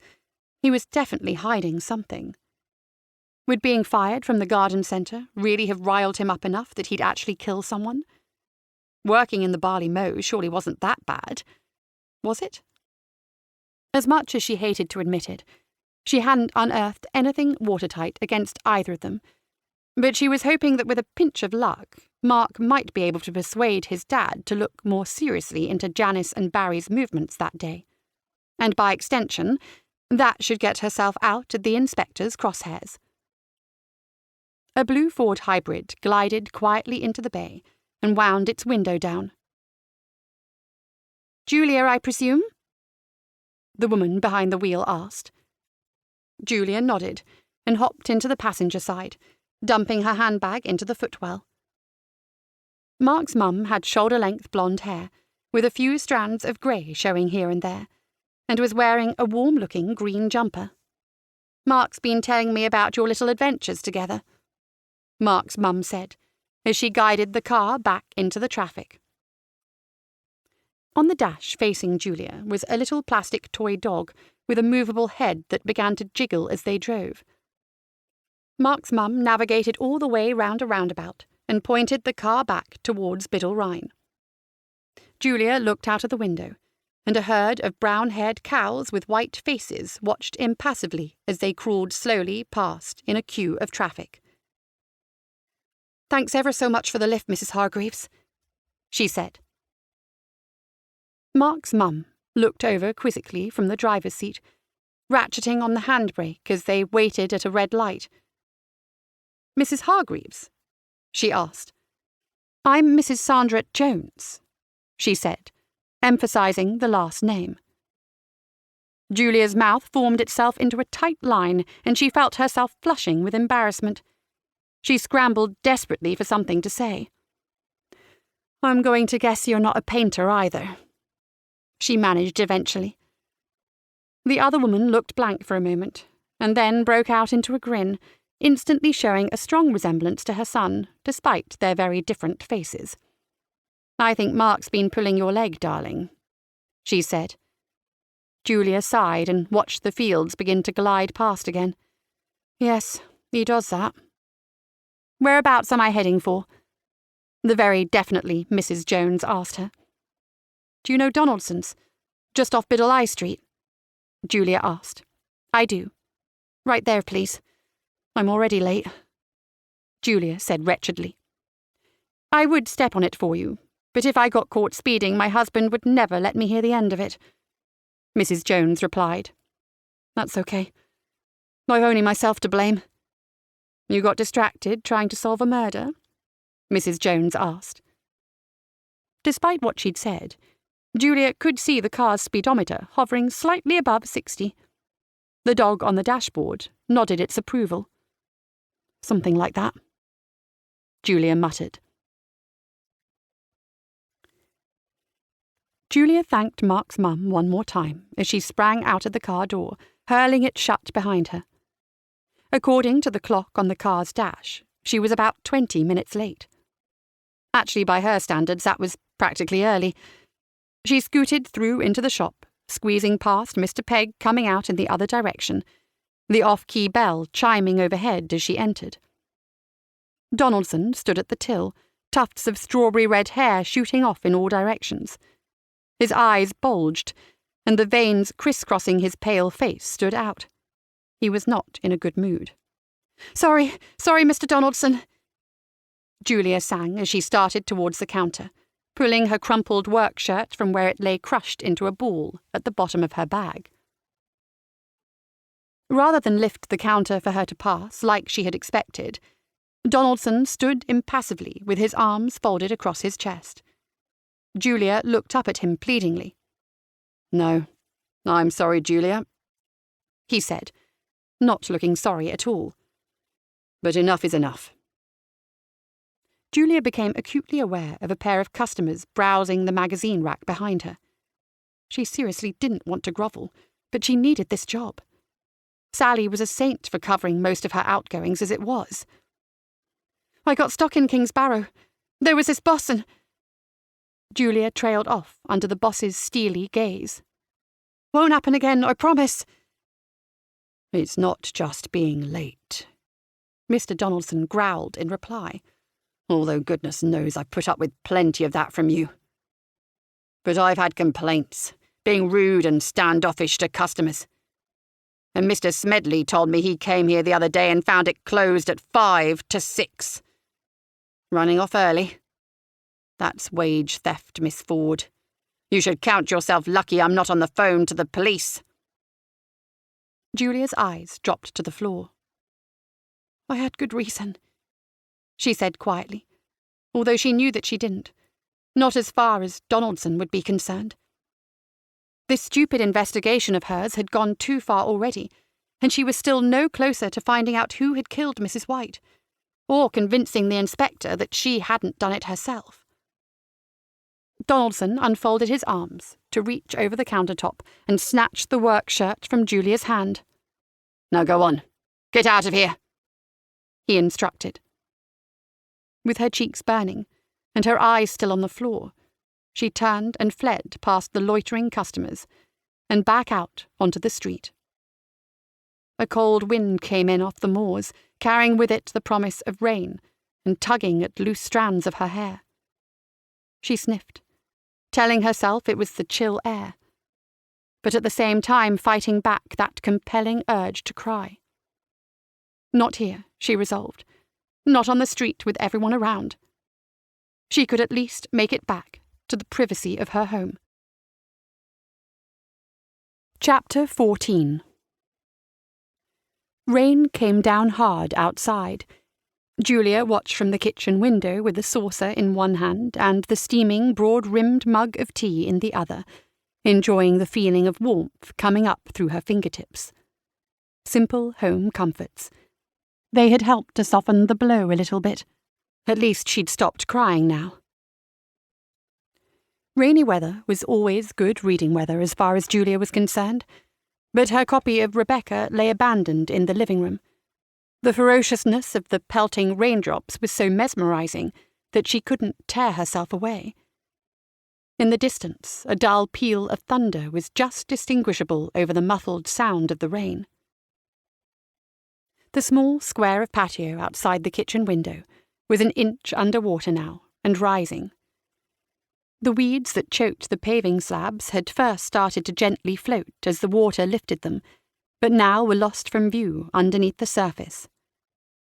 The lawn beyond was presumably just as waterlogged, but the length of the grass hid the effect from sight for the time being. Julia's phone chirped, rousing her from semi-hypnosis. She grabbed it off the kitchen counter to see Sally's smiling features beneath the Accept Call button. "Hi, Julia," Sally said when she answered. "Ivan's having a small crisis here at the pub, and he wants every pair of hands he can get." "What's the matter?" Julia asked, although looking from the corner of her eye at the state of the garden, she thought she could guess. "The cellar's starting to flood," Sally said, confirming Julia's suspicions.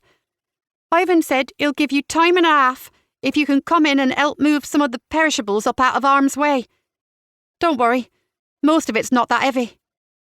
"Sure," Julia said, thinking that she wasn't really in a position to turn down any work. Anyway, it would be good to get her mind off Donaldson's. "Thanks, chicken," Sally said. "I'll be over to pick you up in about 5 minutes." Julia hung up the phone and then went searching underneath the stairs for her welly boots and her waterproof jacket. Rumpkin came over from the living room to investigate what was going on. Julia looked down at the dog. He looked back at her and licked his own nose. He had a way of cheering her up when she was down. "I suppose you can come too, if you promise not to get in the way," Julia said. Rumpkin woofed in reply.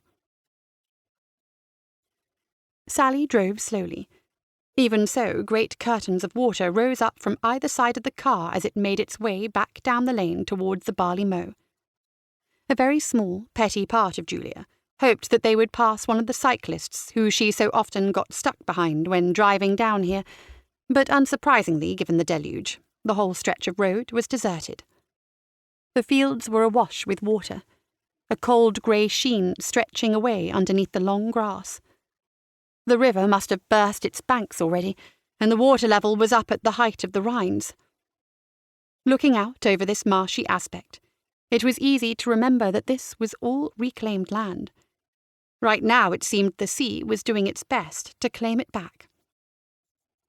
In the middle distance, herds of brown cows, their white faces slick with water, waded despondently through their pastures, while high overhead black storm clouds floated with a deceptive gentleness over the landscape. Sally parked the car up directly outside the front door of the pub, minimising the distance they'd have to dash through the rain, and looked over at her passenger. "Ready?" she asked. Julia nodded. "Ready." They both grabbed their door handles and hopped down onto the gravel with a splash. Sally instantly took off towards the shelter of the pub, pulling her hood up even for the few yards she had to go. Julia rushed around and opened the boot of the car, but rather than springing into action as he usually did, Rumpkin sat stubbornly, looking at Julia, while the freezing raindrops drummed down on the hood of her waterproof. "Come on, you useless mutt," Julia implored him, but he just backed himself further into the car. There was another peal of thunder, closer this time, and Rumpkin bedded himself down, hiding his face in his paws, and began to quiver. Julia gave an exasperated sigh and wiped the water from her eyes. She reached in and grabbed the terrier with both hands, although he gave only a token resistance to being picked up, squirming pathetically in his mistress's hands. She managed to get the boot of the car closed with one elbow, and then, with Rumpkin cradled to her chest, she hurried over the gravel and into the parlour, unceremoniously depositing her dog onto the flagstones as she crossed the threshold.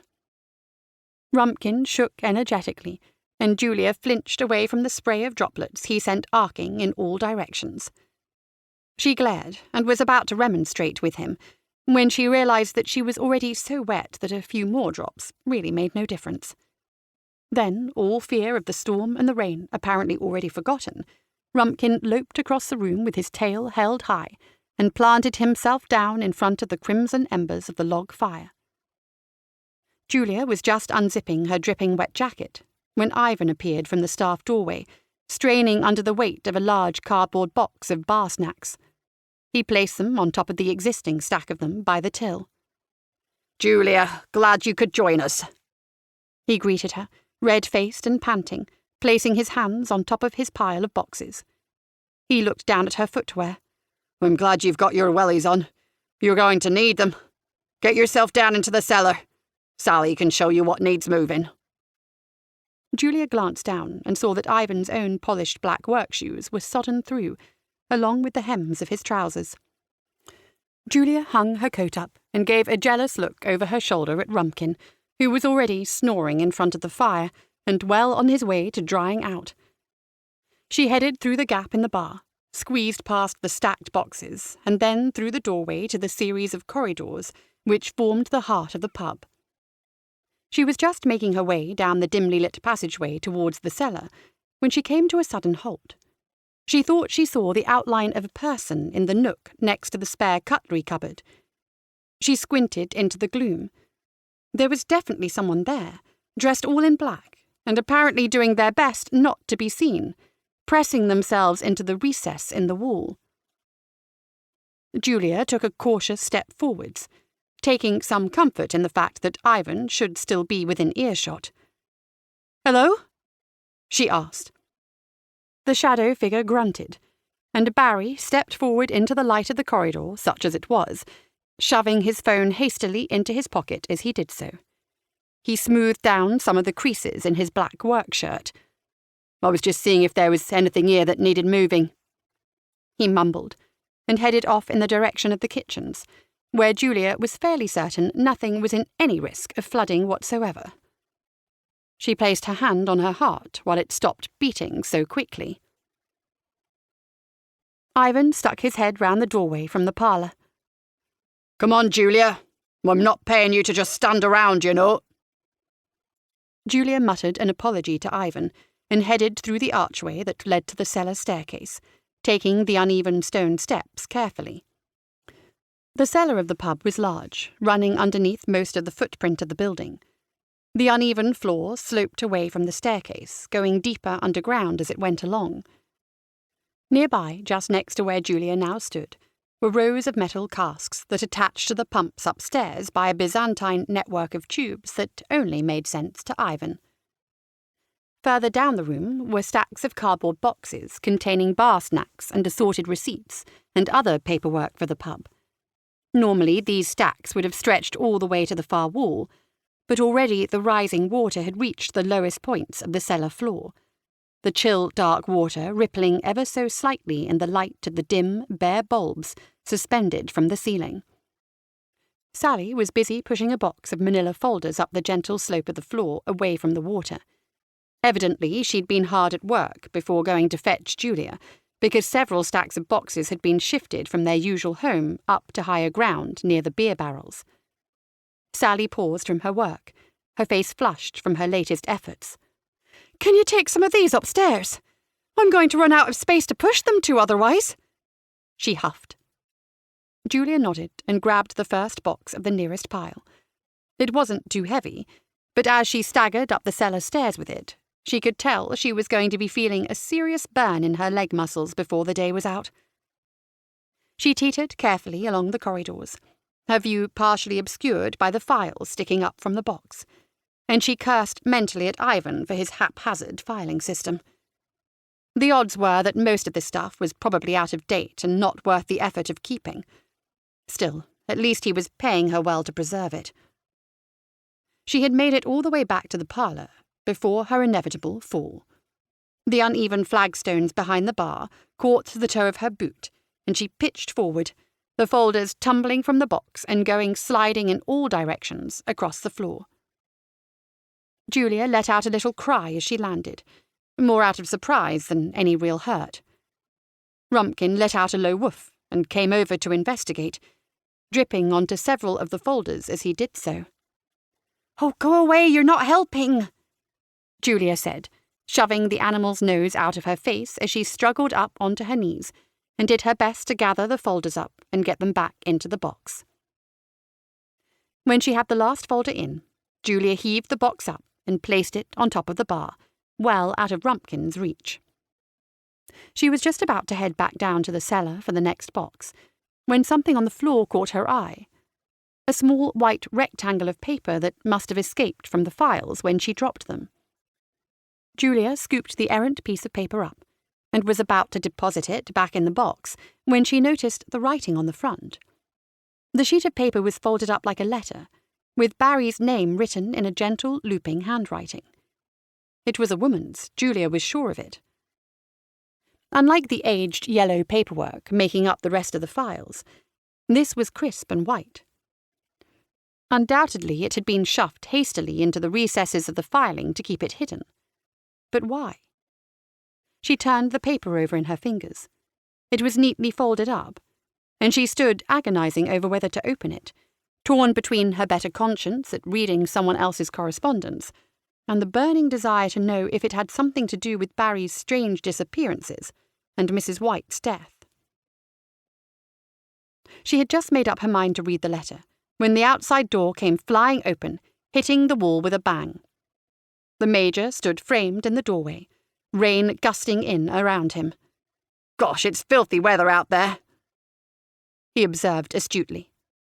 "Major, what are you doing here?" "We're closed," Julia said. Piffle. I need a drink, especially after that soaking," the Major said, pulling his flat cap from his head and holding it outside in order to wring the water from it. Just then there was a terrific, echoing boom of thunder that seemed to make the whole building tremble. Rumpkin gave a terrified yelp and went flying as fast as he could across the flagstones, through the Major's legs, and out into the storm. "Rumpkin!" Julia cried, hastily dropping the note back on top of the box and running over to the doorway. The Major edged aside as she arrived. She stood in the doorway, scanning the car park, but the rain was driving down so ferociously that she was hardly able to see more than 20 feet in front of her. Already Rumpkin was out of sight, with no sign of which direction he'd taken. She called his name again, to no answer. "Oh, that is a ruddy shame," the Major said, also peering out into the storm. "Here, doggy, doggy." Julia looked at the rain hammering down on the gravel with such force that it was bouncing back up a centimetre from the ground. With weather like this, if she didn't get Rumpkin back soon, he was liable to freeze. That wasn't even considering that most of his favourite hidey-holes were probably under water by now, or that the visibility was so low drivers would have no chance of spotting him. "I'm going after him," Julia declared, grabbing her still dripping waterproof from the peg. "You'll get wet," the Major told her. "Tell Sally where I've gone," Julia said, stepping out into the deluge. The Major's reply was just audible as she stepped out into the hiss of the rain. "I thought you were Sally." Julia hauled the door shut, fighting against the wind to do so. She stomped through the puddles of the car park, calling Rumpkin's name as she went. The pub sign swung violently overhead, the spotlights at the top of it winking in and out. By the time she had reached the looping chains that separated the car park from the road, she was already soaked through, and her face was raw from the freezing rain. She looked both ways up the lane, but she couldn't even see as far as the bend in the road. It was hopeless. Julia could already feel tears beginning to join the rain rushing down her cheek. She picked a direction without much real thought to it, and ploughed on down the lane, crossing a concrete bridge over the swollen Rhine, and clambering over the 5-bar gate into the swamp of a field beyond it, following one of Rumpkin's favourite walking routes.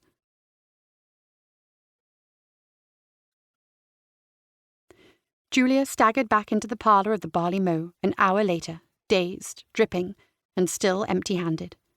The rain had slackened to a light drizzle now, and the sun shone weakly through gaps in the clouds, but that had done nothing to lift her spirits. As she wrestled the door shut behind her, Sally leapt from her stool at the bar and hurried over. "Oh, goodness, chicken! What were you thinking? You're soaked through!" Sally cooed over her friend, helping her peel off her sodden waterproof. "Rumpkin got scared by the thunder and ran away," Julia managed between sniffs. "I know, the Major told me. But never mind that. Rumpkin can take care of himself." "We both know that dog's an idiot," Julia said. Sally didn't reply, but guided Julia gently towards the fireplace, where the logs were crackling away fiercely, the flames leaping and dancing as they spread their warmth about the parlour. As she lowered herself into the low-backed wooden chair, Julia became aware of an array of worried faces about her.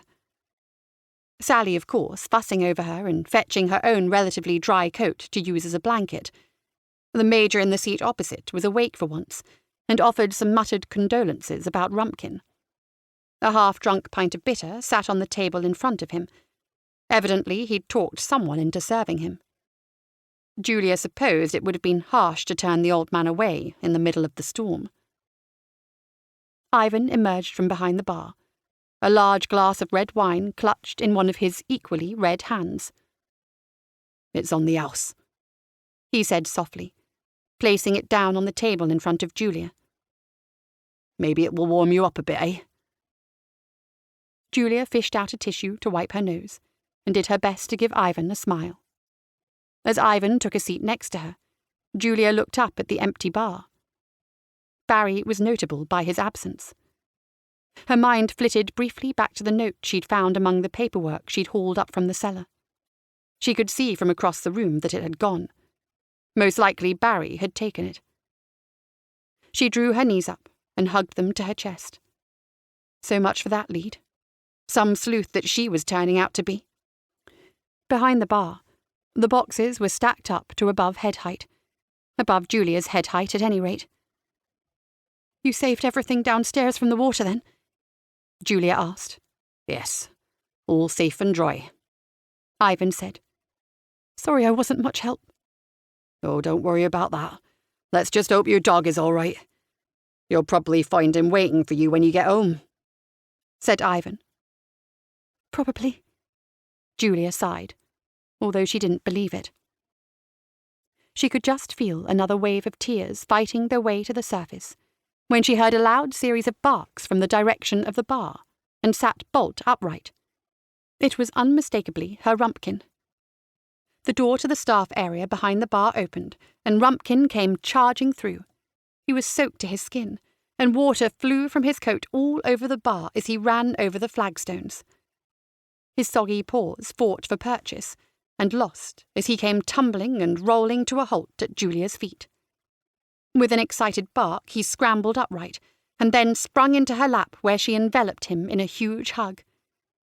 He was shivering with cold, but she hugged him close, and edged the chair as close to the fire as she dared. "Oh, goodness, boy! Where have you come from?" Julia asked, but Rumpkin's only answer was to cover her face in affectionate licks. Julia managed to crane her neck enough that she was free of the excited dog's tongue, and looked over towards the bar. Standing in the arch of the doorway was Barry, one hand resting on the doorframe. There was just a hint of a smile on his ever-sullen features. "Barry, thank you so much! Where did you find him?" Julia gushed. Barry gave a big shrug of his shoulders. "Just around," he said. "What do you mean around?" Sally asked, her eyes narrowing. "Where was he?" Barry gave a little twitch of his head to indicate that he didn't know. "He was just around the back of the pub. I heard him scratching at the back door," he said. Julia did her best to suppress Rumpkin's latest attack of adoration, and studied Barry. He had removed his coat, but he'd obviously been outside because his trousers were soaked to the thighs, and his shoes were glistening with water. She opened her mouth to question him, but thought better of it. Wherever he'd been, he obviously wasn't about to tell them. As much as he was behaving shiftily, right now Julia couldn't summon up the energy to care very much. Where he had sloped off to, what he'd done with the note. He could keep those secrets. For now, at least. Right this moment, Julia was just pleased to have little Rumpkin return to her. She exchanged a meaningful glance with Sally, and her friend sat back into her seat, arms folded, and her lips pressed tight together. Chapter 15. Julia had spent most of the next day underneath a blanket in her pyjamas, and the rest of it dressed, but underneath a blanket. But crucially, she had spent it underneath a blanket with Rumpkin, who seemed equally keen for some cuddle time after his misadventures the day before. Gradually, Julia's mood lifted, but reached a fairly low plateau, as she couldn't escape the fact that she was now completely unemployed, and still no closer to clearing her name with D.I. Jones. Then, in mid-afternoon, when she was just debating whether it was worth shifting from underneath the blanket in order to make a pot of tea, she received a text message that managed to put her into a good mood. "Dinner tonight? On me?" Mark asked. Julia's tiny squeal of excitement stirred Rumpkin from his slumber, and he looked questioningly up at his mistress. "You're not coming to this one," she told him in no uncertain terms. The waiter gently deposited the plates on the table with a warm smile, and disappeared again. Julia looked down at the shellfish lining her plate, and wondered how on earth she was meant to eat the things. This was a proper date, for pity's sake. Her first one in a very long while. She sighed. She should have played it safe and ordered the gnocchi. It would probably be bland, but at least she wouldn't have to work out how to shell it. "Something wrong?" Mark asked. He was wearing a very similar outfit to what he'd worn in the Stag and Hounds the other night. Well-cut jeans and a plain but flattering T-shirt. Somehow managing to look like he had just thrown it on, but also look at home in the upmarket surrounding of the restaurant. For her part, Julia had struggled into her little black dress, and although it had filled her with confidence when riding in the taxi, she was feeling self-conscious and overdressed now. She flashed a smile, lifted her fork up, and did her best to make headway into one of the shells, praying silently that she wouldn't send the crustacean firing off her plate. No, nothing's wrong. Mark was tucking heartily into the lamb chops he'd ordered. He certainly had an appetite, but at least he had the table manners not to talk with his mouth full. He was already ahead of most of the men Julia had dated. He swallowed a mouthful of lamb. I thought you might appreciate it if we made a rule and said no talk about murder at the dinner table. Perhaps if we're feeling bold, we could avoid the topic of crime altogether. Julia raised her glass of white wine. Sounds perfect. She took a drink, and then the two of them sat in silence for some time, working away at their meals. Eventually, Julia managed to prise one of the shellfish open and actually taste a mouthful of it. It was nice, although it might have been nicer when it was warmer. How's the food? Mark asked. Good, she replied. Good. She couldn't help but notice that Mark's plate was almost half empty, and his wine completely gone. Shall I top you up? She offered the bottle towards him, but he held his hand over his glass. Better not, I'm driving, he replied. Of course, that was the downside of going to the glitz and bright lights of Kingsbarrow. You had to get there somehow. You should have said before we ordered a bottle, Julia said. Mark swallowed the final mouthful of his food and shrugged. It barely costs more for the bottle than 2 glasses, and this way you can have as much as you want. Julia's eyes narrowed. Are you trying to get me drunk, Mark? He laughed. No, it's just a happy byproduct. Julia took the bottle and topped herself up. The benefits of taking a taxi, I suppose. I can give you a lift home if you like. Save you a taxi fare. That's forward, Julia thought. There's no way he's coming back to my place tonight. Julia stood facing the front door, digging through her handbag for the keys. She could feel Mark standing close behind her, his breath warm on the back of her neck. Her heart fluttered. She hadn't been in this situation for quite some time. When she got the door open, it was dark downstairs. That avoided some awkwardness. It meant that Sally had already retired upstairs. Hopefully she wouldn't be popping down to say hello. Someone else was there, though, as there was an excited snuffling sound, and Rumpkin skittered over from the living room, wagging his tail excitedly to see his mistress home. She allowed him to lick her fingers a couple of times, and then he bounded behind her to give Mark a good sniff. Can I make you a coffee? Julia asked. Mark nodded. That would be nice. Julia made a sweeping gesture towards the living room.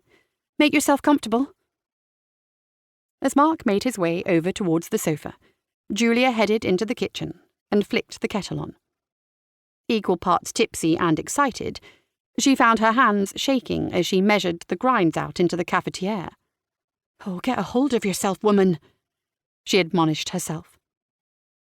She poked around in the top cupboards to find the nice cups with matching saucers, and blew the dust off them before placing them carefully onto the tray. The kettle seemed to be taking an age and a half to boil, and after waiting impatiently she gave up on it and went on through to the living room to see how her guest was doing. Mark was standing in the centre of the room, with just the standard lamp on in the corner, casting a long shadow across the carpet. There was a shocked, almost ill expression on his face. Julia gasped. What's the matter?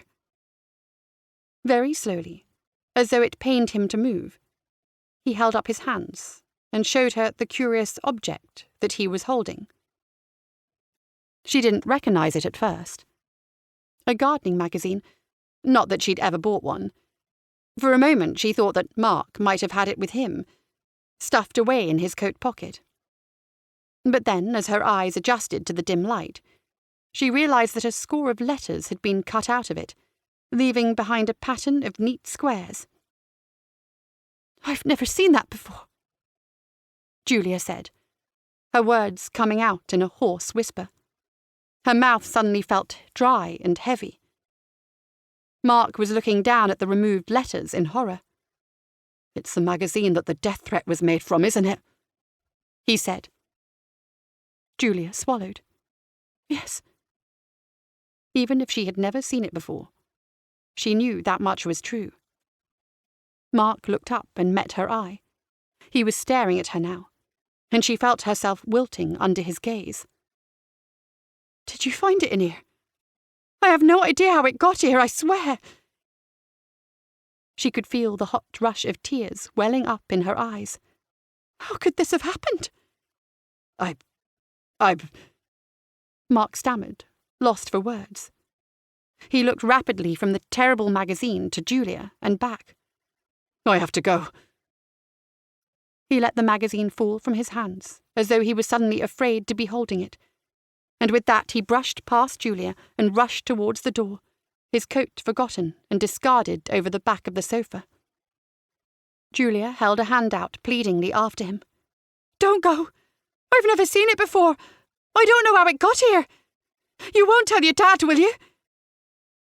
He didn't turn around, but kept going until he was outside. He shouted back over his shoulder. I have to, he said, and pushed the front door shut behind him with a slam that made the whole house rattle. Julia sank down onto her knees and sobbed, deep, ugly gasps that shook her whole body. Rumpkin began barking and running laps of the living room, manic with surprise and directionless excitement, as he tried to work out what the game was. Upstairs there was the sound of feet pounding across the floorboards, but Julia barely registered them. Sally came crashing down the stairs so fast that she slipped on the bottom step and went staggering into the wall, fighting for balance. Her mouth swung open as she took in the scene before her. What happened? Sally demanded, her eyes ablaze. Did he hurt you? That swine, wait till I get my hands on him! She held a clenched fist up before her, trembling with rage. It's not that, Julia managed between sobs. She held up a finger and pointed. Look. Sally gave her a puzzled look and stalked past to where she was pointing. Rumpkin chose this moment to bounce past and clipped her shin, sending her crashing to the ground. Stupid dog! She muttered. Sally regained her feet and then stooped to pick up the magazine, examining the cover. Gardening Weekly? I hate gardening as much as you. But is it really that big a deal? How much did you drink tonight, chicken? Look inside, Julia said weakly. Her sobs had subsided now to a sniffle, and, all thoughts of dignity gone, she wiped her nose with the back of her hand. She was a streaked mess of mascara by this point anyway.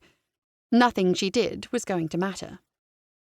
Sally duly flipped the cover open. Some letters have been snipped out, she said. And then it began to dawn on her. This is the magazine that was used for the death threat sent to Mrs. White. Julia sniffed again and nodded. She threw herself down into the armchair. Mark had this on him. So he wrote the note? Sally asked. Julia dabbed at her eyes with the corner of the blanket. No, he found it here. Sally looked unconvinced. Here?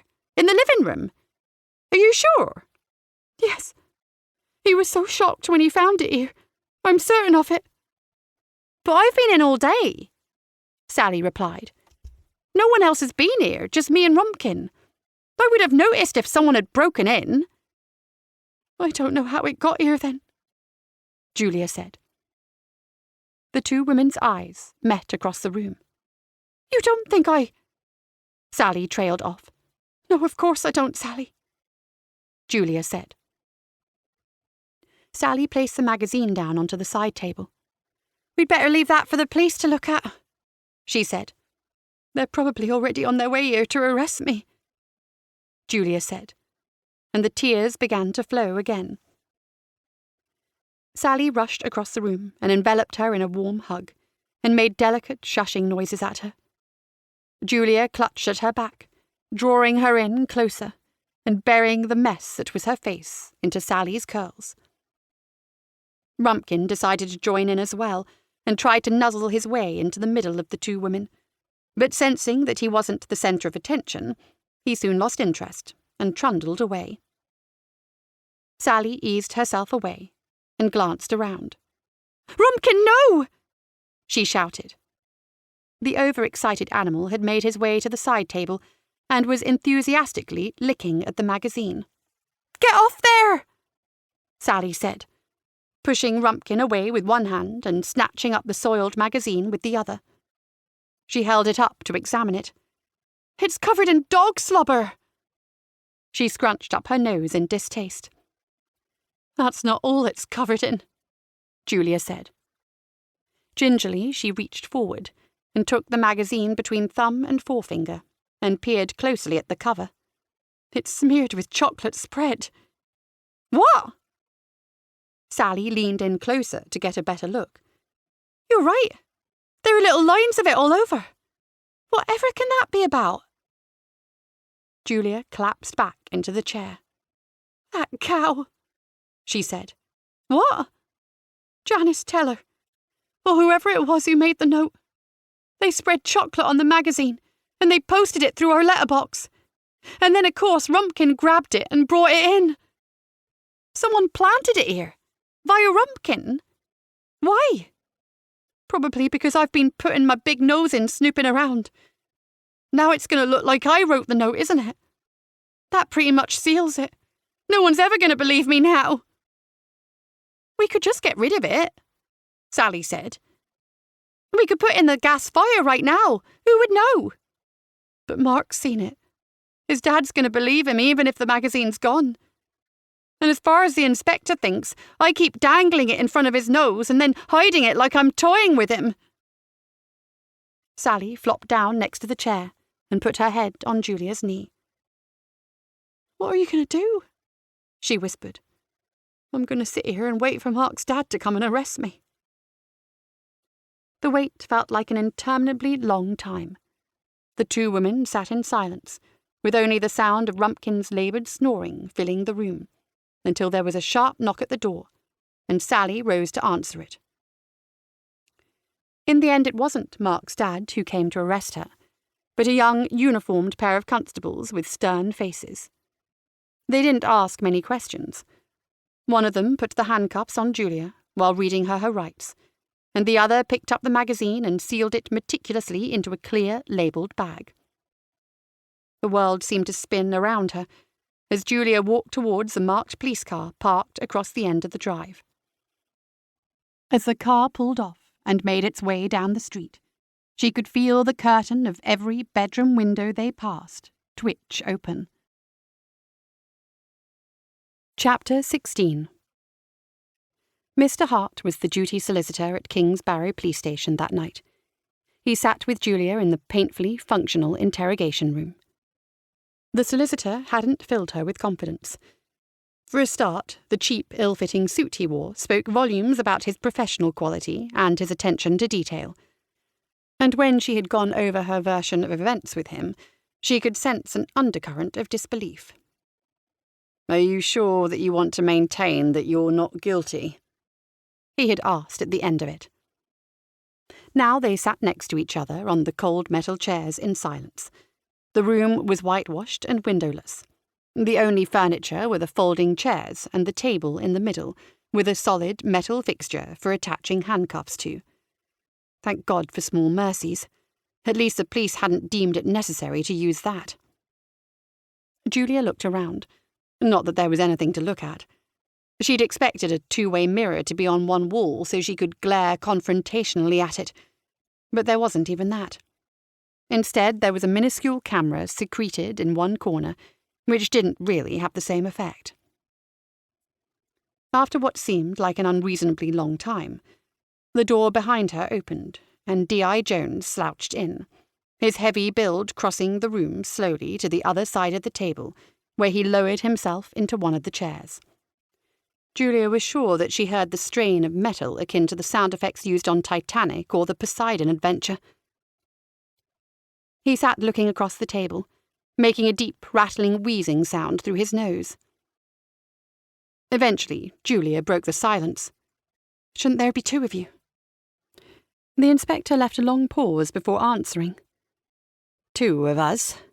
Why? I thought you played good cop, bad cop, Julia said. Jones grunted. You've seen too much TV. It's just me. Julia scowled. He'd said that to her before, and it only went to highlight how incompetent the man's deductive reasoning skills were. Just one bad at his job cop, then. Shall we move on? Hart suggested. Jones shrugged. Fine. He flipped a file open onto the table and produced the incriminating magazine from it, holding it up in its clear evidence bag for Julia to see. Do you know what this is? It's a gardening magazine, Julia replied tersely. It is indeed. Julia folded her arms across her chest. She wished that she'd had the foresight to change out of her little black dress before the police had arrived for her. On top of the mess of her mascara, she now had goose pimples all over her exposed skin. Anyone seeing her in the station would surely think she was in for soliciting. Well, it's not mine, she replied. I've no interest in gardening. Why would I buy gardening magazine? To make a death threat, Jones said bluntly. Julia had known it was coming, but she still flinched when he laid the charge before her. We know from the manager at the garden centre that Mrs. White received just such a note, he continued. It's also exactly the sort of magazine that would be lying about in Mrs. White's office. I've been told that you broke in there on one occasion following a disagreement about your dog. He made a point of looking down at his notes. Your dog Rumpkin. If she ever got her hands on Mark, she was going to throttle him. He must have told his dad. Well, she was glad that he scuttled out of the house before they got any further than making coffee. Against her will, Julia could feel herself pouting at the injustice of it. It should be Mrs. White in here being grilled. If only someone hadn't run her down. She dog-napped him, Julia said. And this made you angry? Jones suggested. Despite all her fury, Julia could tell she was on thin ice here. She chose her next words carefully. A little. But I lifted the sash window to her office to let him free. And that was that. You didn't feel the need to get even, then? Asked Jones. Certainly not. Julia lifted her chin into the air. I was just happy to have little Rumpkin back. I see, Jones replied stonily. And how do you think this magazine came to be in your house, if you claim not to have bought it? Julia sat up straight in her chair. Well, Rumpkin brought it in. Even Jones's previously immobile facade crumpled slightly at this. You're saying that your dog bought it? Not bought it, brought it, you great oaf. Hart laid a steadying hand on her forearm. The dog brought it in, Jones corrected himself. Yes, Julia said. The magazine is smeared with chocolate spread. Someone dangled it through the letterbox, knowing that he'd take the thing inside and lick the chocolate off it. It was planted. Jones brought a pen out, gave it a click while maintaining eye contact across the table, and then began to scribble something in his notebook. I've not heard that one before, he said quietly to himself. He had a few more questions for her, mostly around where she was at particular times and who might have seen her. And then, without any comment, he lifted his great bulk from the chair and drifted out of the room. Julia contorted herself in her chair just in time to see the heavy metal door swing shut behind him with a clang. "Where's he gone?" she asked. Hart was shuffling his own papers together on the table. "Gone to see if he can hold you overnight, I imagine," he said. He didn't sound too bothered either way. "Well, I have other clients to attend to," the solicitor said, rising. "The inspector should be back shortly." "Wait, that's it?" Julia asked. The man gave a shrug, causing his suit jacket to slip slightly at the shoulders, and rapped on the door to be let out. As it turned out, he was wrong about the inspector being back shortly. It was over an hour before Jones returned, leaving Julia to shift uncomfortably on the metal seat as she considered her fate. By the time he came back, she was bursting for a pee, but she did her best to appear cool and composed. After his habitual pause to sit and wheeze in her direction, Jones plonked a beige plastic ring onto the table. "Do you know what this is, Miss Ford?" She craned forward to look at the thing. "For playing quoits?" she suggested. "A sterling guess, but no. It's an ankle tag." "An ankle tag?" "Yes. You've made bail," Jones replied. He didn't look too happy about it. "You don't look very happy about it," Julia said. Jones scowled. "I don't like seeing criminals out on the streets." "I'm not a criminal," Julia said. Jones hefted the ankle tracker. "Well, if the tag fits." Julia stared despondently at the device on the table. "This is the new model," Jones said, giving the ankle tag a pat. "It's got all the bells and whistles." "Lucky me," Julia said. "Yes, indeed. Lucky you. Your curfew has been set at 8 p.m, so you need to be home by then every day. If you're not, then this is going to let me know." The talk went on for a little longer as the inspector told Julia how to charge the tag, and then he clipped it around her bare ankle. She looked down at it gloomily, wishing she at least had trousers to cover it. "Am I free to go?" she asked quietly. "You are." Jones leaned in close to her. She could practically feel the bristles of his moustache on her cheek. "But just remember, when you slip up, and you will slip up, I'm going to be there." Julia shuddered. Jones stood and pulled the door open. Julia took this as her cue to leave, and with her head down she went hurrying out of the door. Chapter 17. When Julia finally made it back out into the reception area of the police station, she found Sally waiting for her. Sally's eyes were bloodshot with deep, dark bags under them, and she generally looked like she hadn't slept. In fact, she looked like utter crap. Julia could only imagine the state that she must look. As soon as Sally saw her, she sprinted over and folded her up into a warm hug. "God, I'm so glad they've let you out. I've been so worried about you." Julia buried her head into her friend's shoulder and did her best to hold back her tears. "Thank you so much for bailing me out," she said, her head muffled in the material of Sally's coat. "Don't be silly, of course I would." "How did you afford it?" Sally had been generous during Julia's stint of underemployment, but Julia knew her friend's pockets didn't run that deep. "Oh, never mind that," Sally said. She prized herself away from Julia and took a step back. "You must be freezing," she said. She unbuttoned her coat and bundled Julia into it like a toddler. "Now you'll be cold," Julia protested weakly, looking at Sally's bare arms and midriff that her t-shirt left exposed. "Don't be daft, chicken," Sally said. She linked her arm into Julia's. "Come on, let's get you back home." Julia allowed herself to be led out of the door and down the arch of concrete steps to the pavement. She was beginning to warm up now she had a coat on, but she was still painfully conscious that the ankle tag was on full display. She could feel the eyes of every passer-by glancing down at it and passing silent judgment.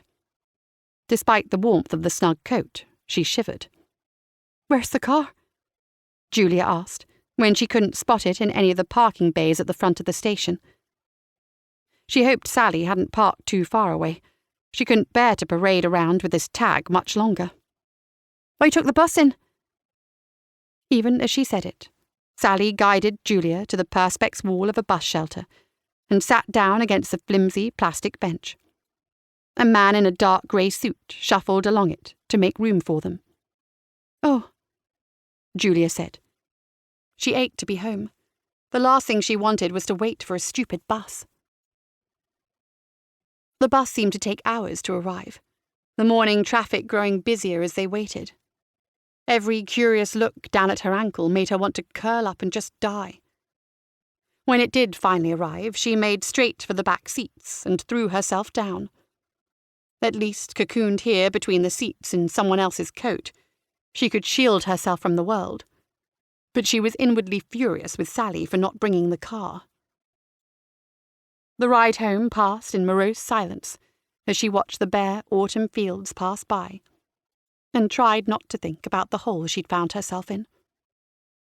It wasn't until they reached home and there was no car on the driveway that it finally clicked. "You sold the car, didn't you?" Julia gasped. Sally didn't reply, just unlocked the front door and stepped in, rubbing her arms to warm them up a bit. There was a noisy yip from the living room, and Rumpkin came bounding in, leaping into the air with excitement, and almost knocking Julia from her feet when they collided. "Oh, Rumpkin," she said, rubbing him behind both ears as he licked as much of her as he could get hold of. "If only you knew the trouble you've caused." Julia bathed, washed and combed her hair, and then wrapped herself up in her dressing gown, despite the fact it was almost midday. When she arrived downstairs, she found both a tea and a coffee waiting for her on the side table, each of them steaming away. "I wasn't sure which you'd feel like," Sally explained. Julia did her best to look grateful, and picked up the tea as she settled down into the chair, cradling it in her hands and enjoying the heat. "We need to find whoever killed Mrs. White," Sally said matter-of-factly. "That idiot of a police officer isn't going to get his claws out of you unless we deliver him the real murderer wrapped up in a giant bow." "Janice, tell her," Julia murmured into the rim of her mug. She was the only person Julia could think of with the opportunity and a motive. "We need to find a way to make her talk," Sally said. Julia nodded her agreement, but she was blown if she knew how. The wretched woman not only seemed to have gotten away from the scene of the crime without being seen, but now she'd found some other sap to pin it on, namely her. Sally sighed and gave Julia's arm a reassuring squeeze. "I've got to get down the pub soon. I'm working this afternoon. You should come too. I don't like to think of you sitting here all alone." "I'd have Rumpkin," Julia said. "You know what I mean. Rumpkin's lovely, but as a conversationalist, he's a bit lacking." Julia would have preferred to pull a blanket over her head and disappear, but she didn't have the strength to argue. "Fine, I'll come," she muttered. Julia felt somewhat more human after the tea. She dressed in her warmest jumper and coat, and managed to find a pair of jeans that was loose-fitting enough that she couldn't see the line of the ankle tag when she inspected herself in the full-length mirror in Sally's bedroom. She had let Sally go on ahead of her. She hadn't wanted to hold Sally up and make her late for her shift, for one thing. She also quite wanted the time on her own to reflect. But once she was actually alone with her thoughts, she just found herself going around in mental circles. Janice had the opportunity to kill Mrs. White, providing she was canny about it. Lift the keys on the way into the pub, then during the meal sneak out the back exit by the loos, do the deed and hurry back.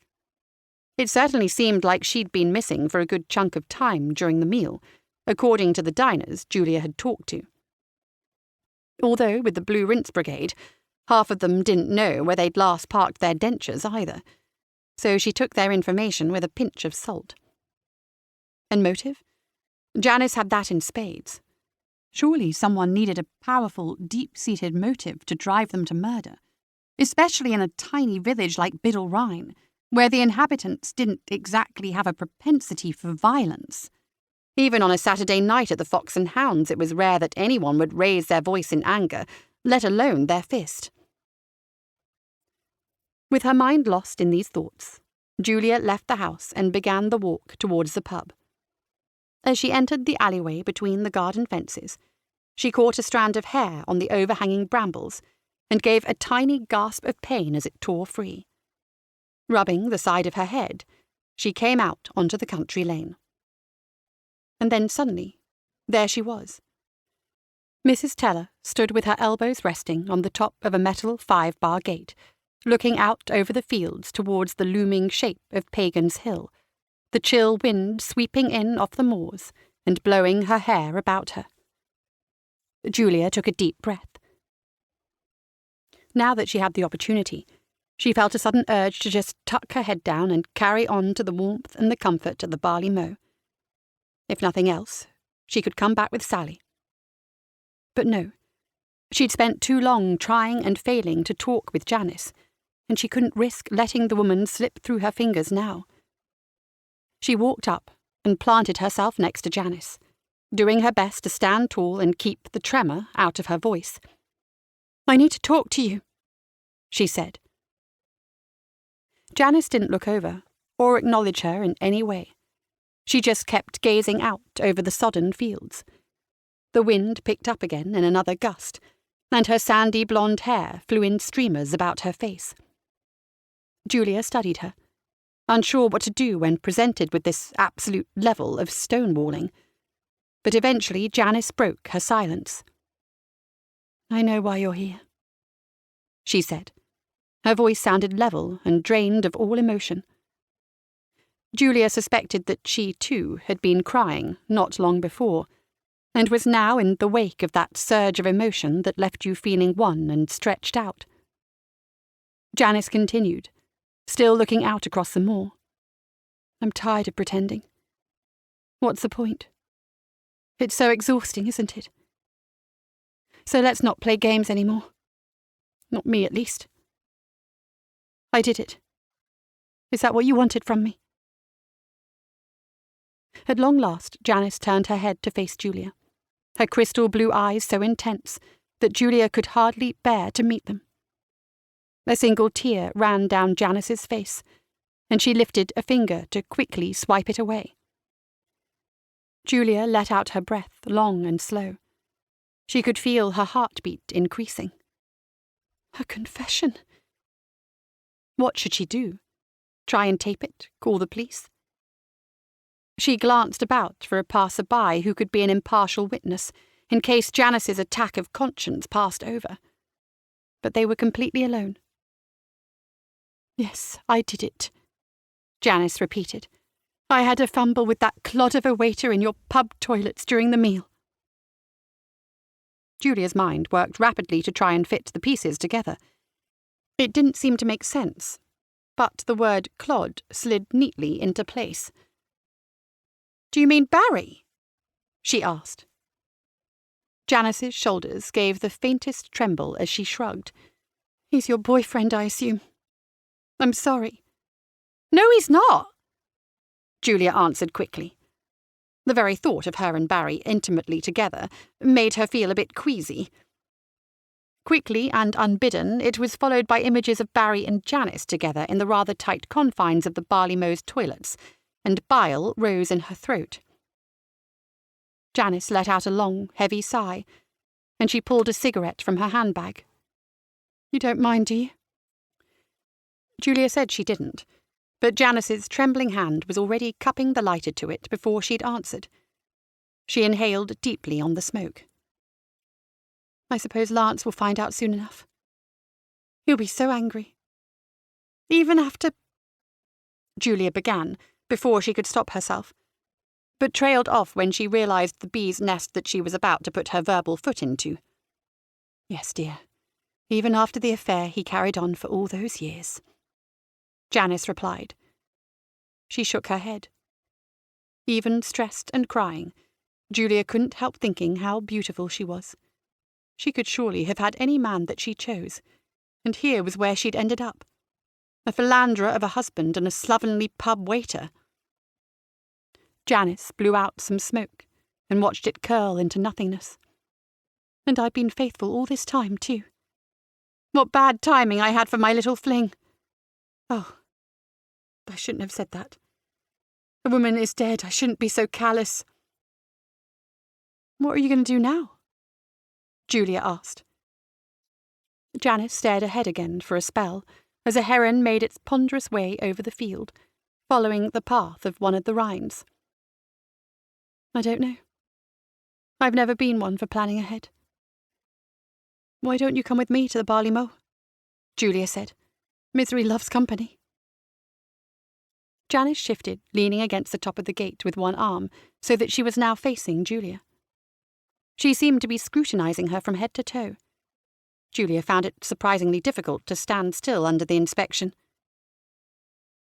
You're miserable? Janice asked finally. Julia gave a little nod. For some reason, she couldn't face putting the truth into words. Not even for a relative stranger like Janice Teller. I've just been fired from Donaldson's. That seemed easier to process than being arrested. More real. And you enjoyed working at Donaldson's, did you? It always struck me as a rather dingy place, lacking soul. I need the money, Julia replied. Oh yes, of course. Don't listen to me. I don't know why I'm handing out advice. You'll end up living in a drafty cottage somewhere, besotted with a temperamental potter who considers himself an artist. A policeman's son in my case, Julia muttered, unable to help herself. Even worse. Julia let out a sharp laugh, and to her surprise found that Janice was laughing too. Janice stood stiffly and stretched out her back. No, thanks for the offer, but I'll go home, such as it is, and face the music. As for you, you're young and resourceful. You'll think of something. Mark my words. With that, Janice began to walk slowly along the lane in the direction of Pagan's Hill and her unhappy cottage. Julia watched her until the long sweep of the lane took her out of sight, and then she turned and headed in the other direction. She believed Janice's story, but it didn't change anything. Someone had still stitched her up. But that person didn't have a face now, so there was no one to target her anger towards, and the anger drifted away from her instead, leaving her feeling wooden and empty. At least when she had thought Janice had murdered Mrs. White, she had some hope of clearing her own name. But now? She sniffed and did her best to hold back tears. It was all so very hopeless. Julia was lost in these bleak thoughts when she found herself at the barley mow, its sign swinging gently overhead in the wind. She crunched her way over the gravel car park and pulled the latch up on the door to the parlour. It wasn't busy, hardly surprising for a weeknight. The Major was there, tucked away in his usual seat with the log fire crackling away next to him, reading his paper but looking like he was about to doze off, as he often did. Sally was behind the bar in her black uniform, in the middle of pulling a drink for a customer. But something seemed off. Sally pulled a face at Julia as she entered, although she couldn't fathom what it meant. When the man at the bar turned around, she realized what Sally was trying to say. It was Lance Teller. His broad frame looked presentable enough in the striped button-down shirt, but even from the brief moment of him turning, Julia could tell from the way Lance moved that he was blind drunk. Clutching a pint of bitter in one hand, he staggered forward, nearly half the contents sloshing over the edge and onto the flags as he did so. He took one more step, and his head collided noisily with the black wood of one of the low beams. He cried out and rubbed furiously at his forehead. But Julia could see there was more to his pain than just the bump to his head. His colour was rising, and she saw tears appearing in his eyes. "I know you all hated her," he bellowed, throwing his arms out wide and depositing even more of his drink onto the floor. In the corner, the Major snorted and sat upright, suddenly awake. It wasn't clear who Lance was talking to. He seemed to be addressing the room, or even the world in general. "I know you all hated her, but Audrey was a wonderful woman. She was kind and hard-working and clever. She made something of her life, which is more than any of you can say. And she loved me, and I loved her." He lurched forward and grabbed Julia by the shoulder with his free hand, holding onto her so hard that it hurt. She tried to shy away, but his grip was too strong. His face was inches from hers, tears leaking down his cheeks now. When he spoke, she could smell the alcohol strong on his breath. There! You wanted to know if we had an affair? Well, we did. We were in love. I was going to leave Janice. Leave my wife of 7 years. But she's gone now. A senseless tragedy. At the end of his speech, he trailed off with a whimper. Julia tried again to edge away, but he was holding firm, his hand shaking with pent-up anger. Somewhere in this commotion, Ivan had appeared at the door through to the eating area. He moved his large body through into the parlour and laid a hand gently on Lance's back. Come on, pal. It's time to go, I think. Lance gave out a very long sigh and let his own hand slip from Julia's shoulder, his fingertips trailing along the sleeve of her coat. I wish we could have had that one final day, he said in a hushed voice. I planned to tell her that day that I'd leave Janice. If only she had made it, it would have meant the world to her to know that I'd chosen her. It would have. But she never made it. At that point, his face broke, and he began to sob. Ivan had collected the man's coat from the peg, and he draped it over Lance's shoulders, even as he ushered him out of the pub's door with practised movements. The two men disappeared from sight as the door swung back behind them. But through the thin wood, Julia could still hear the muffled sounds of Lance sobbing, and the milder tones of Ivan's inaudible words as he tried to comfort him. Julia stared around, barely believing what had just happened. The Major returned her stare wide-eyed, but instantly began sinking back down into a slouch, his head nodding so that his moustache almost dangled in the foam of his bitter. Julia staggered over and almost collapsed across the bar, letting out a low whistle. "Poor Lance," she said.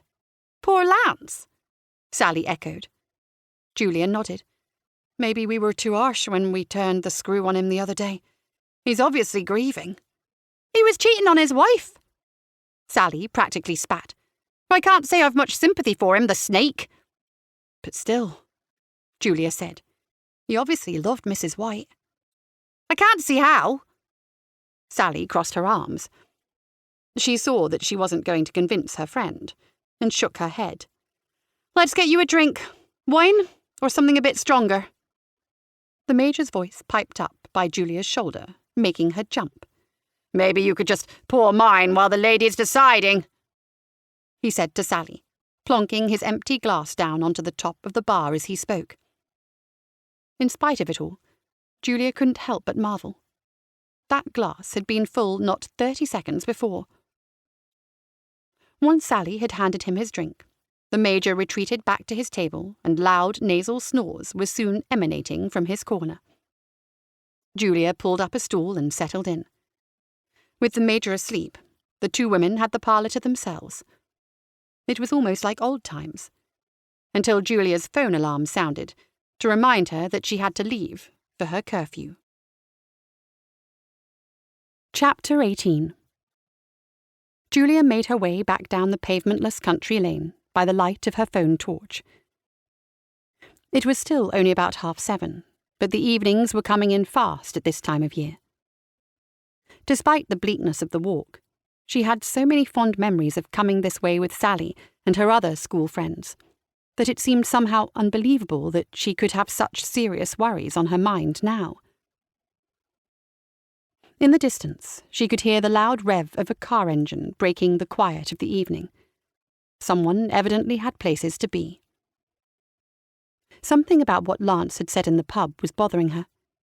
He said he'd been going to tell Mrs. White that he'd leave his wife, but he'd not gotten the chance because on that day that she was killed, Mrs. White had never shown up at his cottage.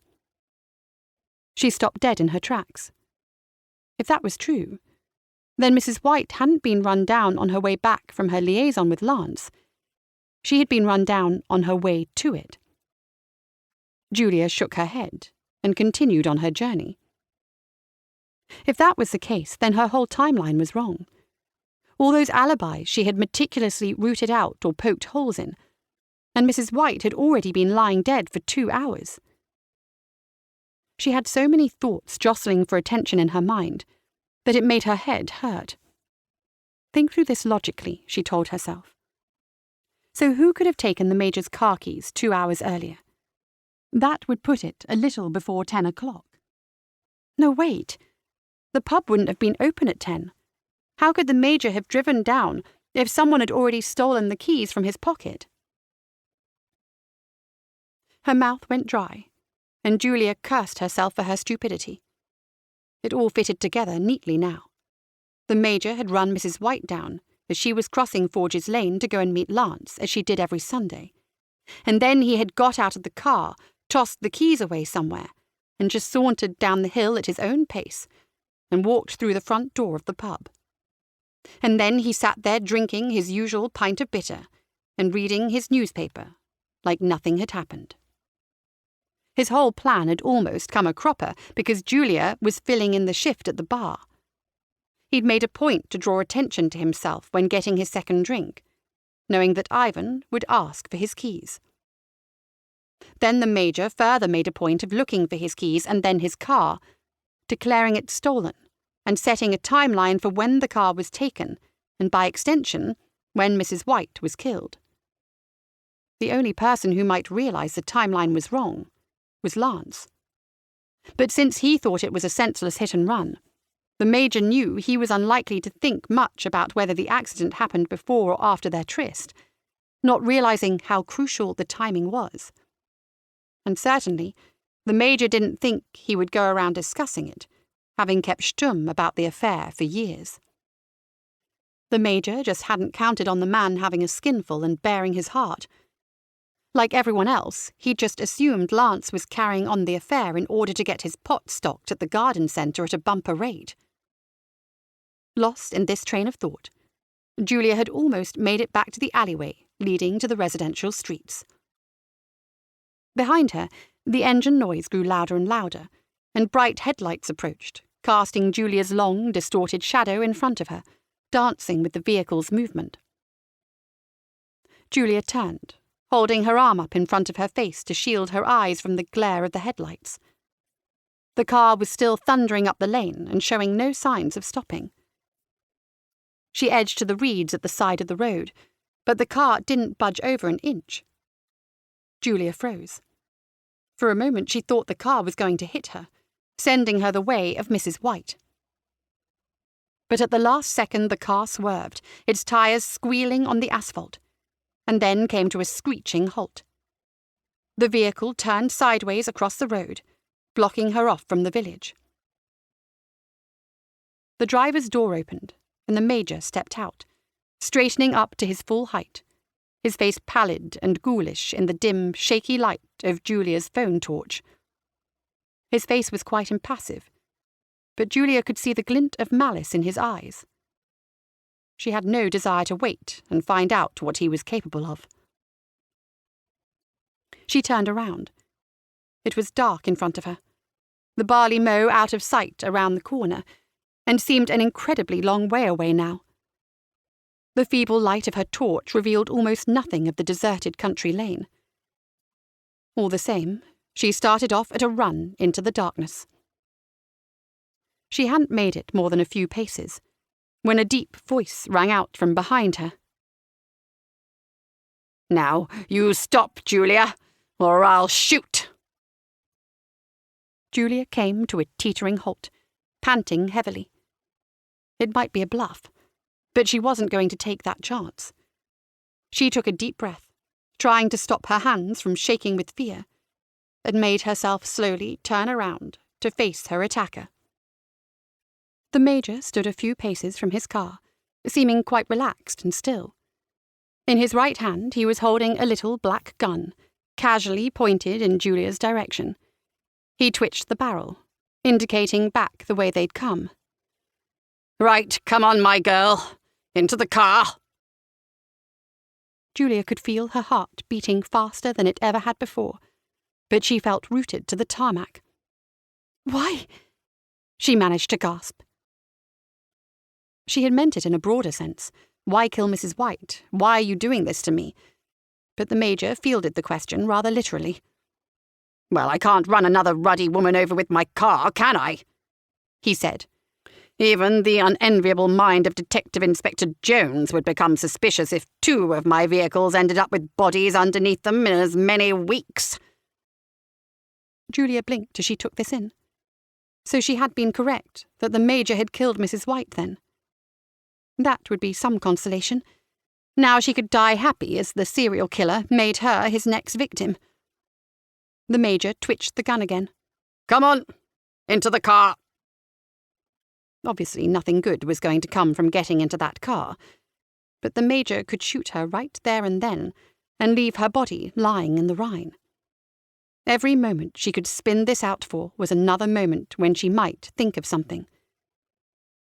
With a shudder, Julia made her way along the lane, her feet feeling like lumps of concrete. She instinctively tried to keep as much space as she could between her and the Major as she passed him.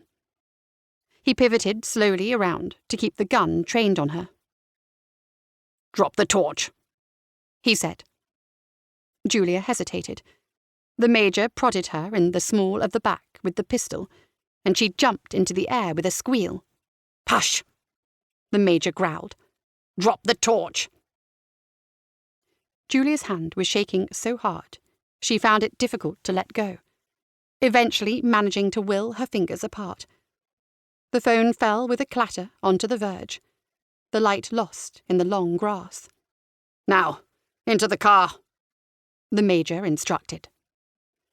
She carried on, aware of the Major trailing along close behind. When they reached the car, the Major pressed a button in his key fob, and the boot made a clicking sound and popped ajar. "In," he said. Julia peered through the crack in the door at the tiny confines within. "Please," she said, turning around to face the Major. "Not the boot. I won't try anything, I swear." The Major's face remained unmoved. "In," he repeated. Julia tried to make her muscles move, but she couldn't face the grim fate of climbing into the back of that car. The Major extended his hand, bringing the gun level with her head, only a few inches from the side of her face. "I won't say it again," he said. Just then there was the sound of a car further up the road in the direction of the barley mow, a high-pitched groan echoing over the fields as the engine fought for power. Julia and the Major looked around at the sound, and saw a pair of headlights racing down the lane. Julia's heart rose. The cavalry, whoever it was here and just in the nick of time. The Major recoiled slightly and drew his arm down, but kept the gun trained on Julia. The car swerved and came to a dramatic halt, skidding the last few feet along the road, jerking to a stop just in front of them, the full beams causing them both to squint. The car sat purring for a few moments, and then the headlights dimmed, and from the plain grey sedan, the form of D.I. Jones hauled himself out, using one hand on the roof of the car for purchase, and strode purposefully towards them. As he marched, he reached around to the back of his hip and produced a pair of handcuffs, glinting in the light of his car headlamps. He tossed them gently up and down, as though getting the weight of them. "Caught right in the act," Jones declared gleefully, as he huffed and puffed his way towards them, the Major retreating another step. "Turn around, please, Miss Ford," the inspector said, addressing Julia. "What? Why?" Julia asked. "Don't play dumb, girl. You're out after curfew. I told you that you'd slip up. I just didn't realise that it would be this bloody soon. Honestly, we need a better calibre of criminal today." Julia stared at Jones in disbelief, her jaw dropping. "The Major has a gun!" she said loudly, enunciating each word carefully like she would speak to a Spanish waiter. "He was going to kill me!" The inspector's eyes swiveled around, apparently noticing the Major and his weapon for the first time. The Major raised the gun again, training it on the inspector this time. "Back off, Jones, or I'll shoot." Jones leaned in slightly and squinted at the gun. "It's fake," he said. "It ruddy isn't," the Major said. "It ruddy is." With that, Jones reached out with a flabby hand and plucked the little black pistol from the Major's grasp, who seemed to offer only token resistance. The Major snorted with anger, the discharge from his nostrils ruffling his moustache on the way out. He balled his left hand into a fist and swung it in a wild haymaker arc, catching Jones completely by surprise and landing the blow heavily on the other man's cheek.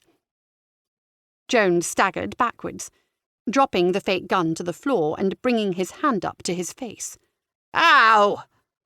he said, rubbing rigorously at the spot where the punch had landed. "Plenty more where that came from," the Major said, raising his fists about his head. "Oh, I don't think so," the inspector said, and he launched his large frame forward, arms swinging in from the sides to envelop his quarry. Julia was reminded of a panther leaping to catch its prey, only he was much wider and lacked any of the natural grace and poise of a big cat. With his jacket billowing out behind, maybe he was more like a flying squirrel, a very large, heavy one. It was surprisingly effective, though. Jones collided with the Major, and they both went down to the pavement in a tangled heap, the copper's arms wrapping the Major up as they descended. There was a brief struggle on the ground as the Major kicked and squirmed, but he was firmly lodged underneath Jones, and the inspector showed no signs of budging. Jones glanced up from the ground. "Ford, would you be so kind as to pass me the handcuffs?" he asked. Julia looked down to where the cuffs lay, presumably dropped as the inspector had launched his tackle. "With pleasure, Inspector," she peeped, and trotted over to hand them to him. With a few deft moves, Jones managed to force the Major's hands behind his back, and Julia heard the satisfying clink of the cuffs snapping shut. It was a much nicer sound when it wasn't happening to her wrists, she decided. Jones rose to his feet, hauling the Major up as he did so. The Major was turning a deep scarlet colour, and trying unsuccessfully to blow bits of dirt from his moustache, which had been lodged there during the scuffle. Jones made a move towards his car, but Julia stopped them. "I still don't understand, Major," she said. "Why did you kill Mrs. White?" "I have my reasons," the Major spat. "Good ones, too." Then it all suddenly dawned on Julia, and she clapped her hands to her cheeks like a Munch painting. "You don't, do you? You have really, really petty reasons. You tiny little man!" The Major huffed at her, but didn't reply. Jones turned a quizzical face to her. "What are you thinking there, Ford?" "It was the blasted garden centre expansion," she said. "Mrs. White wanted to expand it and put some new buildings up. The council had approved it, and the public consultation would have been little more than a formality." "And what was wrong with this expansion?" Jones asked. He was talking to the Major, but Julia answered for him. "It would spoil the view from his garden," Julia said. Jones shook his head slowly. "I've seen some pretty vile things done for some daft reasons before, but this one might just take the cake," he said. "That explains the why, but what about the how?" Julia allowed herself a wry smile. "That's a long story, Inspector, but I can explain." "Let's talk as we drive," Jones said. With that, Jones gave the Major a steady push between the shoulder blades and guided him into the back of his car. Chapter 19. The Christmas lights twinkled away in the window, fading slowly in and out in their neat lines.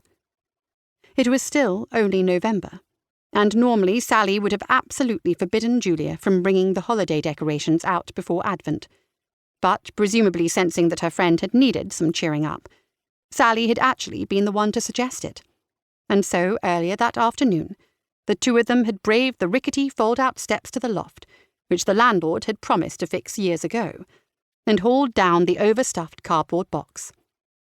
Still, Sally had drawn the line at the lights, and not allowed anything else to emerge from the box, claiming that she still had standards to maintain.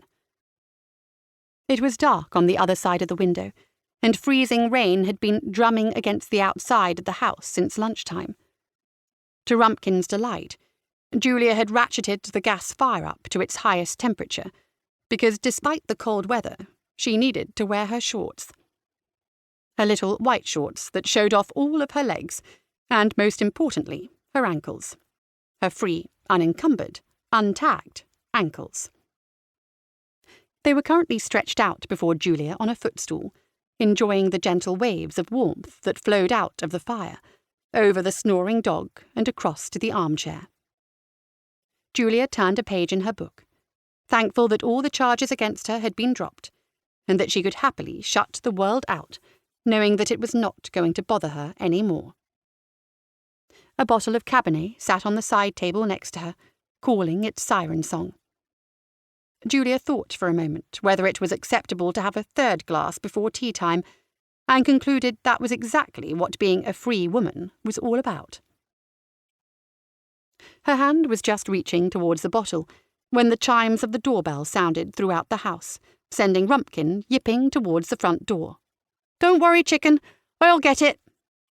Julia heard Sally call from behind her, and a smell of something delicious and cinnamony drifted out as the kitchen door opened. Good old Sally.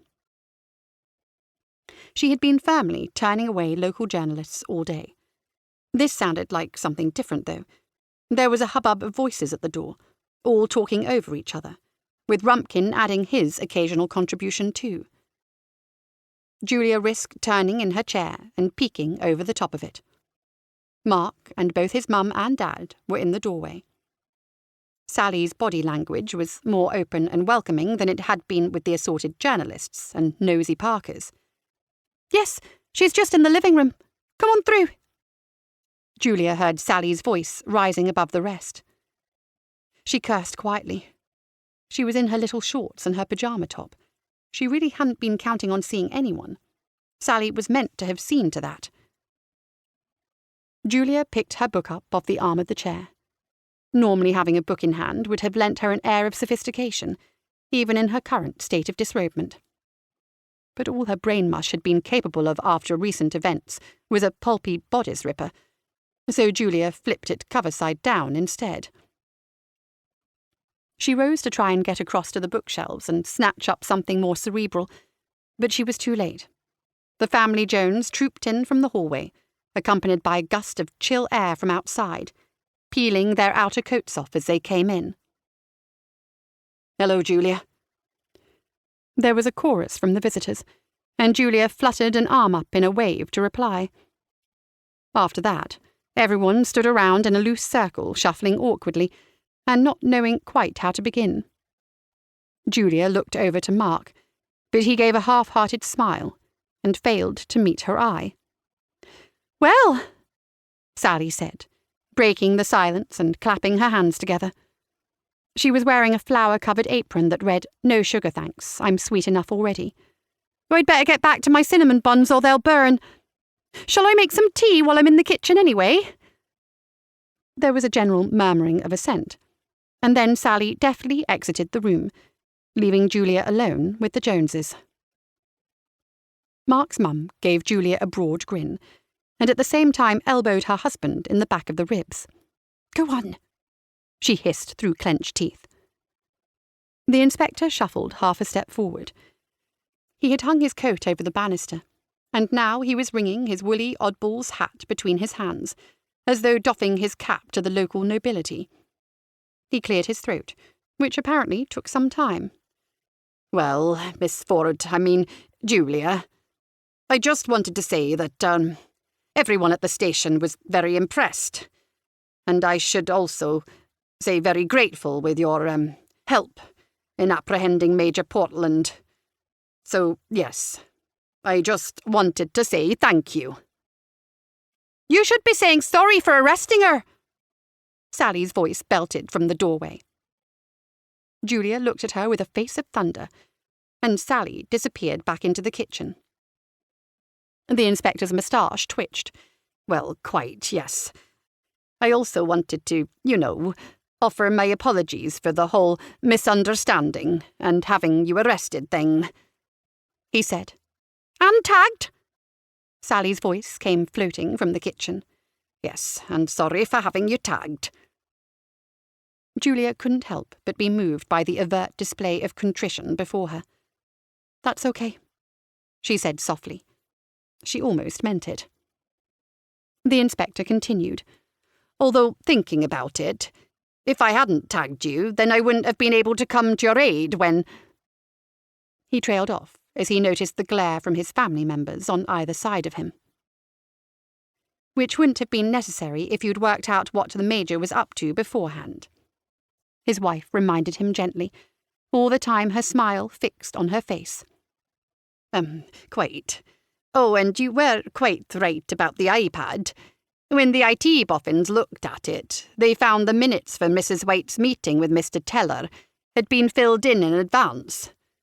I suppose it left more time for—" The inspector's eyes darted from his wife on one side to his son on the other, and his face began to redden. Finally, he finished weakly with, "for other things."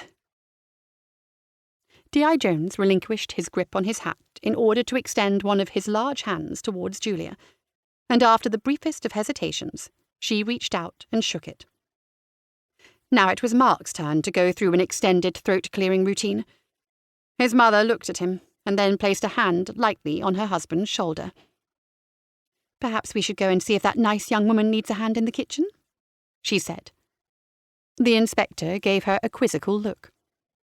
"Why would she need our help?" he asked, but allowed himself to be ushered out of the room by his wife's repeated pats on the back.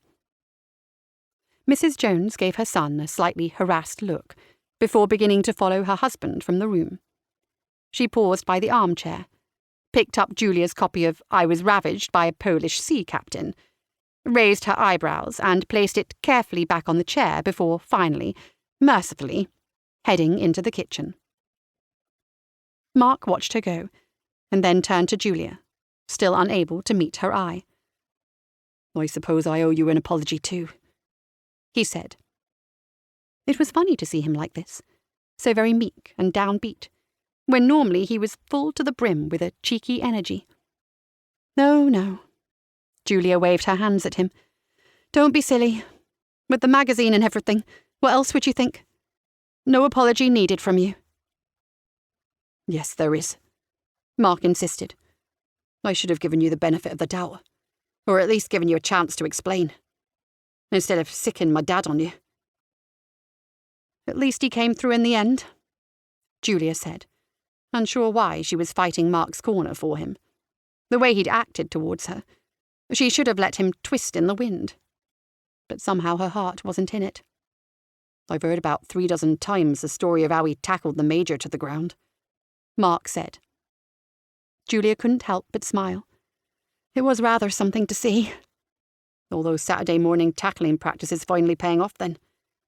I can't recall it ever helping him much on the pitch." "I'm glad you've come anyway," Julia said, changing the subject. "I was worried that I'd seen the last of you." And finally, there was that signature grin that she'd come to know so very well. "We both know that wouldn't have happened. Not with baking like that going on in the house." He gestured towards the kitchen, where admittedly extremely appetizing smells were wafting in from. All the same, Julia gave him a gentle slap on the chest with the back of her hand for good measure. "You tease," Julia said. Without warning, Mark bent down and gave Julia a quick peck on the lips. In spite of herself, Julia felt a blush rising. "Listen, Julia," Mark began. To her surprise, he suddenly seemed a little anxious again, the self-assurance of the previous exchange rapidly melting away. I know that it wasn't all that long ago that we met, but I think you're a really remarkable young woman. I honestly do. So, I had something that I wanted to ask you. Epilogue. Julia closed her eyes and savoured the sound of church bells ringing out. Mark's proposal had taken her completely by surprise, and most of December had passed in a whirlwind of activity and relentless organisation via spreadsheet. His idea to open a bookshop made sense, though. She opened her eyes and bustled on down the high street. There was really no time to rest.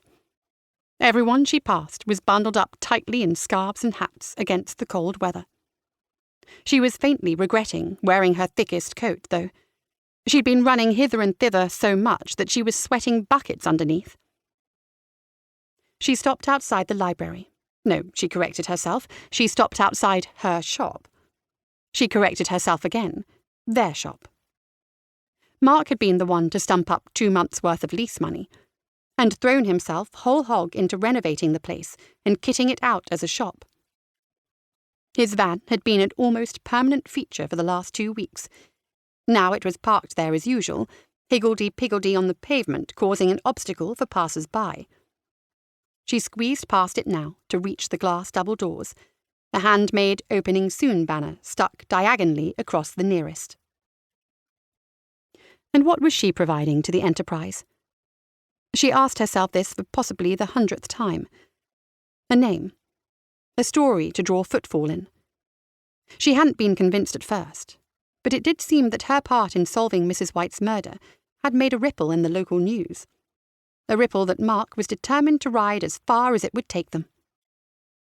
Julia had agreed to do every newspaper and local TV interview that had come her way, in exchange for the money and work that Mark had committed. She hadn't relished the glare of the spotlight, even if that spotlight didn't get any larger than the relative minnow that was Southwest Regional News. But seeing the bookshop taking shape in the old library had definitely made the discomfort worthwhile. She looked now at the outside of the building, trying to imagine it when it was finished. Instead of the pots of paint and stepladder in the window, they'd agreed to have a big true crime display, using her minor celebrity status to maximum effect. "Hello, Julia." A voice by her shoulder startled her out of her daydreams. It was Barry, in his big puffy jacket with a stripy hat and ear flaps pulled down far over his head. "How's the work coming along?" he asked, pointing a mitten at the shop. Julia smiled. "It's coming along. There's plenty to do, though. Especially if we want to be open on schedule." She mentally shuddered, thinking of the money flushed down the loo if they didn't manage to open their doors soon.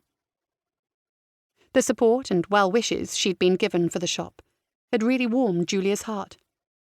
Everyone in the village had been thrilled by the idea of a bookshop opening. Well, almost everyone. Mr. Smedley had appeared a few days earlier and grilled them over which local authors they were going to be stocking. Apparently he'd been phoning around anyone stocked at the garden centre and tried to lock them into exclusive deals. Not many takers, though. At least that was what Sally had told her, keeping her ear to the ground behind the bar. "Not looking for any extra help, are you?" Barry asked. "What about the barley mow?" Julia said. Underneath his layers, Barry gave a shrug. "Ivan's a difficult man to work for. He keeps threatening to give me the can. I'm not sure how long I can stick it out there." Julia gave him what she hoped was a reassuring smile. "Ivan talks a big game, but he's actually a big softy. He's not firing anyone." She certainly hoped that was true. If things went as well as they'd cautiously thought it might, then they would need extra help, and she didn't think she could face the idea of employing Barry. "Well, I hope you're right. I'd better get on. I'm already late," Barry said, and with a brief nod he began to slowly sidle down the high street in the direction of the barley mow. Julia flattened herself against the side of Mark's van to let him squeeze by. Julia watched him go and shook her head to herself. The lunch shift would already have started 20 minutes ago, and he showed no signs of hurrying. She was just wondering how he managed to drift through life that way, when she remembered that she'd promised Mark she'd only be gone a quarter of an hour, and pushed the front door open. If Mark had noticed how long she'd been gone, then he didn't show it. He looked up from his makeshift sawhorse, formed by a couple of stepladders, and smiled cheerily. The shop had been a frenetic hive of activity, but most of that had been ripping out fixtures from the library they couldn't use or didn't want. Gone were the ancient, dented metal shelves. Gone were the overhead fluorescent lights, along with the dizzying volume of insects which had expired in them. Gone was a mildew-encrusted counter, and Mark was busy cutting the wood for its replacement. Although it was progress, the result was scarred walls, sawdust covering the floor, and gaping holes in the ceiling, with half-wired spotlights hanging forlornly from them. It was looking pretty dire to Julia, but Mark's friend had assured them he'd be back later in the week to get them finished. Mark had called in an impressive number of favours, and created an even greater number in order to get various friends, relatives and acquaintances to chip in with the seemingly unending list of tasks the construction project required. Mark straightened up and placed the saw down, resting against one of the paint-speckled stepladders. "What did the vicar say?" he asked. He said that while he didn't feel it fully appropriate to do a sermon on the spiritual nature of a good book, he did fully endorse the shop and would make sure he came along on opening day. "That's something, at least," Mark said. "Get that chap on board and the congregation will be following, I'm sure." He did also say that he had a large stack of second-hand Christian books that he'd donate to the store. Mark stretched, working out a tight knot in his shoulder. "I'm sure they'll just fly off the shelves," he said. "Now come on, you've had enough gadding about. Grab a wood plane. There's work to be done." Julia picked the plane up from the oversized toolbox which had taken up residency in the centre of the room, and set to work. There was something therapeutic and calming in the repetitive motions and seeing the wood shaped before her. She was looking forward to the village returning to its normal, sedate pace of life, safe in the knowledge that it would be a long, long time before a sleepy little place like Biddle Rhyne would see another murder in its midst. She had no idea just how wrong she was. This concludes Murder on a Country Lane by Jon Harris, narrated by Henrietta Meire. Copyright 2023 by Jon Harris. This unabridged audiobook is published by arrangement with the Book Folks and was produced in the year 2024 by Tantor Media Incorporated, a division of Recorded Books, which holds the copyright thereto. Please visit tantor.com for more information on our growing library of unabridged audiobooks.